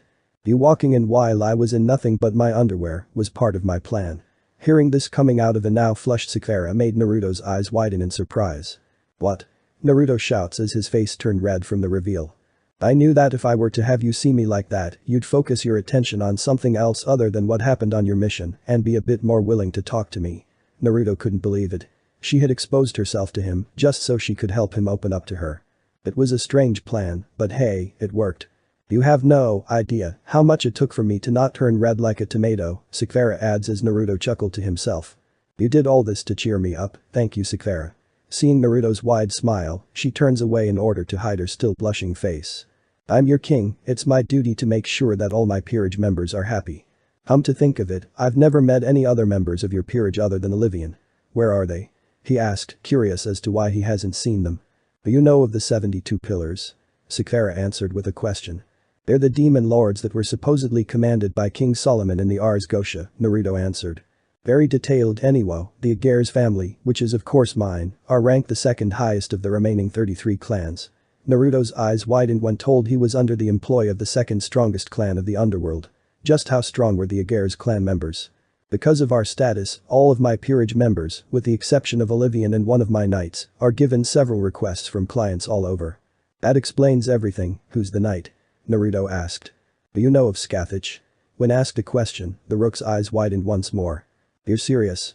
He shouts, earning a smile from Sakura as she readjusted her glasses. I'm very proud of myself for convincing her to be part of my peerage. She was the second person I invited and I did it all by myself. Where is she right now? The only answer he got from his king was just one word. Training. When will she be back? No idea, she never picks up my calls, Sakura answered as she got up from her bed. So for now, I am left with just you and Olivian. I'd love to stay and chat with you more, but I must get going, Naruto. My father has booked a 3-day vacation to Hawaii for my family and I have been looking forward to it. What do I do in the meantime? Anxious for another mission already? Just do what you usually do. Live your life, go connect with your sisters. Do you? Namika's residence. Naruto was in his room working on designs for a new weapon and writing down a list of equipment he'll need, with Infernus telling him he wasn't relaxing, but overworking. Take a break. Can't, I need to get this weapon done before the next mission. For the fight with Zenobia, I was a bit reliant on my shotgun. Not only did she have twin pistols, those pistols had blades equipped for close combat. With a melee weapon, I'll be a bit more prepared in case a ranged weapon doesn't do the trick.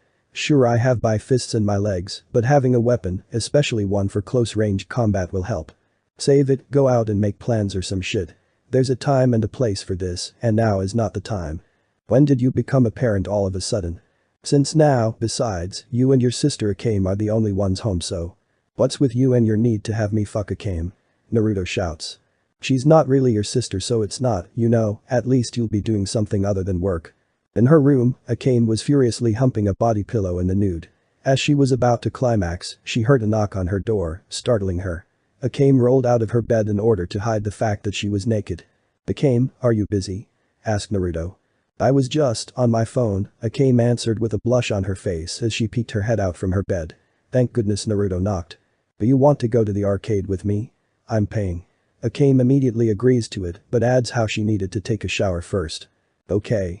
As soon as she heard Naruto's footsteps leave, Akame sighed as she looked at her body pillow. She would have to finish in the shower. Akihabara. Akame couldn't help but feel amazed by the many forms of entertainment Akihabara offered to both her and her brother. Ever since an anonymous corporation came out of nowhere and remodeled a few areas and built a brand new arcade at the center of the electric town, Akihabara had an amazing increase in visitors and revenue. Right now, she was dragging Naruto by his hand as the latter told her to slow down before asking her where she was taking him. There's this game called U-Fighter at the Club Sega arcade. It's a game where you and 1 or 3 other players use specialized head seats to enter a battleground where you can choose a weapon or weapons of your choice and fight until you're the last one standing. Back then, I never had shit like these video games to play. From the look of it, video games look like a waste of time. Only if you grab a bad one after paying over 6,000 yen without checking the reviews. Hey Naruto. Akame. Looking behind them, they see Mocha happily waving at them while approaching them with her sister Kokoa, who glares at Naruto while hiding behind her older sister. Akane was glaring at Mocha as she wrapped her arms around her brother's right arm in a possessive manner. What brings you to Akihabara? Naruto asked. I just wanted to get out of the house, and I figured I'd bring Kokoa with me. You? Naruto replied by saying that he wanted to get out of the house as well, and figured he'd bring Akane with him. We're on our way to Club Sega to play some games. Would you and your sister like to join us? He asked. To Mocha, it sounded like a date proposal, making her face run bright red. While she knew that it didn't really count as a date, she didn't mind as long as she was next to her crush. Kokoa and I would love to join you too. Akame and Kokoa had shocked looks on both their faces after Mocha had accepted Naruto's invite. Kokoa, like Akame, was very close to her older sibling. After he was introduced into her sister's life, she couldn't help but feel like he was stealing her away from her. It didn't help that her other sisters, Akua and Kawa, as well as their mother, Akasha, took a liking to him. Just seeing the two interacting with one another made her jealous. Great, let's get going. With that, the four proceed to Club Sega. The Acaver, Rome. Daytime. 2 hours ago. Zenovia was sparring against a cocky male exorcist who looked like he was all talk and was bragging about how he might be promoted to a higher rank. Having heard this, she challenged the arrogant exorcist to a duel with wooden swords. Whoever got 5 wins was the victor. If he won, she'd have to go out with him. If she won, then he'd have to buy lunch for her, Naoko, and Arena for a whole month. To her surprise, he had some skills with wielding 2 wooden swords. Right now she had 4 wins, with the male exorcist having 3 wins. While she didn't like his attitude, she had to respect his skills. Truly, he was trained well.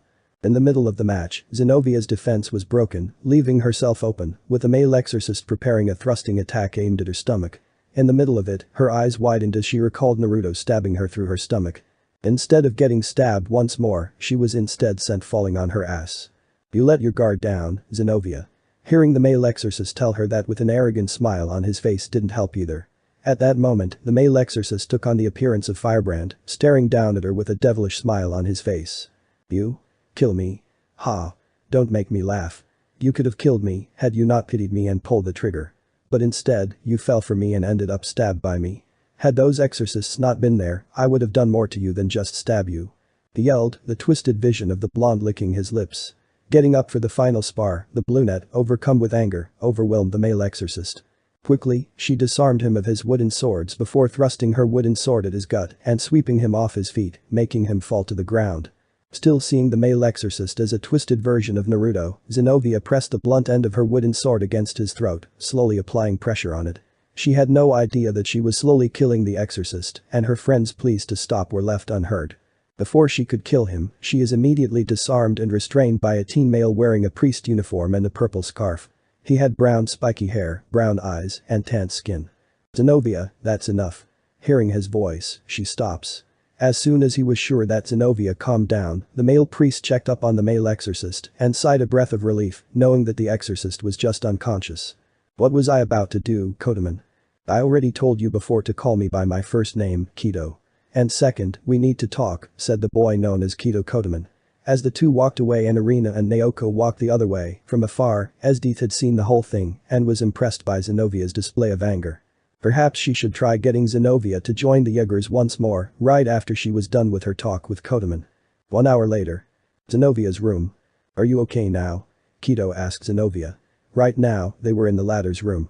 She was sitting on her bed while he had his back against a wall, sporting a stoic expression on his face. Zenovia says nothing. Even if you don't tell me, I've already put together a conclusion. You're heartbroken and feel betrayed. Zenovia's eyes widened, having been figured out by her friend. How did? I'm your friend Zenovia, I can tell how you feel just by looking at you. At this point, she starts tearing up. It hurts so much, Kido, I feel this rage that won't go away, I feel sick inside, knowing I had feelings for a devil. The times we spent together, the smiles shared between us, it was only for a few days, but they were one of the best days I've ever had in a very long time, where I felt alive. Happy even. Now. Say no more. I understand the anger, Zenovia. The feeling of betrayal and the hard truth behind it all is difficult to grasp and overcome, Kido told the brunette. However, you must never let this anger control you and get to your head. If you do, it can change you, consume you. If I can say anything to help you, it's to lay off both the training and the missions. Zenovia's eyes widened when Kido suggested this. There are other exorcists who can take the jobs you would be assigned. You need the time to cool off, rest your head. All this pain you have to take time off to get yourself together. But I need to get stronger so I can. And you will, but not in the condition you're in. You lose if you confront him the way you are now, Kido interrupts, a frown on his face. Just, listen to me, and trust me on this. Find a hobby to distract yourself. I don't know anything else, only training. I don't have any other hobbies. Then find new ones. Ones you can enjoy and calm your rage. I have to go. Do this for me, okay? As your friend. Zenovia says nothing as Kido lets himself out. As he's about to exit the room, he noticed Naruto sleep well. Letter on her desk. What's that letter? He asked. A reminder. He didn't ask further, knowing full well it involved the devil Zenovia was angry towards. She could have torn it to shreds and throw it away, so why does she still have it? Kido closed the door behind him as he left to go about his day. On his way towards his unknown destination, he sees Esdeath walking across from him, frowning as he saw her. Esdeath. Kodaman, Esdeath said as she tips her hat, a grin on her face. Kido had no respect for Esdeath. While she did do her job, her methods and the people she had in her little group made him uneasy. It also made him angry knowing a few people he knew were a part of her group and had either changed to the point he didn't recognize them at all or had lost their lives serving under her. Knowing that he's giving in to his own anger towards Esdeath, he stops in his tracks as he takes a deep breath and exhales, calming himself before he resumed walking forward. Esdeath had entered Zenovia's room and greeted the brunette before sitting on the side of her bed. I saw what you did today, Zenovia. How much trouble am I in for? Griselda was able to convince the church to let you off with a warning, but that's not why I'm here. I'm here to recruit you into the Jaegers, to help you get stronger. Kido says I need to calm my head. I think I should. Zenovia, we both know that while we're both here talking, this devil, Firebrand, is out loose and doing unspeakable and horrible things to innocent people, and he grows stronger every day as he continues to kill. You have no time to take a break. Kodaman would rather be passive than take action. I can offer you the training needed to get your revenge, but you must agree to join the Jaegers. To Zenovia, the offer was too good to be true. She was well aware of Esdeath's strength. People she knew, like Kuram, came out stronger thanks to Esdeath. To be honest, I see a bit of myself in you. All that strength at such a young age. I read your files, Zenovia. Killed your first devil at the age of 8, all to protect a fellow exorcist. It was going to devour us, I had to do what I had to do to save us both. Maybe so, but I think there was more to it. If I had to guess, you hated being weak, helpless, vulnerable, and decided at that moment to take up that sword and live. Usually people under these conditions would resign themselves to their fate, the fear paralyzing them, but you didn't. The strong live and the weak die, that was what my late father taught me, and as the strong, we have the power to protect the weak, Esdeath said to her fellow brunette as she continued. This will be your only chance, Zenovia. After this, I'll no longer ask. From there, Esdeath got off Zenovia's bed and extended her hand to her, who looks up at the blue-haired ice queen. Get up from that bed and shake my hand, or lay there and resign yourself to the you who couldn't save Takumi and was left at death's door at the hands of that devil. Esdeath thought that she'd decline the offer after her talk with Kido, but after 30 long seconds of waiting for a response, she forms a smile on her face when Zenovia got out of her bed and shook her hand. You chose wisely, Zenovia. Looking into her eyes, Esdeath saw something inside of the young brunette. There was something extra inside of those eyes, something that motivated to the young girl's heart. Of all the times she saw Zenovia, she never grew tired of seeing the look in her eyes. The look that was more focused on her duties of their roles as exorcists than anything else, and right now, they were the strongest they've ever been since the last time she saw them. Those eyes of yours, oh yes, they truly suit you, Zenovia. Esdeath thought to herself as her smile turned into a smirk. She's perfect. Club Sega. Akihabara. Now. Entering the arcade, Naruto, Akame, Mocha and Coco are greeted by a floating robot that looks like a chibi parrot. I don't remember Club Sega having this, Naruto comments. A mysterious corporation did remodel a few places around Akihabara. Mocha adds. Are you Naruto Namikaze? Asked the robotic parrot. Nodding yes, Naruto is immediately scanned and approved by the robot. Congratulations, Agears Corporation has offered you a player card with a lifetime supply of credits. Just put it against the scanners and play to your heart's content. If you need coins, just show the card to the service machines and input the number of coins you need, said the robot as its stomach opened to give him the card, surprising the four. So you're behind this, Sikvera. He thought as his sweat dropped. You know someone from the Agears Corporation? Mocha asked, surprised. Yeah, Sikvera. She owns the corporation. You met her while she and I were having ramen. That girl owns the corporation. This troubled Mocha, though she would never show it. "Well, let's go play some games, girls," Naruto said with a smile as he proceeded onward to play some games, unaware of the girls' inner thoughts. There were many games to play at Club Sega. But out of all the games they played, there was one in particular that Akame was interested in other than U-Fighter. It was called Fatal Bullet, a VRMRP developed and operated by an American company that emphasizes on gun usage. Akame had received it as a birthday gift from Naruto. When she heard that the game was coming to Club Sega for competitive play, she grabbed her memory card before she and Naruto left home. Akame had managed to separate her brother from Mocha and Kokoa before dragging Naruto by his arm as she approached the large gathering of players surrounding the game station. While going through the crowd of players and nerds, she spotted someone familiar on screen. Someone who was currently wasting the players in a 15v1 battle with a sniper and a machine pistol. In pale blue swing hair, indigo-colored eyes, white muffler, armed with an ultra-rare sniper rifle, "It's her," Akame whispered to herself. The player Akame was focusing on had just finished off the last player by shooting him through the head when he peeked out of his cover. After the match was set and the female player, announced by the name of Sinon, was crowned the winner of the match. 15 out of the 16 players came out angry and destroyed. "Who else is ready to challenge this cold-hearted sniper?" asked the announcer. After what all the players had witnessed, none had the guts or the balls to challenge Sinon. After 5 seconds of silence, Akame raises her hand. "I will challenge her," she says out loud, surprising Naruto, who couldn't help but notice a fiery aura in her competitive spirit. Like everyone in his family, if a challenge presented itself, they were compelled to take it. "It looks like Sinon has a challenger," said the announcer. "Are you sure you'll be fine, Akame?" "I'll be fine, Naruto Nai-chan. After all, I can deflect as well as cut bullets with my sword," Akame assures before she walked up to challenge Sinon. After inserting her memory card into the system, she put on the headset and sat comfortably in one of the chairs. In an instant, her consciousness was put into a large sand-covered wasteland, deserted buildings and partially destroyed vehicles surrounding her. For weapons, Akame barely used a gun in the game. Instead, she used a laser katana alongside a Beretta 87 target, a semi-automatic pistol. As for her armor, she wore a form-fitting catsuit that, while it had low shielding, it gave her greater mobility and an impressive boost in her agility stats. "I promise you, I will find you, and I will stab you in the head." Hearing this from Akame, Naruto couldn't help but worry for whoever crossed her path in-game. "I'll just have to make sure you don't see my bullets coming," said Sinon. Guo Airlines. Sekvara had been waiting for what felt like forever for her parents. She did everything she could think of to keep herself occupied. Playing Epic 7 on her phone, watching funny videos, ordering a mango smoothie, and ignoring stares from perverted males. Now, she was bored.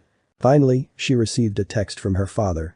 "Sorry Sekvara, something business-related came up. We'll have to reschedule the trip. Your mom and I will make it up to you. Dad." "I guess I should have expected this," Sekvara said, saddened by this. What should I do now? She had Olivian take a day off, and she didn't feel like going home. After realizing that Naruto was available today, possibly hanging out with his sister, she developed a devilish but playful smirk on her face. Club Sega. Sega Diner. Following an intense 1v1 match that lasted 15 minutes, Akame took off the arcade-issued atmosphere, looking defeated as she leaves the stage to be consoled by her brother. Having felt somewhat satisfied with the fight she had won, Sinon, revealed to be the bespectacled brown-haired girl, get up from where she was seated and starts looking for Akame as another player takes her spot to play on stage. Spotting Akame, the girl's eyes widen as she looks at Naruto, who was still consoling Akame, while Mocha and Coco watch them. She has a boyfriend. 5 minutes later. "I never saw her coming," she said to herself. "But you lasted far longer than the other players, and you managed to deflect a few of her bullets. You even had her waste all of her rifle ammo," Naruto said. "Yet she used that last bullet to finish me with one shot." She had known of Sinon's title as Fatal Bullet's #1 sniper, but she never expected that Sinon would incorporate weapons application in close quarters combat that was similar to the combat US Rangers used. "I had underestimated her. It's just a game, Akame." Muramasa. Akame came out of her sulking state as soon as she heard her gamer name being called out. The four focused their attention on the blushing bespectacled girl. "Do I know you?" asked Akame. "It's me, see Sinon." They, and Naruto, Mocha, and Kokoa had to cover their ears as Akame screamed. They weren't expecting Sinon to be a quiet girl like her. Yo, you're Sinon." "Yes, I just came to tell you, you did amazing in our fight," said Sinon, bowing down to Akame in respect. "But I didn't even land a hit on you," Akame tells her. "True, but I've never wasted all my sniper ammo like that before until you challenged me. You mind if I join you?" The bespectacled girl had joined the four at their table, talking to Akame as Naruto ordered an extra round of shakes. 20 minutes had passed and during those minutes, they got to know more about Sinon. Her real name was Shino Asada, she was going to be a first-year student at Kawahara Academy and she lived in Tokyo on her own. Compared to her in-game self, who was calm and cool, Shino was polite and a bit timid. "So how did you get into Fatal Bullet?" asked Akame. Shino almost choked on her shake when asked that question. "It's very complicated." Naruto took notice of this after seeing her looking hesitant. "Complicated? How?" Akame, it seems to be a sensitive topic for her.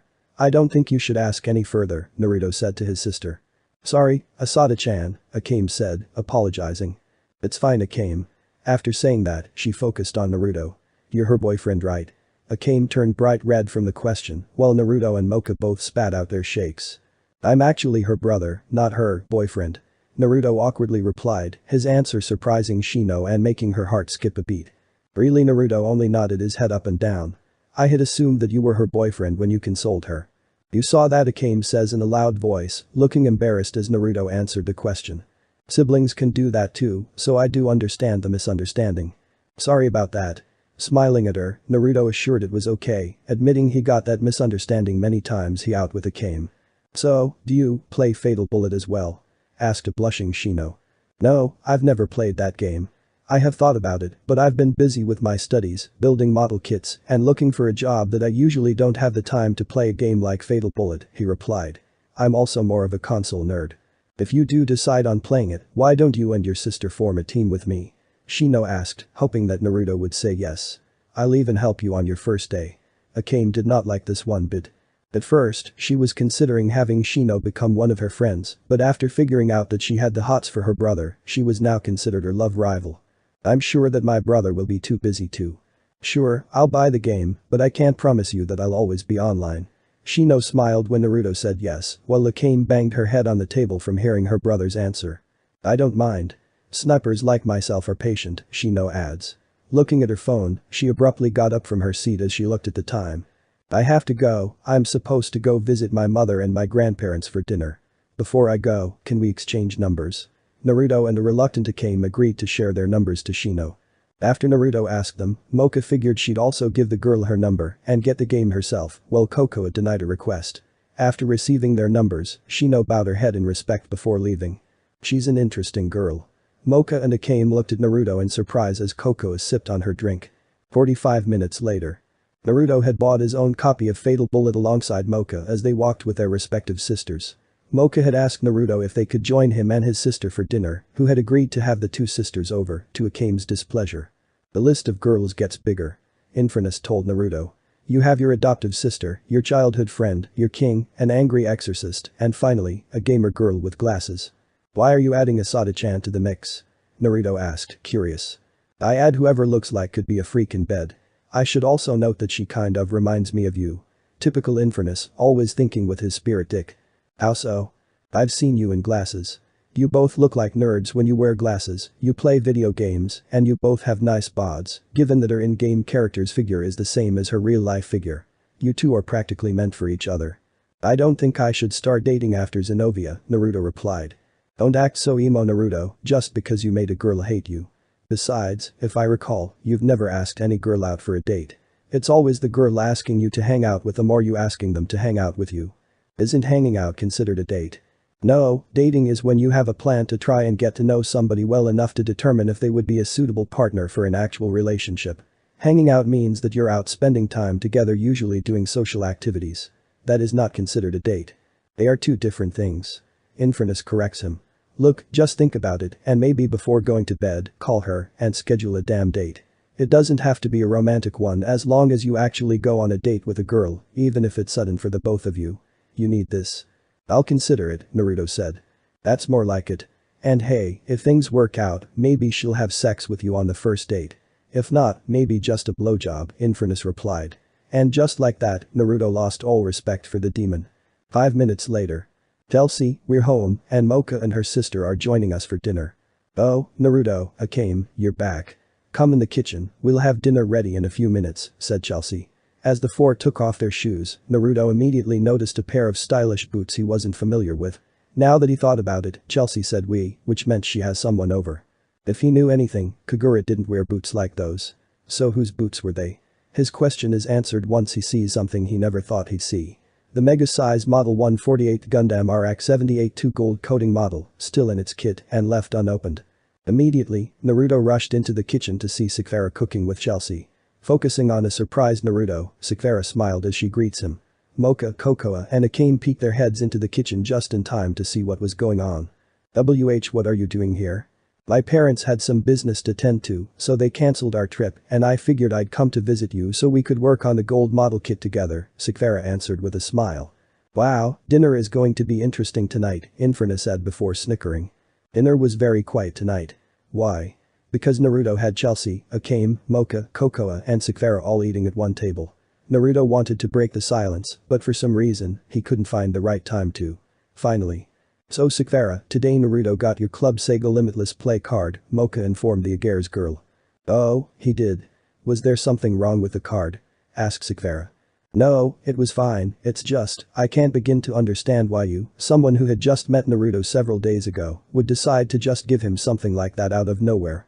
Well, he did show me kindness and offered to work for me, Sakura said. You make it sound special to you, why? Asked Akame. When's the next time you'll ever meet someone as selfless as Naruto? I wouldn't know, because I've never met them yet, Akame replied.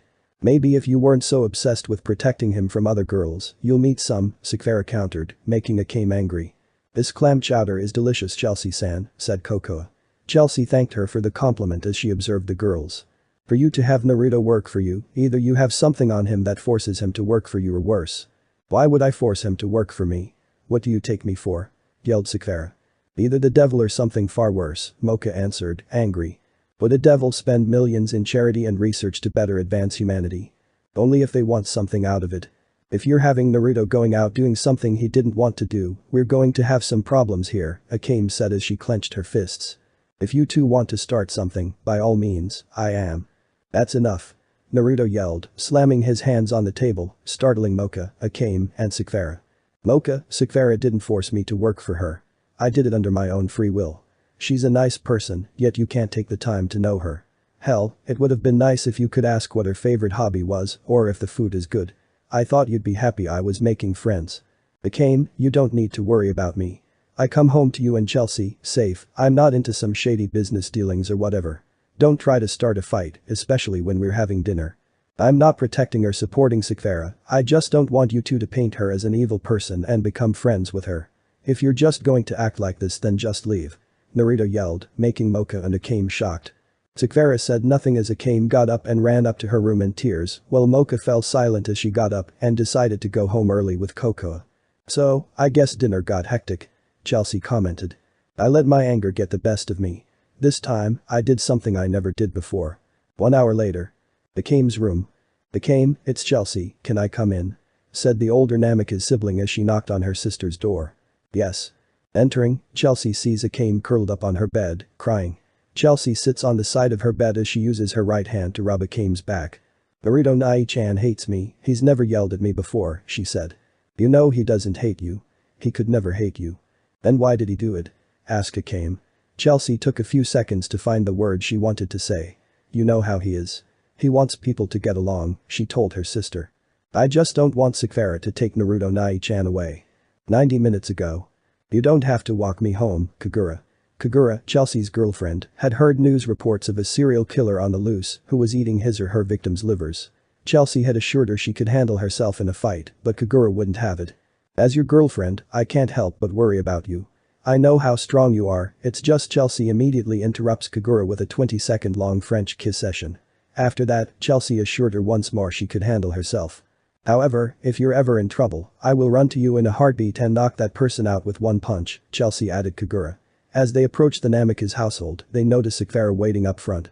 Chelsea could tell immediately that the Agear's girl had arrived a minute before them. She also noticed she was talking to herself. Why she was doing that was beyond her. Not letting her know that she and Kagura were behind her, Chelsea got close enough to grope Sakura's ass, startling her. Chelsea had immediately caught the girl's hand before her slap could connect to her right cheek. Good evening, Sakura. Chelsea, Sakura said in surprise. What brings you to the Namika's household? Asked a curious Chelsea. Sakura told her and Kagura that her parents had cancelled their Hawaii trip at the last minute before telling them she was hoping to come over so she could have Naruto help her assemble the model kit he had given her. So you came for Naruto. Sorry to tell you this, but he's not home. This served to sadden Sakura. Oh, I see. I guess I'll. Hold it. Sakura stops. However, he will be home in half an hour. Until then, you can come in and make yourself at home. Sakura smiled after hearing this. Well, I guess I should be going now, Kagura said. Before she could leave, Chelsea stops Kagura so she could give her a goodbye kiss. While the couple savored their kiss, Sakura had trouble processing it. After all, this was the first time she witnessed two girls kissing. Her face was bright red and smoke was coming out of her head. After ending the kiss, Chelsea said goodbye to Kagura, who left with a blushing smile. Alright, let's go in, shall we? She said as she pulled Sakura into the house. Inside, both girls took off their footwear. Sakura forms an uncomfortable expression on her face when Chelsea stripped off her clothes until she was only wearing her bra, underwear, and socks. Ah, I feel so liberated, Chelsea said to herself. You do this when you have a guest here. As long as they're girls or Naruto. Otherwise, I pummel them, she answered. Make yourself at home. I need to prepare for dinner. As Chelsea entered the kitchen to cook, Sakura went into the living room and took a seat on the couch. You have a nice place here. Thanks, we could have bought a bigger house somewhere nice, maybe somewhere located on the top of a hill, but our parents wanted to raise us in a quiet, safe, and nice neighborhood. He was right to choose this area. Your father.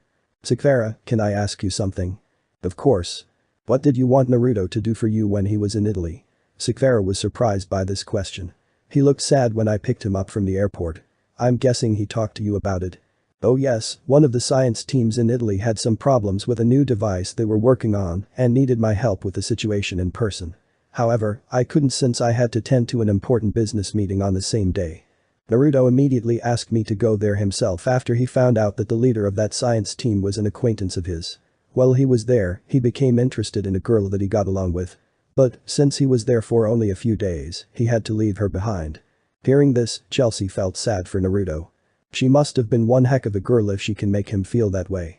I'm sure she was. As Chelsea resumed cooking, Sakura noticed several family photos of a young Naruto, Chelsea, and Akane near a window. One picture caught her attention. One that had the three of them smiling alongside a spiky blonde male and a red-headed female. Naruto and Akane were 8, while Chelsea was 11 when the picture was taken. The older sibling enters the living room and sees this. Those two adults are our parents, Chelsea told Sakura. Our father was the president and founder of a company, and our mother was an inventor, one of the best of Japan. There was an explosion at the company. Naruto and Akane were 11 when it happened. The former employee got fired because he was caught stealing money from our father's company and blew up the whole building. A friend of our father's inherited the company while Naruto, Akane, and I were given their fortune. I'm sorry for your loss, Sakura said. Chelsea assured her they were fine, as the incident happened a very long time ago. Did Naruto harbor any hate towards this former employee? Asked Sakura. Chelsea had a serious but saddened look on her face. He was always a mama's boy, Akane was our mother's little girl, and I was daddy's little angel. We both hated him for taking them away. For Akane and I, it was easy for us to forget our hate towards him. After all, I was the strong older sister, and Akane was the youngest out of the three of us. I had to take care of her and make sure she could get over it. Naruto, I thought he would get over it with Uraya's help, but I was wrong. The former employee got the death penalty, yet Naruto wasn't satisfied. He wanted to make him suffer, heck, he even wanted to pull the lever to finish him. If he hasn't met Mocha, then he wouldn't have gotten over it. Sakura felt saddened by what Chelsea was telling her. I was his older sister, yet I couldn't do anything for him, and I wasn't there for him. It's all my fault, I'm a failure as an older sister, Chelsea said as she teared up. If I had been there for him, he wouldn't have had to shoulder all that pain and anger, he wouldn't have. Chelsea stops as she remembers the day Naruto got stabbed before breaking down. Sakura said nothing as she walked to her and hugged her. To think and care about your little brother proves to me how much you love him, Sakura told Chelsea. During a phone call I had with him days ago, Naruto said some good things about you, some about Akane as well. Chelsea's eyes widened. What did he say? Flashback. 6 hours before Naruto arrived in Italy to assassinate Takumi. Naruto, are you okay with this mission? Asked Sakura, who was currently communicating with the blonde through a computer. I just want to be double sure that. I'm fine, I can do this, don't worry, Naruto said as he worked on the prototype for his firebrand suit. You worrying about me reminds me of my older sister, Chelsea.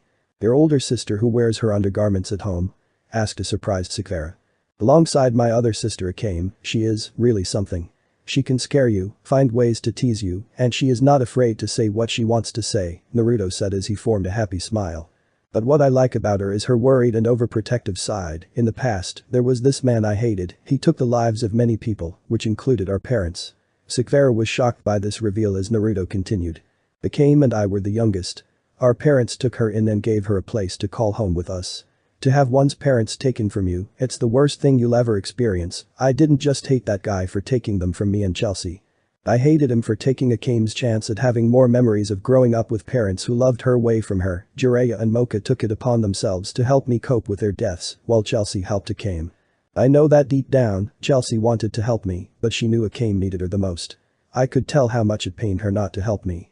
To know she wanted to help me was one of the only things that kept me sane. She thinks I must harbor some hate towards her for not helping me, but I don't. And, I could never hate Akame. After all, they're the only family I have. No matter how many times Chelsea teases me, and no matter how angry I might get with either of them, I will always find it in myself to forgive. Hearing this from Naruto made Sekvara understand his relationship with his sisters. She smiles as she told Naruto that she would love to meet Chelsea if she had the chance. Flashback ends.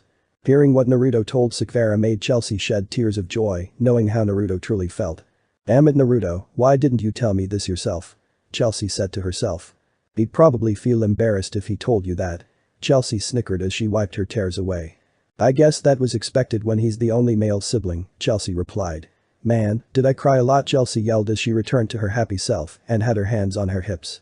I should get back to cooking. As Chelsea prepared to return to the kitchen, Sekvara asks her if she could help out. Are you sure? You're my guest.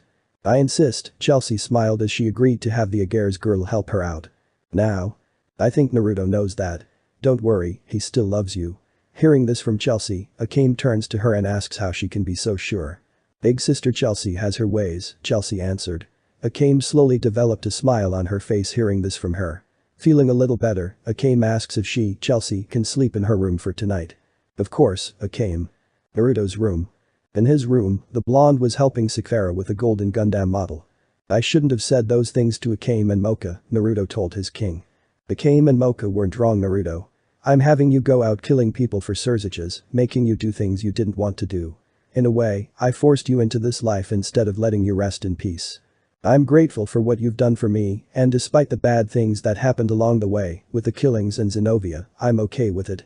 Had I stayed the way I was before, things would have played out badly for me in more ways than one. Probably, you've never yelled at Akame or Mocha before. Today was the first, he answered. It's okay to yell at them, Naruto. If you have something to say, you have the right to let it be heard, even if others end up being affected by this, Sekvara added. That's some strange advice, but I get what you're saying, even if it's just a little bit. Chelsea and Akame are lucky to have you as their brother, and Mocha's glad to have you as a friend, she told the blonde, a smile on her face. Thanks, Sekvara, I should probably apologize to Mocha when I have the chance to. I'll apologize to Akame in the morning. You should, Sekvara responds as they continue to work on finishing the Gundam model. I think I'll ask Asada-chan out on a date. Sekvara was caught off guard by this as she fell off her stool before getting up. This is a first for you. Who's this Asada-chan? She asked, determination in her eyes as she got up close and personal with a surprised Naruto. He took the time to tell her about Shino Asada and how Infernus told him he's never officially dated a girl before. He even tells her he's not really sure what to do on a date. Sekvara wouldn't mind if Naruto had asked her. Too bad he decided on Shino, that girl was lucky. But despite his choice, Sekvara decided to support the blonde. What kind of king would she be if she didn't allow her rook to date whoever he wanted? Well, for starters, call her now and schedule that date, she told Naruto. Now? With you here? He asked, blushing. If you're nervous, I'll dial the number for you, Sekvara replied as she took Naruto's phone and looked up Shino's number. You can't just do that, Naruto yelled. Things won't progress for you if you don't take the first step, Sekvara told her rook. Even so, when Naruto finally managed to grab the phone, he loses his balance and lands on an unexpected Sekvara, the two finding themselves on the rook's bed in a very suggestive position. You shouldn't have done that, Naruto told his king as the two's cheeks turned red from the position they were in. Sorry, could you get off? Naruto, do you know if your friend is? Chelsea stops mid-sentence when she sees the two in their suggestive position, saying nothing for 10 whole seconds. Sekvara, are you staying over? Yes, I am, she told Chelsea while still under Naruto. Okay, Naruto has extra toothbrushes in his bathroom, so I'll go fetch you something to wear to sleep. You should be able to fit the same clothes as me. Sounds good, thank you for letting me stay over. No problem. I'll let you two continue where you left off. This time, both Naruto and Sakura reacted by turning tomato red and yelling, "It's not what you think," as Chelsea closed the door on them. 10:45 p.m. Due to the awkwardness of earlier, Naruto was sleeping on a futon on the floor, allowing his king to sleep in his bed. Sakura, wearing a white frilly nightgown she borrowed from Chelsea, get up to get a glass of water from downstairs. In the kitchen, she finds Akame exiting the kitchen. Sakura asked what Akame was doing in the kitchen. Like the Agare's king, she had gotten thirsty and had decided to drink some water before going back to bed. The two found it awkward being alone downstairs in the middle of the night after what happened hours earlier. Finally. "I'm sorry for what happened at dinner," Akame said to the Agare's girl. "You don't have to apologize to me. I was at fault as well. If you want, I'd like to start over and be friends." Akame smiled as she accepted Sakura's friendship. "Your brother felt really bad when he yelled at you." This surprised Akame, who couldn't help but smile. "You're lucky to have him as your brother." "Thank you." With that, the smiling girl leaves the kitchen. Sakura formed a smile as well, knowing she did a good thing. As she poured a glass of water for herself, she sees a case that contains several first-place trophies, medals, and pictures belonging to Naruto. All of them involved winning in subjects involving intelligence and the ability to invent something amazing. Impressed, an idea hit her that made her smile bigger. The Gares Corporation building. 9 a.m. Naruto had apologized to Akame for yelling at her, who was more than happy to forgive him after talking to Chelsea and Sakura. After breakfast, Sakura asked him to accompany her to the Agares Corporation building for something important. Right now, the blonde rook was in a large office with a large computer and an array of monitors set up in the middle of the room. When he asked why they were in here, Sakura's answer surprised him. "You what?" "You heard me, I'm giving you a part-time job here at Agares Corporation," Sakura answered. "As what?" "As my personal assistant, my inventor and repair guy. Mostly as one my inventors." Sakura further explains that he'll be tasked with things like taking calls, substituting for her in meetings when absent, inventing new things, and repairing Agare's tech. "First you have me become some assassin for Surziches, now you're making me an employee here. What made you decide to give me a part-time job here?" Naruto asked. "I saw your impressive collection of achievements, Naruto. You have a brilliant mind that should not go unnoticed." "I'm not that special. There's a lot more out there who may be smarter than me," Naruto counters. "Maybe, but I don't care about them. I want only you." Naruto blushed when he heard the last part. I got it," he replied. When asking how much he was getting paid for working weekly for her, she just held up 7 fingers, signifying how many zeros were behind the number 1, 10 million yen equals 90,787 equals 12,968. 57 a day, surprising Naruto. "That much?" Naruto yelled. "That's how good I know you are if my company and I are paying you that much," Sakura replied, smiling as she adjusted her glasses. "I should at least learn about these things. Are there any books about Agares Corporation and their machines or devices?" Naruto asked. His king handed him 3 books before telling him that he'll get paid to read them since it's his first day. "Take as much time as you need to finish the books, Naruto. Don't worry about time, I'll be done with them by the end of the day. After all, time is money," he replied as he began reading. Sakura only smiles as she leaves the room. Mocha's house. Mocha laid in her bed as she recalled the events of last night. Naruto had yelled at her for the very first time. She shouldn't be making this a big deal, yet he defended Sakura, a girl she barely knew who, for some reason, felt off to her. Sakura Gares, just what was she to Naruto? Most of all, could she trust her? Out of nowhere, Mocha receives a text from Naruto, apologizing for yelling at her last night. Looking at it, the girl wanted to get angry at Naruto, but she couldn't find it in herself to hate the blonde.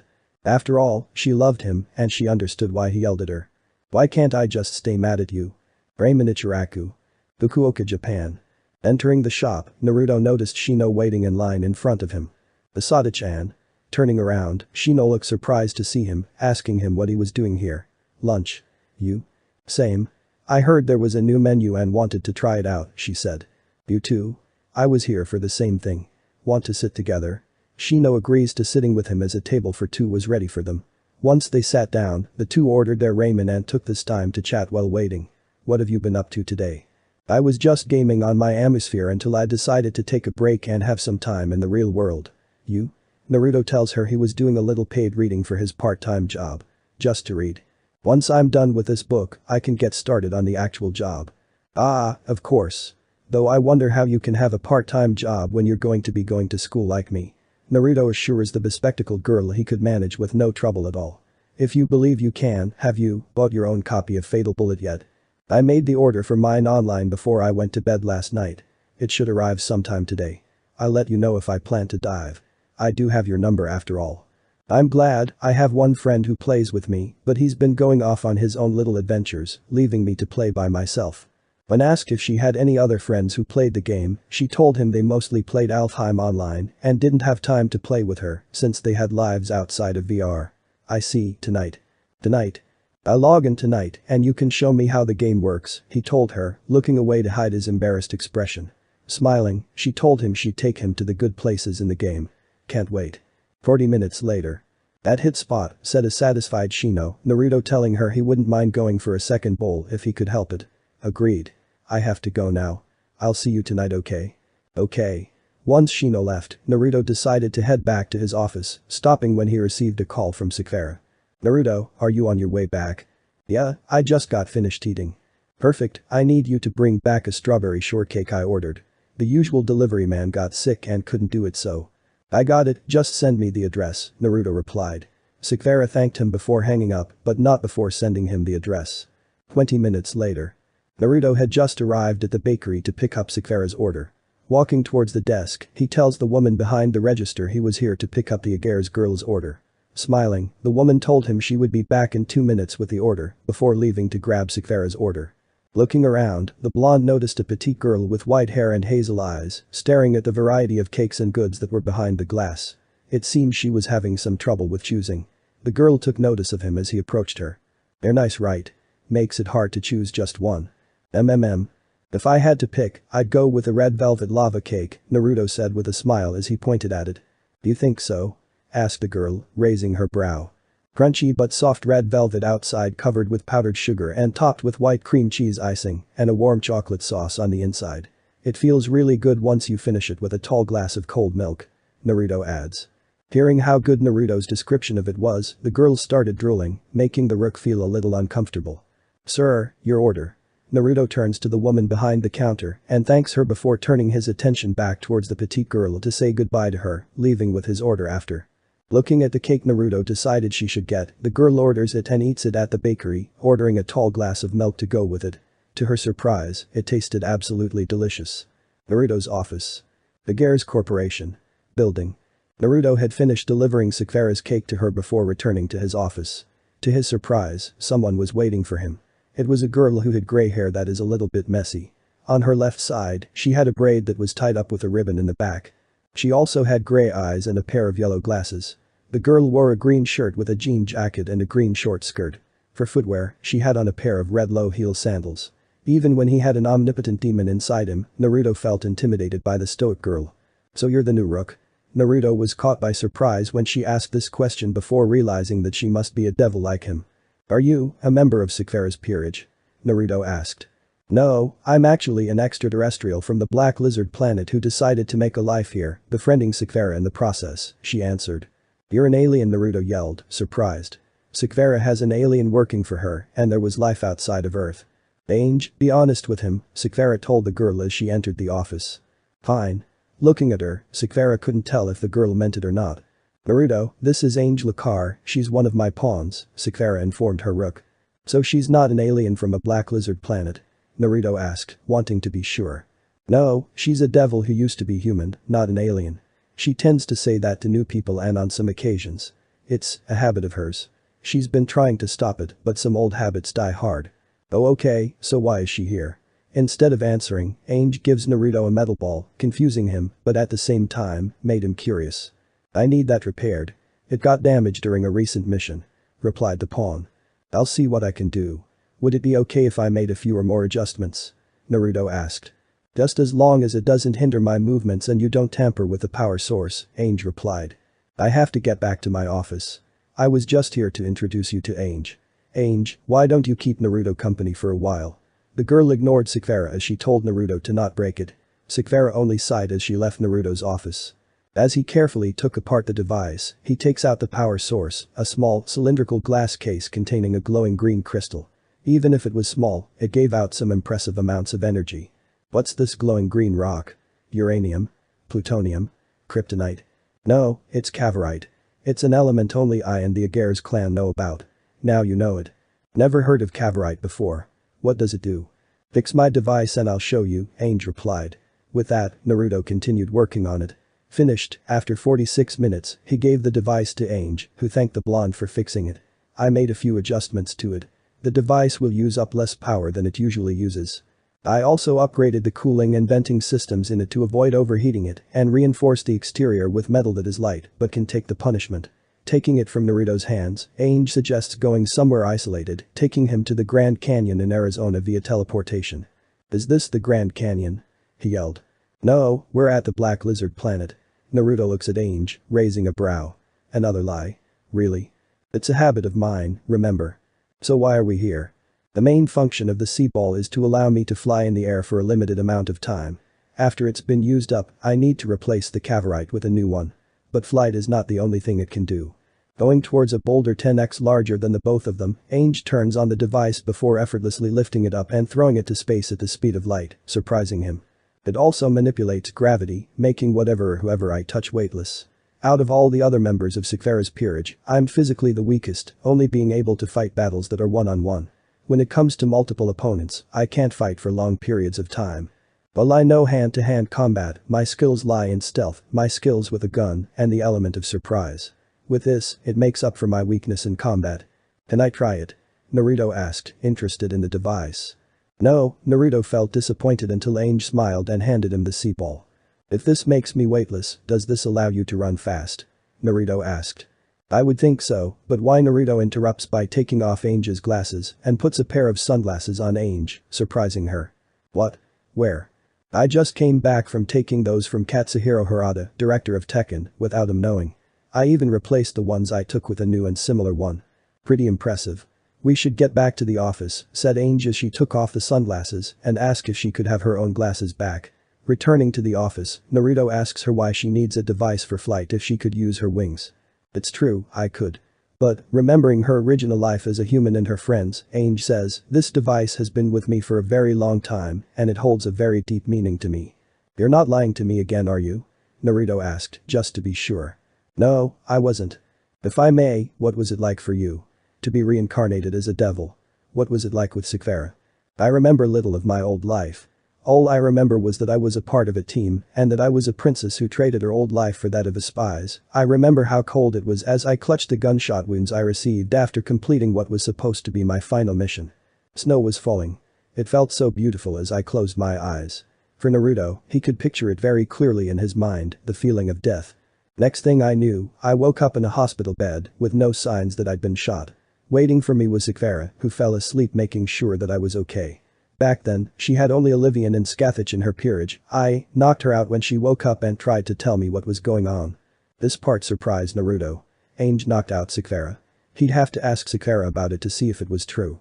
I tried to look for my belongings before escaping the hospital, knocking out 3 guards in the process. Due to my newly acquired strength, I didn't get far. I passed out before I could even get my stuff. After calming down, I was told by Sequeira of my reincarnation and that I was listed as Kia. I cried, knowing I could never go back to my teammates and without exposing my devil status and putting them in danger. I stayed in Sequeira's house bedridden for a month. I ate, bathed and rested but never spoke. It was too much for me. One night, I decided to kill Sequeira. Naruto's eyes widened in shock. You tried to kill her? I was turned into a devil against my will. Back then, Sequeira was competing with 2 other girls on who would have the strongest peerage. Hearing that Sequeira had recruited Ainge in order to compete with 2 other girls made Naruto uneasy. Was she still competing with these other girls? In the dead of night, I took a knife from the kitchen and snuck into her room. She was awake when I got there, reading a book. I lunged at her, but she caught my hand. I yelled at her for not letting me die. Just telling her that left her open for me to kill her. After that, she what? She wept for me as she held me in her arms. I ended up stabbing her in the shoulder as she cried and apologized for doing it without knowing how I'd feel about it. Just hearing her apologize, I dropped the knife and helped nurse her wound. After that night, she and I just talked and from there, I grew to trust and depend on her. After meeting me, she gave up on the competition for the strongest peerage. She allowed me to see my teammates, though it was from an orb. After all, I was a devil now. But it didn't matter, as long as I could see that my team was happy. Are any of them still alive? Naruto asked. I don't know, I was focused on helping Sakura that I decided not to check on them, fearing I'd see them die knowing that I can never see them again or be where they are now. Finished with her story, she asked Naruto for his. How did you become a devil? I was just a human who wanted to save the ones I cared about, even if I had to face death. It didn't matter what happened as long as they lived. However, just the thought of never seeing them again scared me, made me want to live for them. Sakura gave me just that, and I too am thankful for her. I'm still getting used to it all, with the powers and the struggles of being a devil. Still trying to adjust, Naruto replied. Right now, I'm trying to do new things, I should get back to work. What are you doing after work? Me? I'm just going to go home and work on some side project. How would you like to accompany me to dinner? Sakura's not coming. No, it'll just be the two of us. Two devils on the same peerage just hanging out outside of work. Naruto took a minute to think about it before agreeing to it. The Hongo Italiano Trattoria. So I can keep the sunglasses. Of course. I don't have a need for it. Naruto said as he slurped on some spaghetti noodles. Neither do I, Ainge replied before sipping on her glass of red wine. Naruto watched Ainge drink the wine, with curiosity. Does it taste good? Ainge took notice of this, asking him if he wanted a sip. Though hesitant at first, due to his age, Naruto decides to try some. Taking a sip, Naruto makes a face that shows that he didn't like the taste. Ainge laughed a bit as Naruto did that face. How can people like this? He asked. Who knows, as they continued to have dinner, an awful sound caught their attention. The sound belonged to two young kids, a brother and his sister, messing with a piano. The sound they made was beginning to ruin the mood for the other guests. Wiping her mouth before getting up from her chair, Ainge walked towards the kids. The piano is not a toy. Ainge politely told them. The kids stopped as they turned their attention towards the girl. If you move over, I'll play something that's more soothing. Curious, the siblings allowed the pawn to play the piano. In control of the piano, Ainge played an original that wowed the guests. The siblings sat next to her as they watched her fingers move. Naruto found her piano skills to be a work of art as his ears took in the sounds. Finishing, Ainge was met with applause from all the guests, thanking them for listening before getting back to her seat. So you can play the piano? It was one of the requirements for a princess. You mentioned being a princess. If you're royalty, you had everything, why give it all up? Naruto was left dumbfounded when Ainge said she hated it. You hated being a princess. All it was for me was study, study, study, day and night. By fate, I met someone who looked just like me. From there, things turned for the worst until. I see, do you like your life, as a devil? Asked Naruto. Being a devil that has been living since the early 20th century, you see people you know come and go, and you experience all kinds of hell. It's an experience you can never hope to imagine or live through as both a former human and a reincarnated devil. But, it wasn't all that bad. Seeing brave people rise up to fight for freedom and the right to live, to see the world change before you, to see it all was scary, but at the same time, it was beautiful. It made me wish that my old team lived long enough to see it all. But, knowing that I'll be the eyes that get to see every tomorrow for them is enough to say that I'm glad that Sakura chose me to be a part of her peerage, even if it wasn't for the good reasons at first. Ainge replied with a smile contagious enough to make Naruto smile. Ainge had made what was considered a bad experience for her into an opportunity of a lifetime. Well, enough of that, let's finish eating before our food gets cold. Naruto agreed with Ainge as they continued with dinner. By the way Naruto, do you remember earlier when you drank some of my wine? Yeah, what about it? Ainge leans in close as she whispers in his ear, the part where you drank from is the same one my lips were on, before leaning back with a playful smile on her face. Now aware of this, Naruto turns bright red, knowing he had indirectly kissed her. I guess you could say that your first kiss was like taking a sip from a glass of fine red wine, specifically 2008 Chateau Pontet Canet. Ainge puts a piece of cut salmon in her mouth, savoring its flavor as Naruto sat in his chair, still red in the face. Ainge's apartment. Downtown Tokyo. Naruto had not said a word since dinner. Hell, he couldn't look Ainge straight in the eye as he walked her to her apartment. Well, I'm going to go. Wait Naruto. The Aguirre's rook stops in his place as he turns towards Ainge. Is there something you need? You have a lot of sexual stress inside of you. Naruto blushed when she told him that out loud. How can you? I can tell just by looking at you. Having all that pent-up desire bottled up inside of you is unhealthy. I admit your resistance to lust and the female flesh is admirable, but I would recommend that you do something about it. Keep all that inside and you might do something stupid and reckless to any girl you associate yourself with. Ainge then went on to explain how Naruto should try watching porn or possibly get a nice girl to give him a blowjob, maybe have sex with him. All those sound good, Stop right there. Let me tell you something you're probably aware of. Judging by our conversations and by the way you interact with others, particularly your childhood friend Sakvara has told me about. You're pretty reserved when it comes to the subject of sex and the art of relieving stress through sexual means. To me, I think you deny the need to do it because that's what you really want inside. Naruto couldn't help but feel embarrassed and a bit defensive when Ainge said what she wanted to let him know out loud. You see yourself as a person who feels that he has no need to subject yourself to pleasure or the need to ask someone of the opposite sex to do it for you. And you don't see yourself having sex with any other girl besides the one you're in love with. Why? Because you don't want to associate yourself with those other sex-crazed teens your age. You're stuck trying to be this sex-abstained person in order to please a girl you like and to keep yourself from betraying said girl. To me, that's really pathetic. In conclusion, you want sex, like every person with raging hormones, but deny it since you're scared to let out your lustful nature and scared that helping yourself to lust will have the one you're in love with seeing you differently. Naruto had no way to counter it.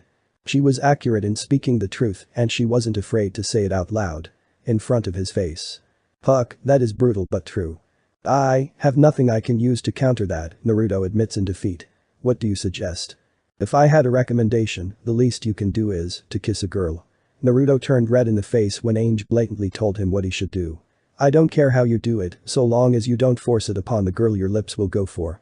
Like you and other males, most girls, like me, are hormonal as well, it's just that we know how to control our desires better. Having just told you what you need to do, you should be aware of the idea of seeing other girls by now. I'm pretty sure either one of your parents, maybe both, when they were young, have fooled around with others before meeting each other. Naruto immediately fell silent when Ainge said that. Don't tell me, you never asked them, or even asked your godfather. Hearing that made Naruto curious about his parents' life before meeting each other. I think I'm going to go have a talk with my godfather. Naruto said before Ainge told him, glad we had this talk, and closed the door on him. Namika's residence. Jireya's office. Jireya was writing a chapter for his new book when Naruto entered. Surprised, he asked the blonde if there was something bothering him. Did my parents ever have any other relationships before meeting and falling in love? Hearing this coming out of Naruto's mouth both surprised and amused the white-haired man. I guess it's a good time as any, your mother, and this is the truth, has never had any relationships before your father. That I can tell you for certain. Your father on the other hand, the last part made Naruto grow wide-eyed. My father was a ladies' man. Did you know that I used to hire female assistants? I think I know where this is going. Tsunade's lover's niece Shizune, Mabui, Pakura, Layla, Chisa, the list could go on.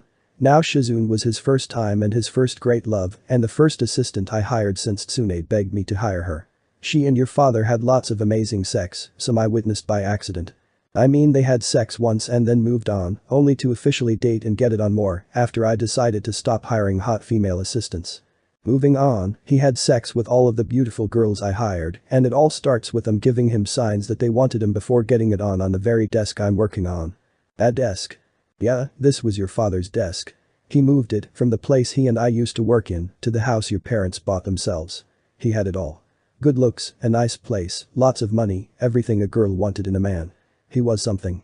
It makes me wonder why you never take after your father. Like it's supposed to be in the saying, like father, like son, Infernus joked. He was quite a sex fiend, but at the same time, he was very romantic. I see, to hear about his father's previous relationships was pretty weird, but it helped him know more about him. Why did you decide now to ask me this? Jireya asked, suspicious.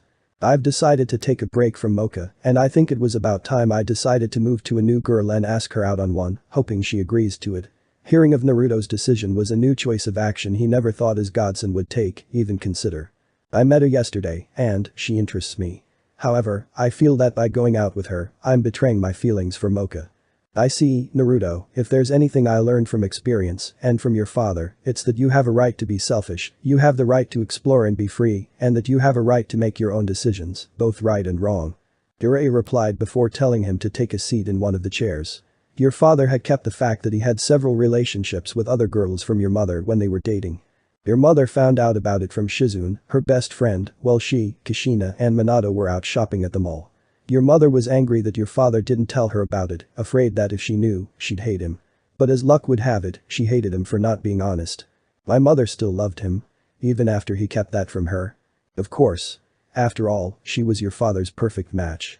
Well, there's no doubt in my mind that you and Mocha can truly make each other happy. You've never confessed to her yet, and you don't know if she loves you back or only sees you as just a friend. You, as of now, have a right to see and explore yourself with other girls before finally deciding to go for Mocha, and though I don't want to say it, but there could be a possibility that one of the many girls out there will be the one who will truly make you happy. Hearing what Jiraiya had to say made Naruto remember the conversations he had with Infernus and Ainge. You're right, thanks Jiraiya, said Naruto, forming a smile on his face. Glad we had this talk. One more thing. What happened with Shizune? You mentioned she was his first great love. What made them break up? If I had to say, it was because of distance. Shizune was offered a job in America, so that required her leaving Japan. Well, it hurt both of them. Minato didn't want to stop her from pursuing her dreams. Of course, being Minato, he and Shizune had sex one final time before she left and broke up on good terms. All Naruto said was "oh, okay," before getting up and preparing to exit Jiraiya's office. If you ever need any advice with love or dating, come to me. I'm always happy to help. Naruto smiled before telling him he'll keep it in mind. Well, I guess this means that you are now okay with fooling around with other girls? Infernus asked. We'll see how far it goes. Now that was an answer Infernus could be satisfied with. Bromidly. Igor's hideout. Zenobia, wearing nothing but a bra and a pair of form-fitting pants, was currently sitting with her legs crossed and her hands on her knees in the middle of the room. Jaeger members Wave, Seryu, Kurum, Run, and Bowles watched as Esdeath entered the room. Like Jaeger members Wave and Kurum, they had their full potentials unlocked by me. Like you, not only do they possess great power and a sense of justice, they also possess powerful magic circuits. The only difference is the amount you three each hold inside of yourselves. You, like myself and a rare handful, possess far more magic circuits than anyone in the church. Sadly, they've yet to be awakened inside of you, and you won't be able to unlock all of them until you're older. But with me, I can unlock them early. With all of them awakened, you may stand a chance against anyone who challenges us. I must warn you, there's a chance this might kill you. But as long as you have your faith in God, you will survive. Zenobia was afraid, though she didn't want to show it in front of the others. But if it meant that she can stand a chance against Firebrand, she'll take it. I can take the pain, Zenobia replied as she mentally prepared herself. Let's begin. After saying that, Esdeath places her right hand on Zenovia's back as she begins to open all of her dormant magic circuits by infusing magic into them. The pain was unbearable as she screamed. Her whole body felt as though the sun itself was burning her, and her brain felt like millions of fire ants biting her. It was as if hell itself was torturing her very body and soul. Soon after Esdeath was finished, she collapsed. Her eyes felt lifeless, and her mind was blank. Checking to make sure she was okay, Esdeath sensed all of Zenovia's open magic circuits, the quality of them both surprised and impressed her. Zenovia's circuits, to her, had a beautiful Spanish sky blue that surged with power. All this power and Griselda held you back from your true potential. Just seeing your beautiful circuits, right now, Esdeath was excited between her legs as the untapped power within the blue net sparked inside her. Heading up, she assigned Wave and Kurum to watch and guard duty, wanting to keep her newest Jaeger protected. Not only was she a powerful new member, but she was also her greatest asset. As the two took Zenobia to the infirmary, Esdeath ordered the others to continue on with their usual activities. On the way out, she noticed Kido glaring at her as he rests his back on a wall, arms crossed. She said nothing as she smiled and walked past him. Damn you Esdeath. Downtown Tokyo. Nighttime. Making curry tonight and she forgets the vegetables, Naruto said to himself as he exits a grocery store. Akane was preparing curry for breakfast tomorrow and had forgotten to stock up on veggies. Did she do it on purpose? Being a good brother, he volunteered to go get them, telling Akane it was important to eat veggies. I swear, Akane purposefully forgets them so she can eat only meat. As Naruto prepared to walk home, he heard a scream. Dropping the bags, the rook ran to the source of it. To his rage, a biker gang had caught a nice couple together and had beaten up the boyfriend. The girlfriend was currently fighting of her rapists, who were attempting to rip off her clothes. As he witnessed it, he felt immense anger well up inside him. There were people walking past them and they did nothing. They would rather pretend to see nothing instead of offering a helping hand. Quickly going to an isolated area where no one could see him, Naruto transforms into his demon form before he interrupts the biker gang by letting out a demonic roar, instilling fear into them. Even the woman was afraid of Naruto. What is that? Yelled one of the bikers. Naruto said nothing as he incinerates them in a burst of flames that miraculously didn't burn the couple due to Naruto's manipulation of the flames, allowing them to be unharmed. People who saw this gathered after seeing the flames, though the heat was hot enough for them to not go near it and block their line of sight. Looking at the woman, he told her she was safe, along with her boyfriend. Who are you? She asked. Firebrand. Firebrand, thank you.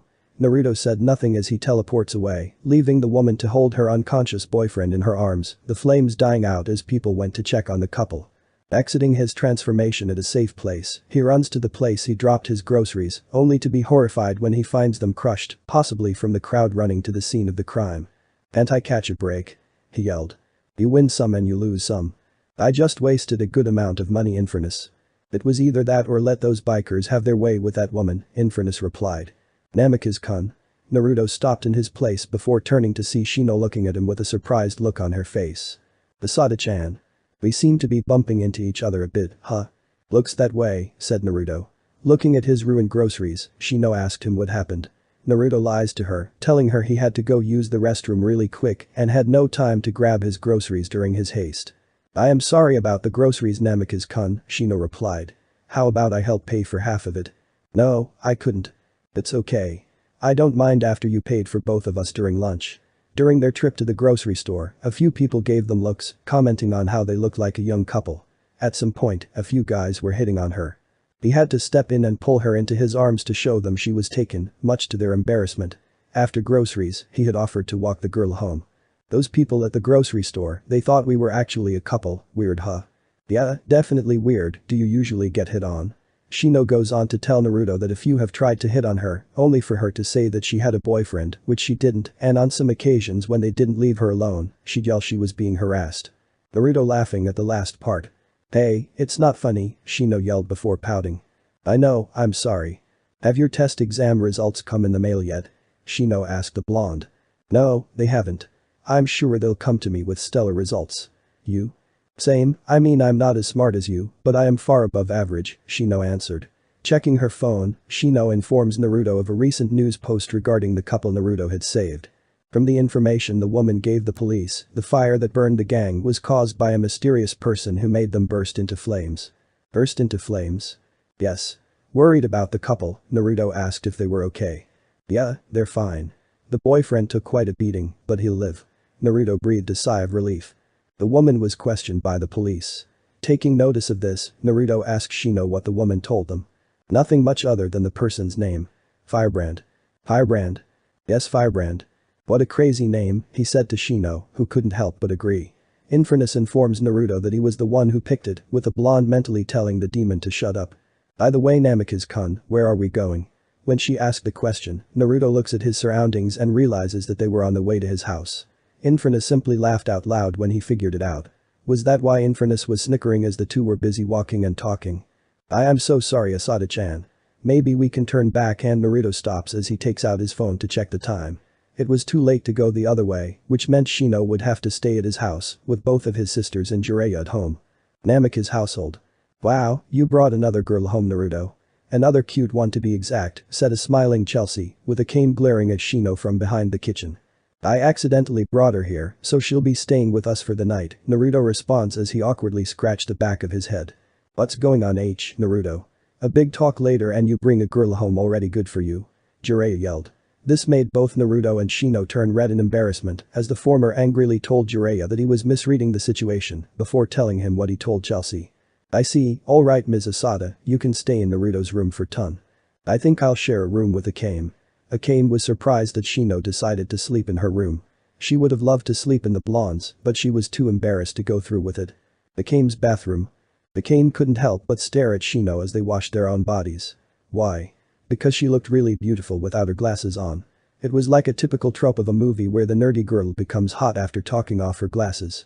Shino took notice of this, asking her if there was something on her face. "You're just really beautiful without your glasses on, Seinen-san." "I appreciate the compliment, Akame. Tell you the truth, I don't really need to wear glasses." Surprised by the minor reveal, Akame asks her why she wears them if she has perfect vision. "It's for protection." Knowing she didn't want to talk about it, Akame keeps silent. It feels nice to have a bathing buddy. Going over to Akame, Shino helps wash the parts of her body she can't reach, catching the girl by surprise. "Seinen-san, what are you? You have such beautiful skin, Akame, and you take care of yourself really well. I wish I had a little sister like you," Shino told Akame as she helped clean the girl. When she touches her, Akame's breasts, she voiced her surprise towards the girl's bust size, C cup. She was fine with her own size, which was somewhere between a B and a C cup, but Akame's was amazing. So perfect and firm. As she fondles Akame's breasts, Chelsea comes from behind and fondles the short brown-haired girl's breasts, earning a moan from her. Shino releases a cane following the sudden groping from behind. Rule of Chelsea. Never count her out of a good-fashioned breast fondling, she said with a smile as she continued to grope Shino. The sounds you make are cute, Asada-chan. I'm not, Shino couldn't complete her sentence due to Chelsea's fondling as she lets out another moan. If only Kagura wasn't working, then she'd be here fondling my breasts. As the girls were hanging out in Akame's bathroom, Naruto was busy working on his weapon, blushing as he heard Shino's moans. I think you should go check on those three. You know, just in case. Fuck off. The next day. Shino had found herself having breakfast at a cafe with Naruto before the latter went to work for Sakura. Your sisters are really something. Shino couldn't help but remember Chelsea's groping. The older Namika's sibling just knew how to feel around and that just scared her. Chelsea tends to do that a lot. Naruto awkwardly admitted to her. You're lucky to have siblings, Naruto. The Rook takes the compliment and adds that he's been getting that a bit lately. For me, I live alone. I don't really have anyone waiting for me at my apartment. If I recall, you told us you lived on your own. You don't have any visitors. Shino tells Naruto how she visits her mom and her grandparents during breaks and holidays, but that was it. I have made one friend before I met you and Akame and Mocha, but I still feel lonely. You never made any other friends.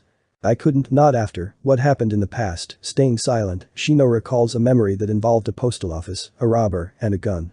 Exiting her thoughts, she tells Naruto, let's just say that it has made it hard to make any more.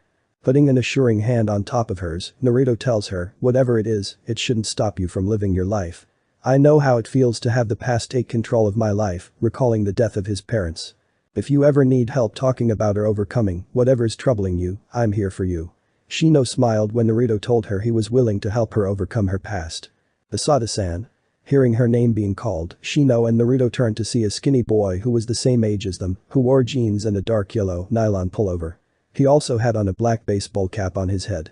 Shinkawa-kun, said Shino, sounding surprised. I'm guessing he's the first friend, said Naruto. Ahem.